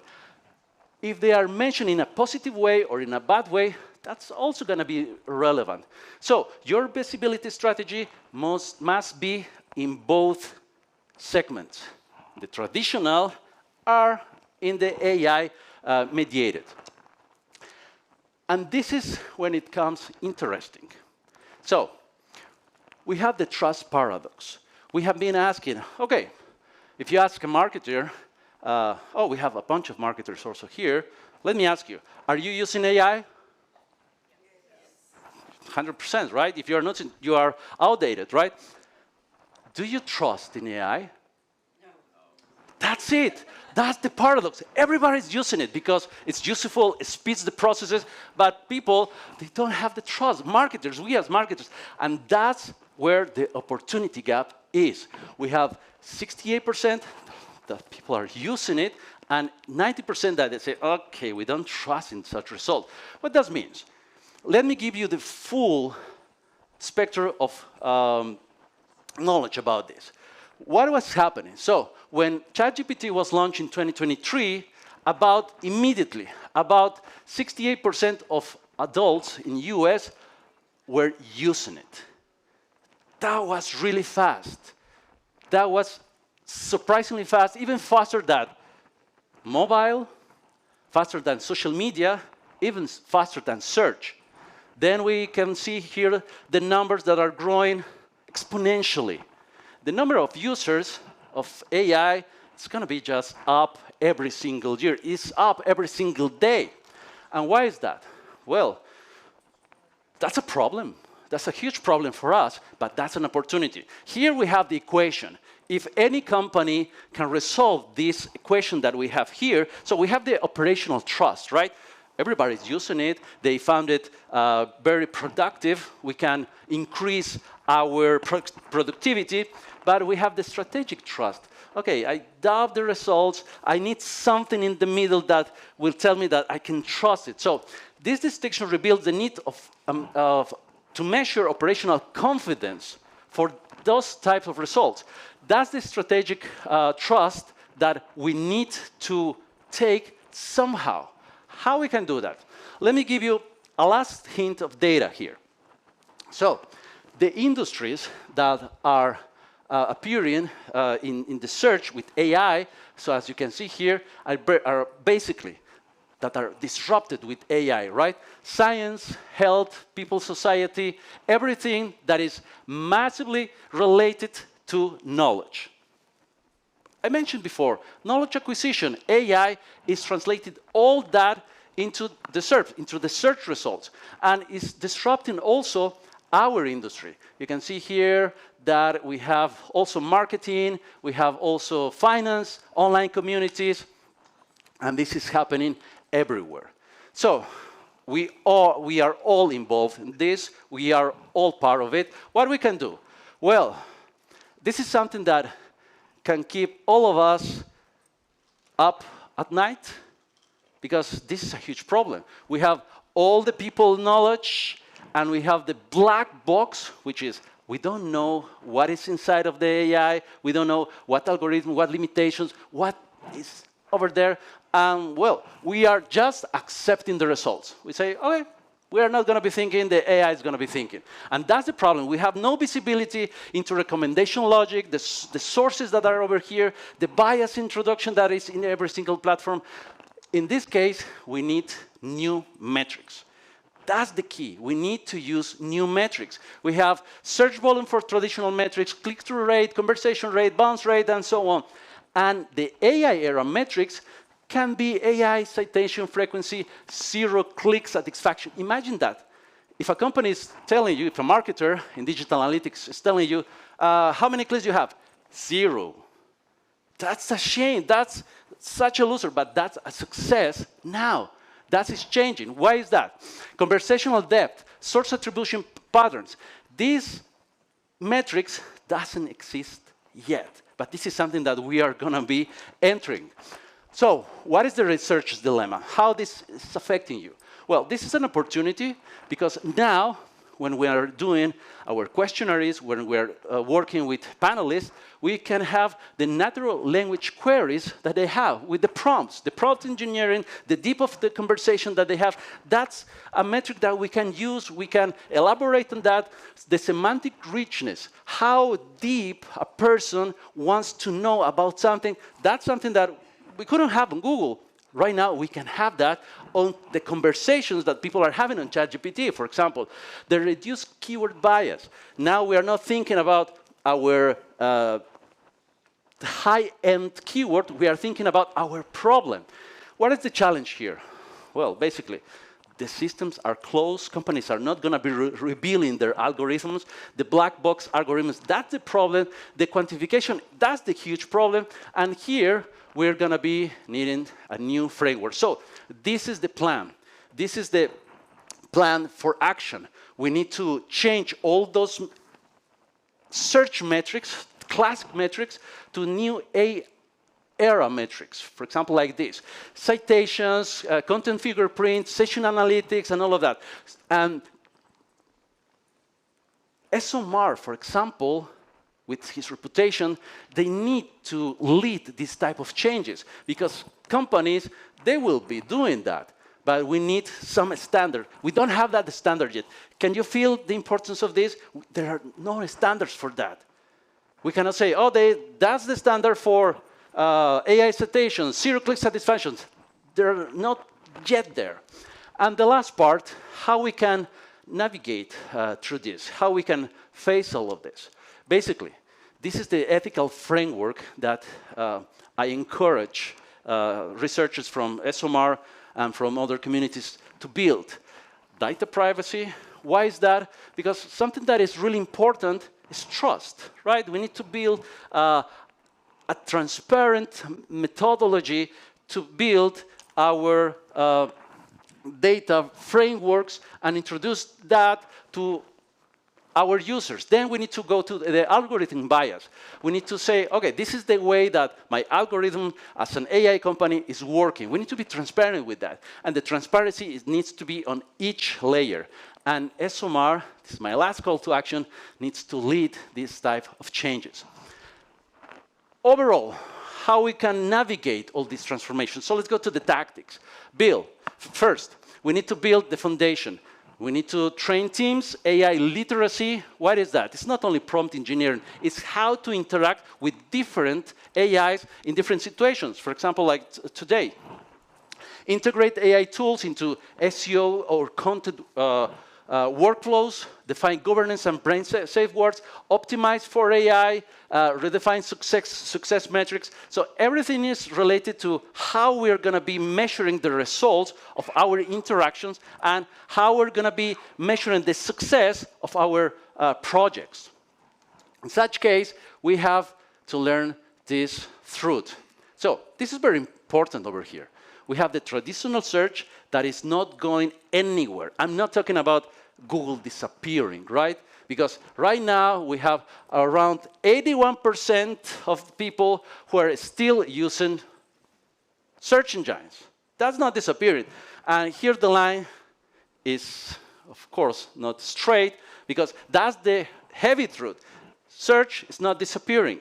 AI is just a new player, a new really interesting player that we are trying to understand. But search is still there. Conversational AI, that's the black box. We don't know how to measure it. We don't know how to measure trust. And in this case, we need to be ready for the implications of these changes as a community, as a research community. We need to have the methodologies adapted to our new environment. Trust metrics new metrics for user interaction, new metrics for AI visibility. We need to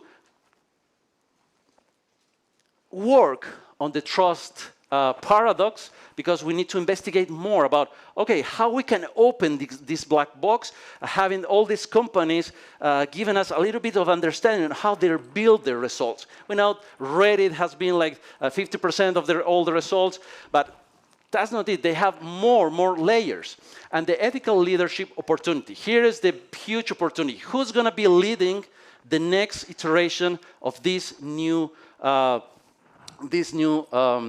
format? Who's going to be the leader of the new metrics? And that's how things are working right now with this complex situation that we are all in. I genuinely enjoy talking about AI, how your company is visible. We can interact on LinkedIn, on X, and thank you for your time.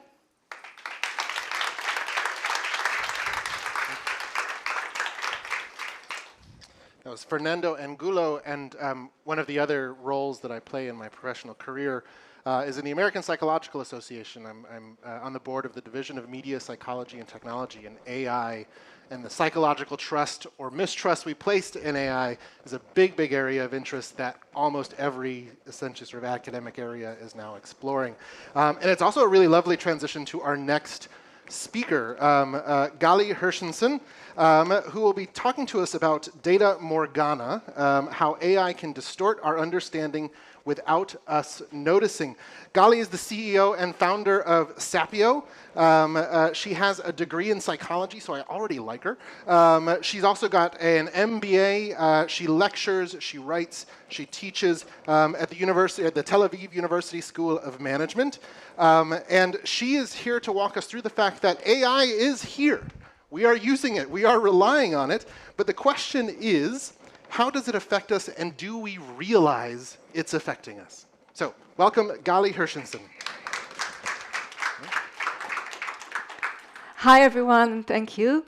As he was saying, I'm Gali Hershenson. I'm the founder and CEO of Sapio, a research-based consultancy from Israel. In our daily work, we specialize in helping companies turn data into strategic business decisions. But today, I'm going to talk to you about a growing risk that's getting more and more dangerous every day. In October 2023, the Israeli Defense Intelligence, considered one of the most advanced in the world, failed to detect a large-scale surprise attack. The striking fact is it had a large body of real-time information from a variety of sources, cutting-edge AI, top analytical talent, and a budget at a scale only a state can afford. As a researcher at heart, I felt I had to understand how something like this could have happened. And the more I investigated, the more I realized that the core of the collapse was overconfidence. The sheer flood of information combined with the advanced tools and the AI made them feel as if they already know everything there is to know. Oops. And once I saw this illusion, I realized that it doesn't stop at national security. It affects civil and business organizations every day and in profound ways. Because why did they fail in their core mission to detect and alert? Because knowing is not the same as understanding. And this is what I call Data Morgana. Data Morgana is a modern mirage of certainty, like a mirage of water in the desert, a picture that looks clear from a distance, but fades as we get closer. Oops. Because I'm working with an Hebrew interface, I'm working backwards, so it might give us a few problems. So I'm trying to press the right button. In the next few minutes, I'm going to show you 3 traps that can cause Data Morgana and distort our understanding. loss of context, loss of signal, and loss of judgment. I'm going to show you how they affect everyday business decisions and offer some easy, practical ways on how to avoid them. So let's dive into the first trap and see how digital data and dashboards can hide the real story. As you probably noticed, most of the data coming our way is digital. Clicks, views, transactions, sensor logs. They arrive all day long from a variety of sources and are fast and precise. The constant flow, the constant flow makes us feel as if we understand everything. But in reality, digital signals that capture behavior don't tell us the whole story. They don't tell us how people think and feel. They don't tell us what are their priorities, who influences them, and certainly not what are intentions for the future. All these factors and many others shape behavior and are not included mostly in structured digital data. This is what psychologists call the illusion of knowledge, the belief that we understand complex systems just by seeing a simplified version of them. And dashboards, and especially live dashboards, can create the same effect because they present digital data in such a coherent and comprehensive way that we believe it. Now, don't get me wrong, all these tools are essential. We need to use dashboards and we need to use digital data. But without the context of why and how, we have to guess which lever to pull. And it's making it very difficult to change a situation or predict what's going to happen if we don't have that. So, and it might all sound very obvious to all of us from the research community, but organizations today are working faster and faster. And I often see how when a problem comes up, they rush to fix it based on guessing. And they don't stop to first ask why. So how do we make sure that on top of our digital data, we have enough context to know the whole story? First, we have to build checkpoints into our process where people are expected, or teams are expected to look for meaning, and not just patterns or descriptions. Then we have to try, in order to get the real meaning, we have to try to look at human reasons and processes behind the numbers. And then try to come up with several possible explanations because you only see numbers. And then try to combine your digital data with and complement it with voices from the field, because important insights usually come from both scale and nuance. Let's move to the second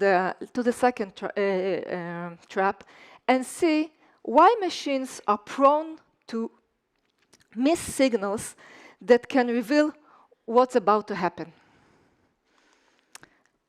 Machines are great at processing mountains of data, and they do it really, really fast. But it's not always about who does the job, it's also about how the job is being done. And here are 4 reasons, Here are 4 main reasons why machines miss signals that humans can easily spot. First, automated machines are trained on historical data. That's why they're so effective at analyzing recurring patterns. In contrast, in the past, human survival depended on us detecting small changes in the environments. We are wired to identify deviation as initial signs of danger before it escalates. Another reason why machines tend to miss those unusual or new signals, maybe I didn't say that before, okay. Why they tend to miss unusual new signals is because of structure. Machines usually classify data into defined categories. And if something doesn't fit, it is simply filtered as noise. okay? And humans are more flexible. We can live with uncertainty, we can live with the novelty without having to explore. We can explore meaning without having to understand the underlying logic behind it first. Machines process emotional cues, but they frequently misinterpret them.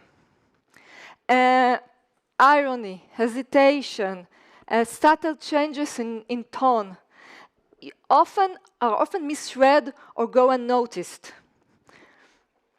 Even if they do get the feeling correctly, the emotion correctly, they have trouble grasping how it develops or evolves over time. Humans have evolved to read emotions through voice, through posture, through micro expressions. We instinctively sense a change, even without a single word. And last, this is something everybody is talking about. When data is missing or uncertain, machines, AI systems, tend to fill the gaps with fabricated conclusions, phrased with great certainty. Humans, when facing uncertainty, tend to pause, ask questions, and look for meaning instead of making one up.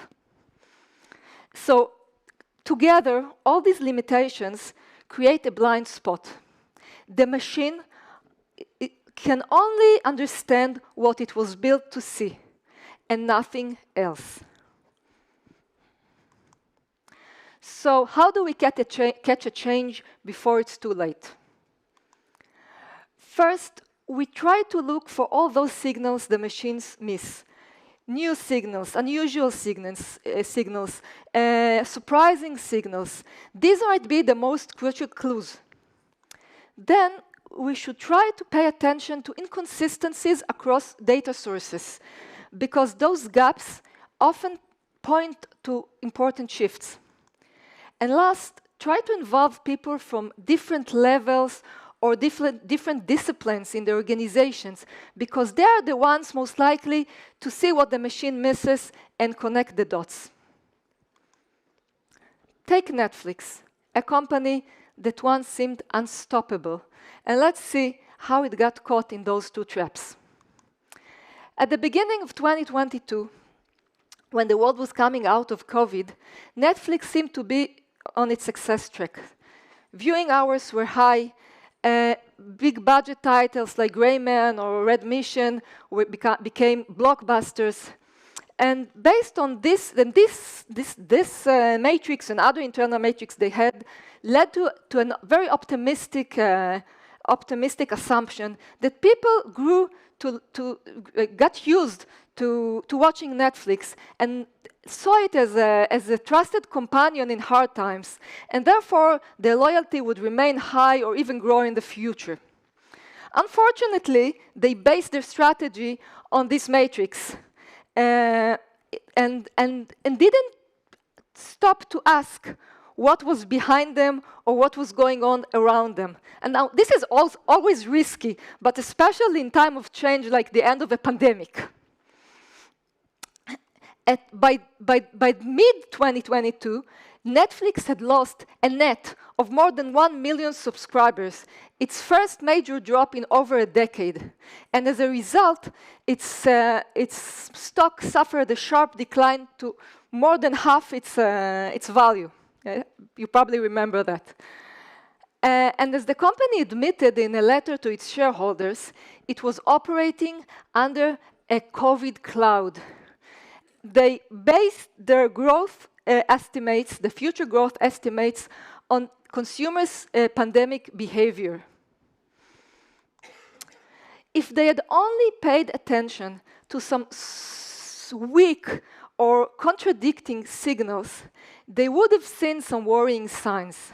They would have seen that in the end of the first quarter, despite the net growth they had a very worrying rise, very drastic rise in cancellations of over 3 million subscribers. They could have also seen that despite of the high viewing hours, Netflix market share in original series was declining. And this is a key driver for loyalty. If they had only bothered to talk to their customers, they would have heard that after the lockdowns, people were eager to go out again, and they started splitting their budget across several activities, and this led to price sensitivity. They were now looking for cheaper or more flexible streaming solutions. They still love Netflix, okay? But now it wasn't a necessity anymore, as they had more options both inside and outside the category.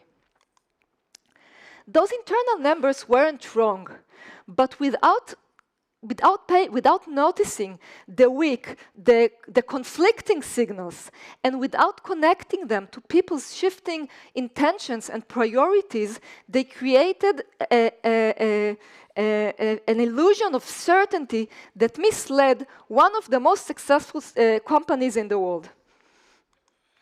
So let's move on to the third trap and see why we stop paying attention and errors just slipped by. So here, this is how they slip by. Okay, so machines make our life and our work easier. And now with AI, they are getting more sophisticated and usually get the job done, especially in routine cases. And the better they get, the more we trust them. But as we've just seen, machines, even the smartest ones, still need human oversight. In aviation or medicine, researchers recorded what's called automation bias. In critical events, pilots and doctors who used automated systems made more mistakes just because the system didn't warn them. And because if the machine is usually right, even the most talented professionals stop challenging it because we get used to it. Automation bias was also recorded in business environments, of course, where naturally speed and decisiveness are highly valued. And that's how, as the machines earn our trust, we stop practicing the art of doubt.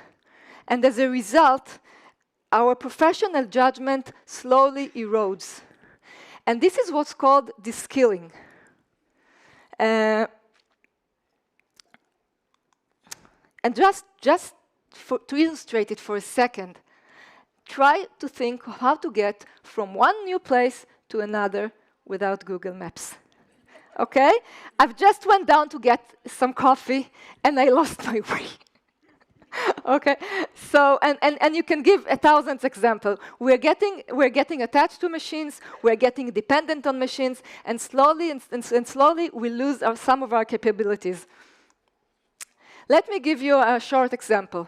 One of our clients is a large financial services provider, and they designed an automated customer journey to boost their loan division. And at first, everything looked great, sales went up, and they fully implemented it. But after a while, profits started to decline. And when we took a closer look, the problems became clear. First of all, in practice, the journey's underlying messaging encouraged customers to shop around. And when they did, they ended up with the competitors who offered shorter loans approval. And also, we saw that the offers they made were too generous and cut margins when people would have said yes for much less. Now, again, this is how loss of judgment looks in real life. Because the results looked good at first, no one felt the need to dig deeper or to challenge it. And this was a very costly mistake to make. So how do we protect judgment? First, in new or high-stake situations, always require independent human review and approval. It sounds obvious, but it's not.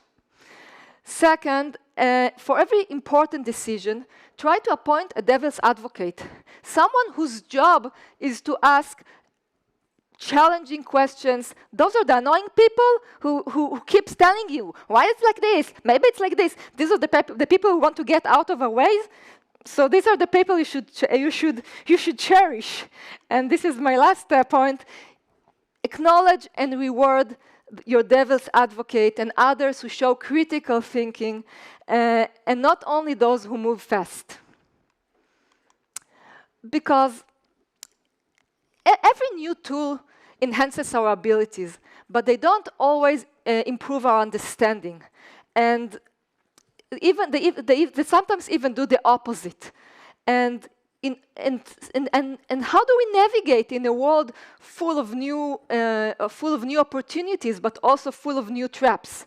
We have to design for a real human-machine synergy, processes that combine the best of each to ensure better and smarter decision making.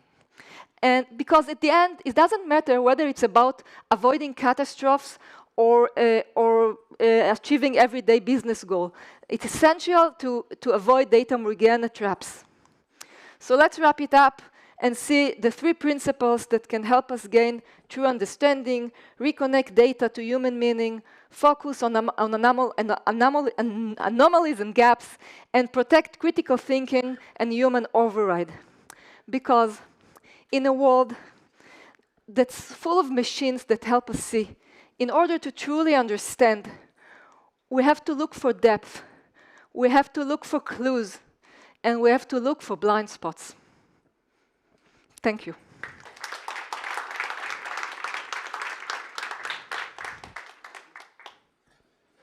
That's Gali Hershenson with another set of really wonderful insights. And her session reminded me of something that's been said now with the age of Google search, and now even with AI, is that as all of these technologies continue to develop, answers become a commodity, right? It's very inexpensive to find answers. I think our role becomes, as she said, in asking the right questions and finding the meaning in what we get from those questions, as we heard from this morning from the panel as well. So our next speaker is Stella Iguamaka, excuse me, from Service Credit Union. She'll be speaking on data for good, how purpose-driven research fuels ESG and social innovation. Now, Stella, I will warn you, is an amazing person. She's an award-winning, multiple award-winning professional. She's worked at Service, she's worked at Persky, Pivotal, KMG, Kantar. She's led studies into Black women entrepreneurs across the world to help the Business Development Bank of Canada, for example, develop their program for investing in Black women entrepreneurs. She and Gali, our last speaker, are also nominees for Best Paper Awards here. So please join me in welcoming to the stage Stella, who will talk about how your research is serving a purpose and what you can do to make it more sustainable. Stella. Thank you, Kristen. I was blushing. Wow. Hi, everyone. I am so excited to meet you all today. But first, can I take some of this weather back to Canada? It is so cold. I came with a thick jacket, and when I got here, I was like, oh my God, I'm in spring. What's going on? So please, can we switch? Where are my Canadians in the house? Woo! Okay. Let's take DC weather back. What do you think? I'm with you on that. Okay. So I'm going to be talking to you all today about data for good, how purpose-driven research fuels ESG and social innovation. In 2022, I was honored to win the Research Got Talent Award for Canada. And that award opened my eyes to how much we as researchers have that higher calling to do good in our society. We are more like pastors, but like pastoral research maybe, but like, I was just thinking we are superhumans. We have the ability to change policies, to change behaviors, to shift the culture, right? Who agrees with me? I was going to bring maybe like superwoman caps for everyone here, but, it was so expensive. So probably will get a lollipop for you. But, I was just thinking that there's so much we can do with our data. There's so much impact and good we can do to companies. We can follow ESG insights. We can make social innovation happen. So I'm going to be walking us through today about how to do that, how to wear your superhuman cap. All right? So the first thing I'm going to be talking about today is, what is the problem? A lot of companies come up with ESG intentions. And ESG means environmental social governance. They want to do good to the community. They have a checklist of things they want to do, right? However, how many of them are really making that real world impact? Has any of us seen that gap there? Just come on, just wave your hands. Nobody's looking. Okay, but you see that there's a widening gap between that intention. They have good in their heart they want to do, but they're not actually making that impact. We see companies that have lots of metrics but little value, and this is all what data said. We see companies that have lots of PR but less practice, and we see companies that have checklists, but people that are affected are rarely at the table. People that are affected are really at the table. So how do we make sure that we are bringing those people in? How do we make sure that we co-create? How do we make sure that we are defining what that impact looks like? And that is what I'm talking about today, purpose-driven research.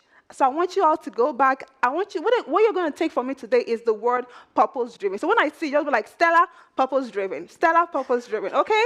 Are we good on that? So what is purpose-driven research? Purpose-driven research isn't a method. It's a mindset. It's you coming into your research with that mindset that you want to make an impact. Whether you're building brands, whether you're designing questionnaires for polling, whether you're designing policies, you want to come into that research with that mindset that I don't know enough until I ask the right people the right way. Purpose-driven research does not revolve around convenience or control. It begins with proximity. It begins with being close to the people that are facing that issue. Purpose-driven research is not about extracting insight, but co-creating solutions. And we've heard the word today, co-creation, co-creation. That is what purpose-driven research is all about. And it's not just about what looks good in the report, but what works in real life.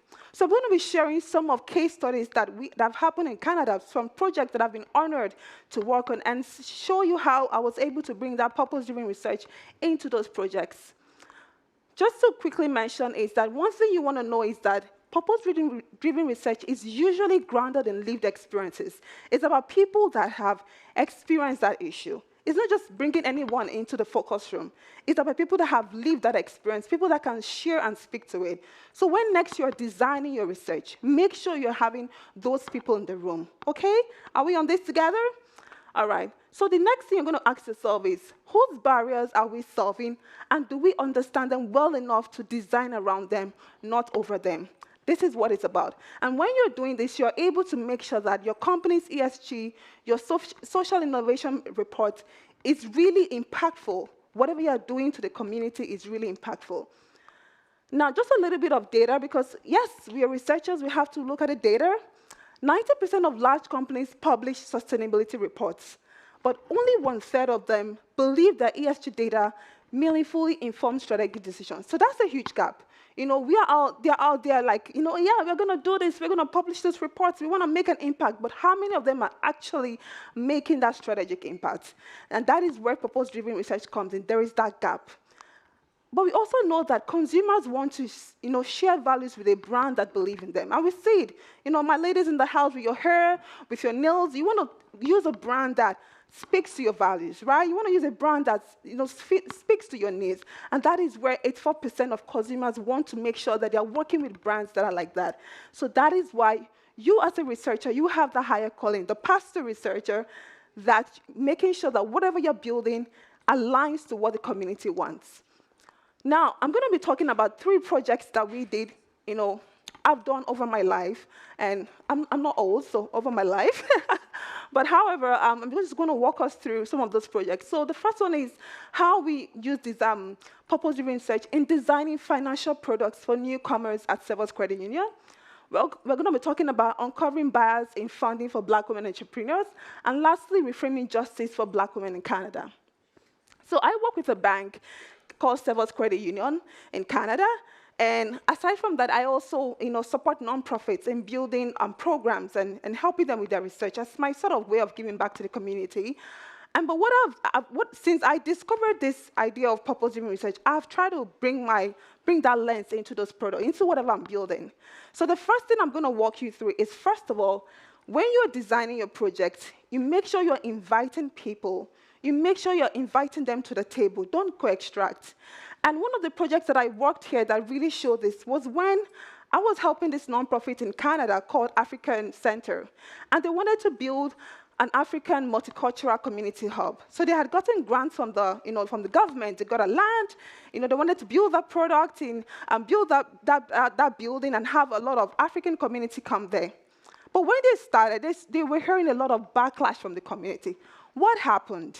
They were not talking to the community. They did not know exactly what they wanted with that building. They were just building their three-story building, and everyone was just like, "What's going on?" There was so much backlash, and they came to the nonprofit and said, "This is what we're experiencing," which is why we went back to the table and invited those communities. What exactly do you want to see in this three-story building? What do you want? And Africa is a beautiful, beautiful continent. We have so many diverse nationalities and ethnicities. Some nationalities will be like, okay, I have tall boys in my house. I want a basketball court. I want them to be able to play basketball in the hall. And you would never even expect that. And some other nationalities will be like, okay, I like to cook. In my region, we like to cook. I want to share recipes. They had to build a kitchen. They had to build a learning space. So everyone had different things they needed. And that we could only get that because we invited them to the table. So I'm encouraging you today, when next you're building, make sure you invite, don't extract. The second thing is ask better questions. Ask better questions. What does that mean? Sometimes when we do surveys, right, we usually have the Likert rating, strongly agree to disagree. In the middle, we have the neutral. What does neutral mean? Can anybody tell me? What does neutral mean? I don't know. I know. What is it? Does anybody know what it is? So it's what? Switzerland, right? So it's just indifference. But you need to know the why behind the why. You need to know what exactly that neutral means. That is where asking better questions come in. Asking better questions. I was privileged to work with a nonprofit in Canada called Law Foundation of Ontario. And they realized that when women came in, women who have been sexually abused or discriminated, they really never, tell them what happened. They just want to report a case, and they don't really, come and tell them what exactly happened. Sometimes they're not even willing to report that case, but they wanted to find out why was there barriers in Black women coming to report sexual violence issues. And so they went to do a survey, but nothing was in the survey. It was just indifference, neutral. Nobody's saying anything. But you need to understand the why behind the why. We had to ask these women, we had to call them, bring them in a very safe space, provide that opportunity for them to share exactly why they were having those barriers. And some of them just stemmed from bias with the legal, with the police and things like that. And we're not comfortable. So you as a researcher, in making sure that you are building ESG priorities, ask the right questions. Don't just sit there and say, it's neutral, 50%. There's nothing, I don't think there's anything like neutral. Maybe there is, but make sure you understand the why behind the why. Okay? Now, the third thing is turn data into equity. Turn data into equity. Now, a lot of us know that Canada is very big on immigration, right? Canada is very generous. We are more generous, very, very generous. So we're very big on immigration and bringing new immigrants into Canada. But what we find out as a financial institution is that we need to understand the newcomers that are coming to Canada. We need to understand what they want. Would you believe that there's a particular set of newcomers that come into Canada that don't actually take credit cards and they don't buy mortgages? Can anybody tell me what kind of demographic or kind of people they will be? Anybody want to try? They don't take credit cards. They're not into mortgages. Anyone want to try? So people of the Islamic faith don't take credit cards. Some of them don't. People of the Islamic faith, some of them don't take mortgages because they don't believe in interest. Did you know that? Yes. So that is what purpose-driven research made us. We had to find out. We had to do our own digging deep to understand what was going on. We are bankers. We want to, give those mortgages, but they were not taking them. And so that's what we did. We had to find a way to define a problem. We had to ask them, find out what the issue was, find out what happened. And it was just really the beliefs, because they don't believe in interest, they don't believe in uncertainty and things like that. So we had to create something that it was suited for the people of the Islamic faith. So that is what purpose-driven research is all about, turn data into equity. Break the silos is the fourth thing. Break the silos. Now, what I'm talking about here is we are, wonderful people here in the house. Sometimes you do your research, it stays in your report, you send it to the client, it stays in your hard drive, you upload it and you move on. But think about how your research can travel. Think about how your research can travel to other departments there. So when we're building products for newcomers to Canada, we saw that, a lot of the women that came into Canada, especially those of the Indian community, they always, we heard from them that they came with gold. So my understanding is that women in the Indian community that get married, part of their bride price, they get gold, right? And gold is wealth for them. But they come into Canada, where will they keep that gold? I mean, it's not safe at home. I mean, I don't want my gold to be stolen. That's money. That's good money, right? However, that was an opportunity for us at the bank to provide safety deposit boxes and let them know we have these safety deposit boxes for you. You can put your gold because that is wealth for you. That is understanding the consumer's need, right? That is understanding what is important to them. And because of that, and we know that women are the bosses at home, so when they are coming to the bank with the gold, the man is following, I want to open an account. So that's how it works. That is really what purpose-driven research talks about. The final thing is translate, iterate, and transform. Translate, iterate, and transform. No research is complete until something changes. I want you to go back today knowing that you have the power to change things. Know that you have the power to influence ESG, influence policies, change society, basically.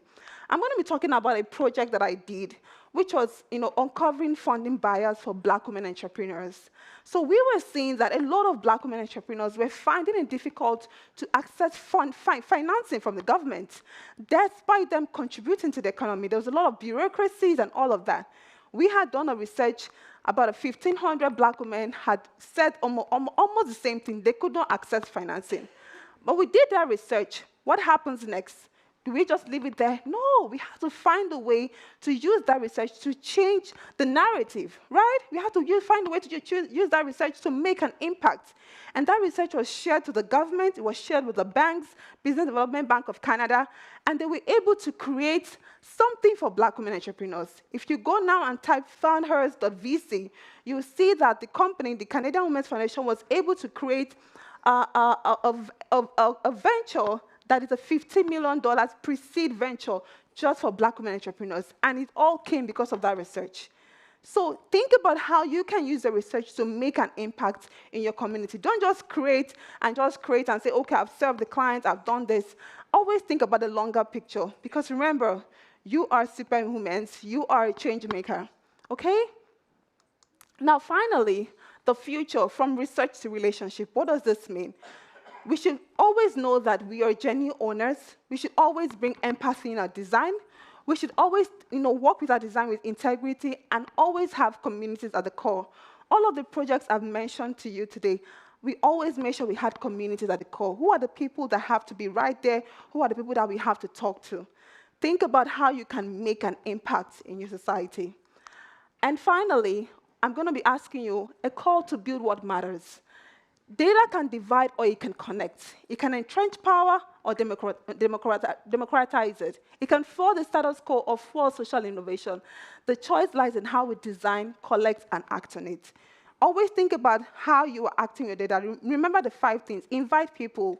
Trust. Make sure you are having those people in your community. Bring lived experiences. Data has a heartbeat. Yes. Data has a heartbeat. Think about those quiet truths, those emotional data that people are not talking about. When they say neutral, think about what is that neutrality there. And finally, purpose-driven research is the most powerful kind of innovation you can think about. So when next you're doing a report, you can talk to your ESG or CSR department and say, okay, we want to actually see how we can make an impact in our company. We're not just here to just be researchers, but we can be researchers making an impact to the wider community. So finally, I'm going to be asking you, and I hope you are listening, what will you do to bring more purpose to your research? Okay? Anybody want to say anything? What will you do to bring more purpose to your research today? Lollipop for you. Anybody want to go? What will you do differently to bring more purpose to your research? Thank you. Still, I wanted that lollipop. It's exactly purpose, but something we've been thinking about. I work at a restaurant company, and we have a lot of data. I think in QSR, there's a reliance on quantitative data especially, and we're trying to get closer to our guests, be in the restaurant more often, interact with real people. Yeah. So is that purpose-led in the same way that you described? Probably not, but it's That's a good start. It's not extracting data. It's trying to experience Yes. what it's like to be a real person in our restaurant. Beautiful. I love that. Lollipop for you for sure. Thank you. Anyone else? Yes. Thank you. I think being more mindful of who we include when we engage people and maybe stretching ourselves to always include like surprising, unexpected, extreme Yes. voices Yeah. in there. Amazing. Thank you all for sharing. And think about this today. Thanks all. Appreciate the time. Bye. Thank you. Thank you. Thank you, Stella, for another fantastic presentation today. And one of the things that I think is really important, and we talk about this a lot as researchers, I mentioned this at the beginning of our conversation, is the role we play in our organizations, right, of bringing these perspectives from the outside into these organizations. And as a qualitative researcher, it's surprising how often I have clients in a back room or watching the research virtually, and they say, I've never seen our customers before. Like literally seen who their customers are.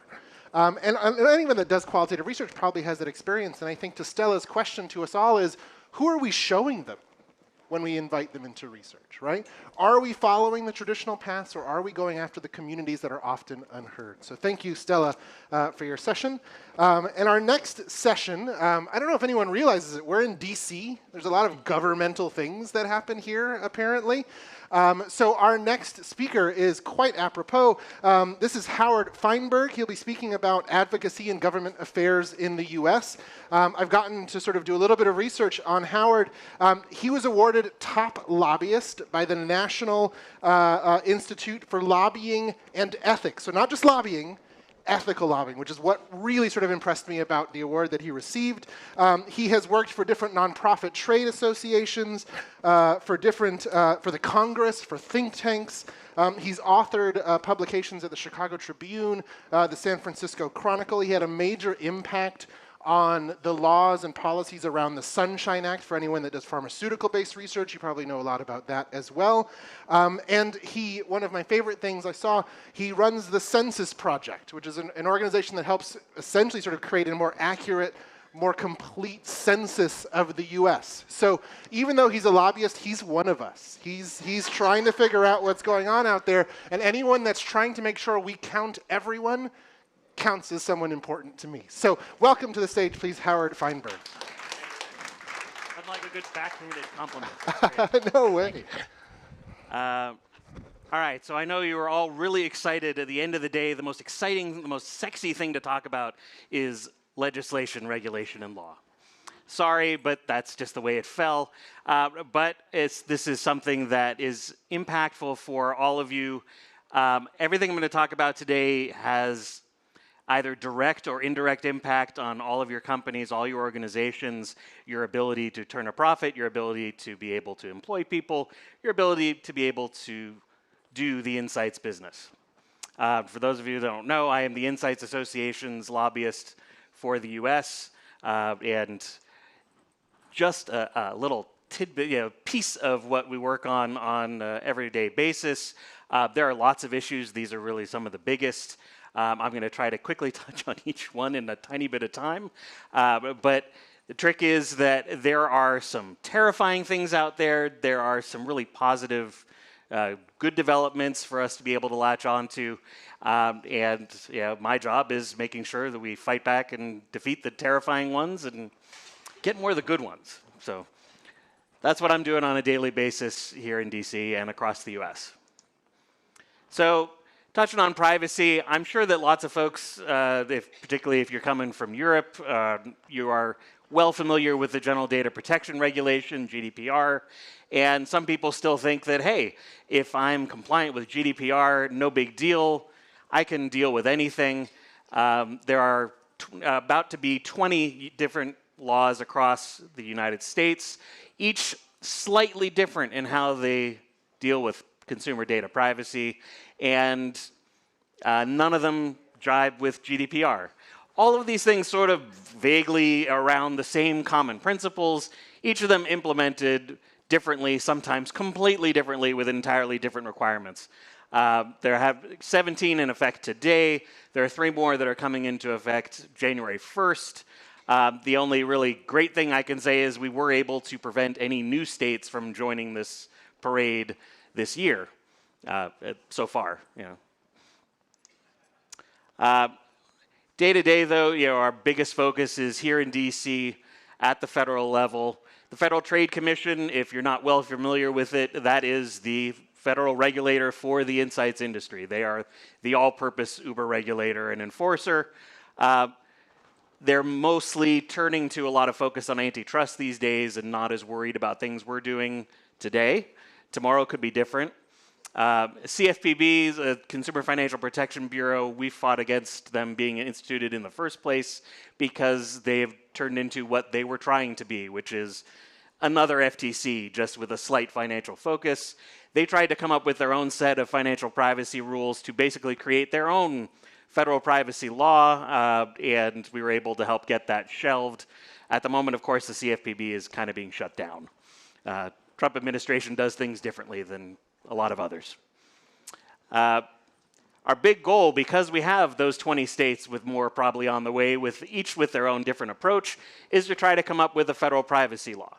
We're trying to come up with something that works for consumers, so works for our research subjects, but also allows us to do our work.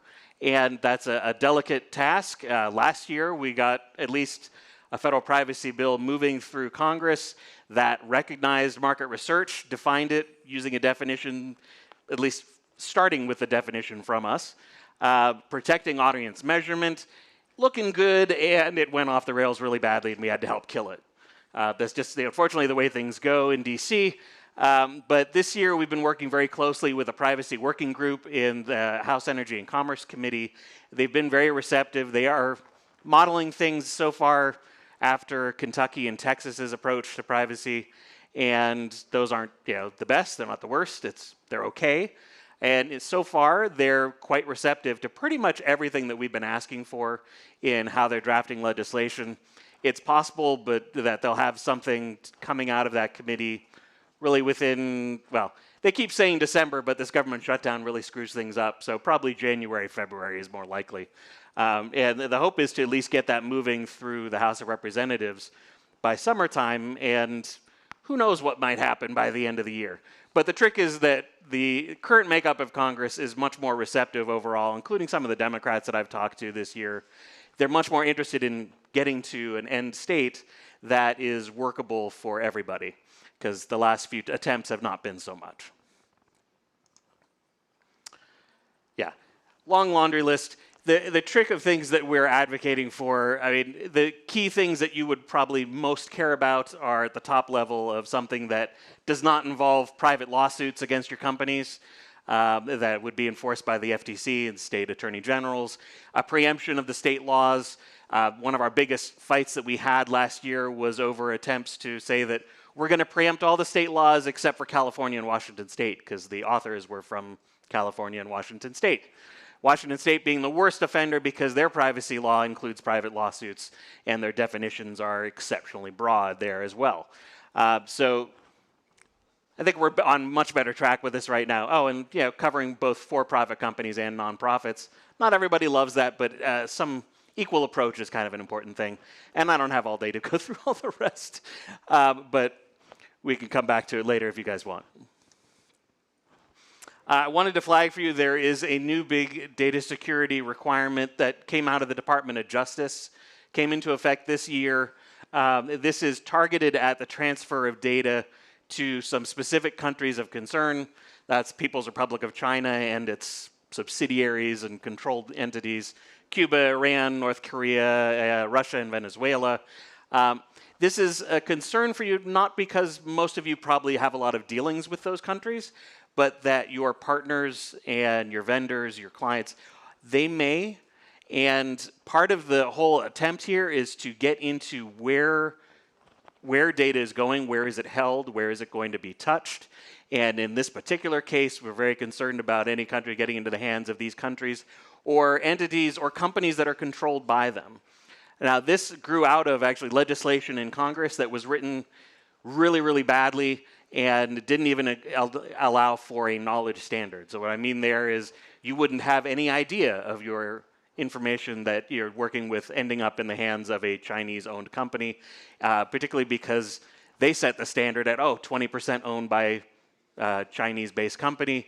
I said, how are we supposed to know that? They said, well, you're just supposed to know. Okay, so the Department of Justice sets a bit more higher standard of you actually knowing or should have known, but they are going to be keeping a very close watch on anybody with dealings with these countries and companies from those countries. So if you are dealing with them, you need to get up to speed on the DSP. They have a lot of information on their website. We have lots on ours on it as well to help folks get up to speed. I'm a big booster of ISO. I came up to it kind of late because I felt it was very bureaucratic and it was a real pain in the rear. But the reality is that ISO is one of the key it's one of the key ways in which you can get a good handle on what you're doing internally and the impact from it. On the data security side, I've highlighted here 27001. This is the ISO standard for data security. Big thing I can tell you in the US side is that you get liability protection. You can get pretty much protected against lawsuits if you are compliant with the ISO standard. If there is a data breach that you suffered dealing with a research subject in Connecticut, Iowa, Ohio, Texas, and Utah, and we're able to add a few more states to that this year, so we're working on trying to expand that.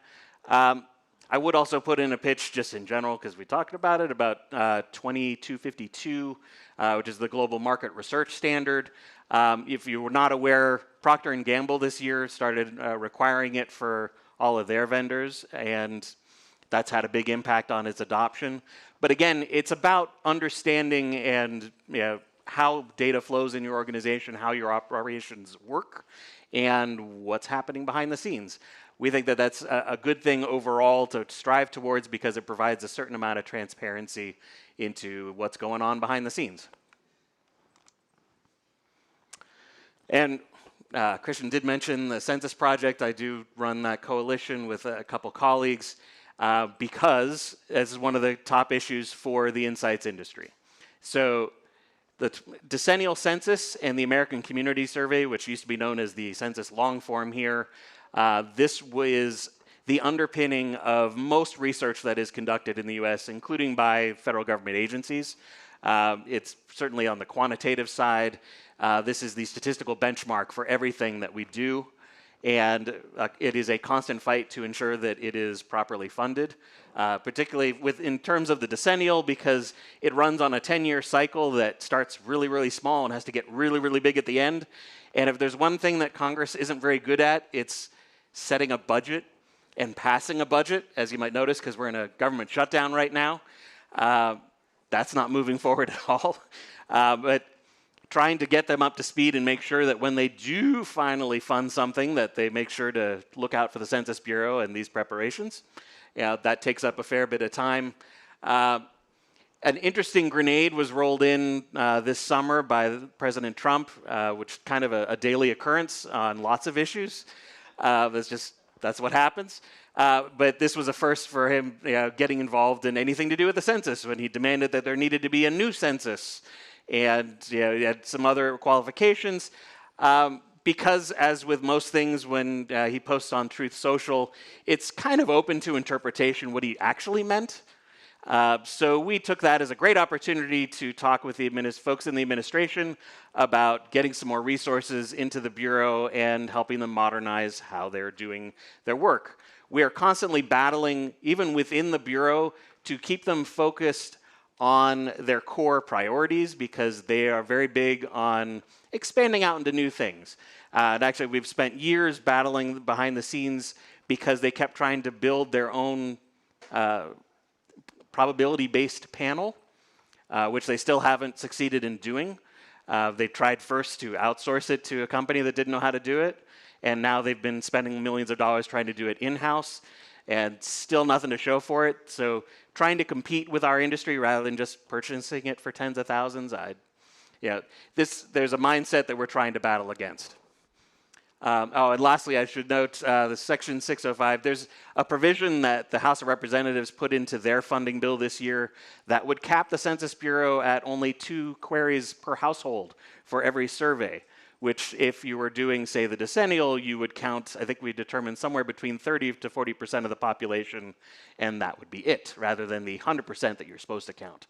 For the ACS, the American Community Survey, that would mean that instead of 90 to 95% of the population, in theory, being covered, maybe like 20 to 25, no big deal.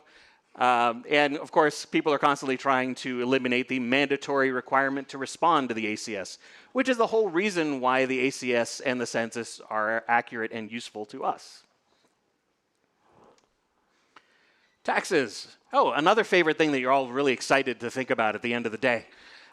But here's where we hit some good news. So within the One Big Beautiful Bill Act, the giant tax and budget reconciliation law that passed this summer, there was this lovely little nugget in which for the first time since the 30s, I think, the threshold for tax reporting for, in this case, incentives or research subjects, which has been capped at, starts at $600 annually from any given payer. That threshold is going to raise in 2026 to $2,000 instead.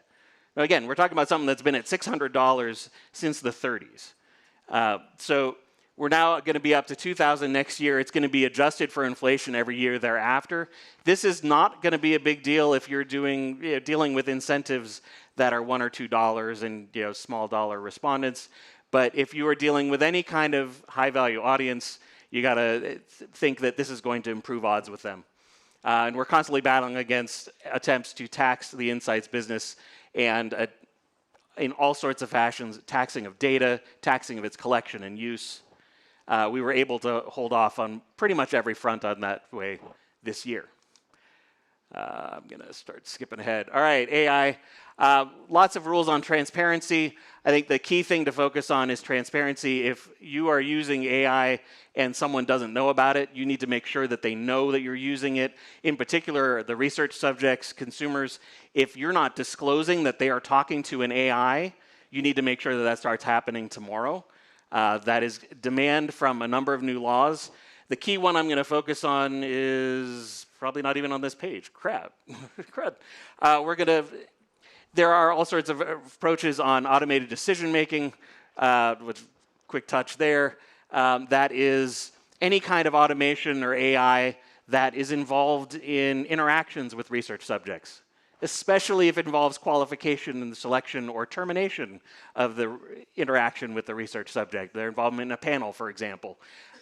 If you have automation involved, you're going to have to look very carefully, if you're dealing with California, to make sure that you're cutting back and making sure humans are involved, or there's going to be a whole set of steps of notice and restrictions on how you can do that. We were able to kill a lot of bills in this regard in California this year that were trying to make it much, much worse. Where we go. So, chatbots. Maine has a new law requiring transparency when you're dealing with them.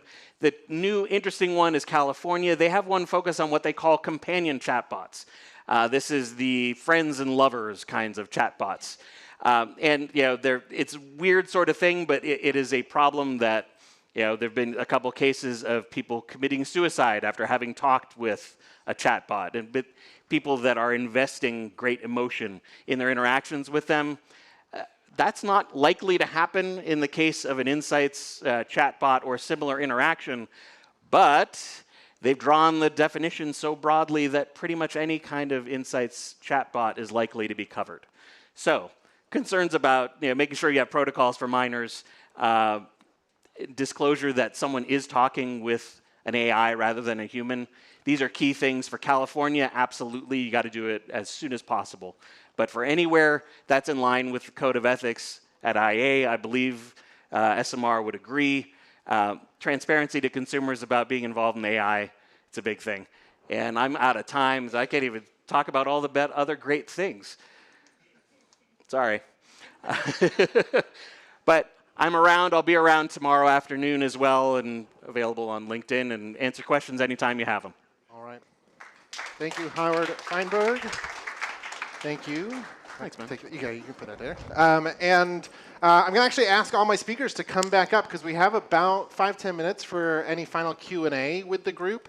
And just to wrap up on that last talk, as we have been hearing even all day today about the nuances of AI, all the different sort of tricky areas we can get into, having someone like Howard fighting for our industry is a great boon to us, I think. So thank you, Howard, for sharing some of your work with all of that.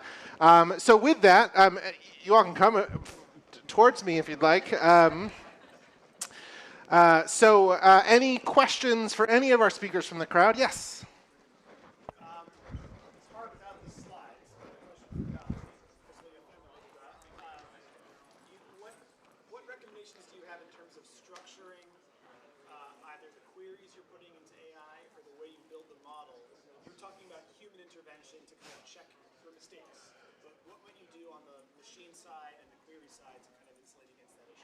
I think there are many technology people who can answer that better than me. I think you hear me. I would say reiterate and dig deeper, even when you ask AI, because when you start asking it again and again, or you ask it to compare the results to itself, even you get different answers, and then you know that you might have some gaps. So this would be the first thing I do in terms of regular work.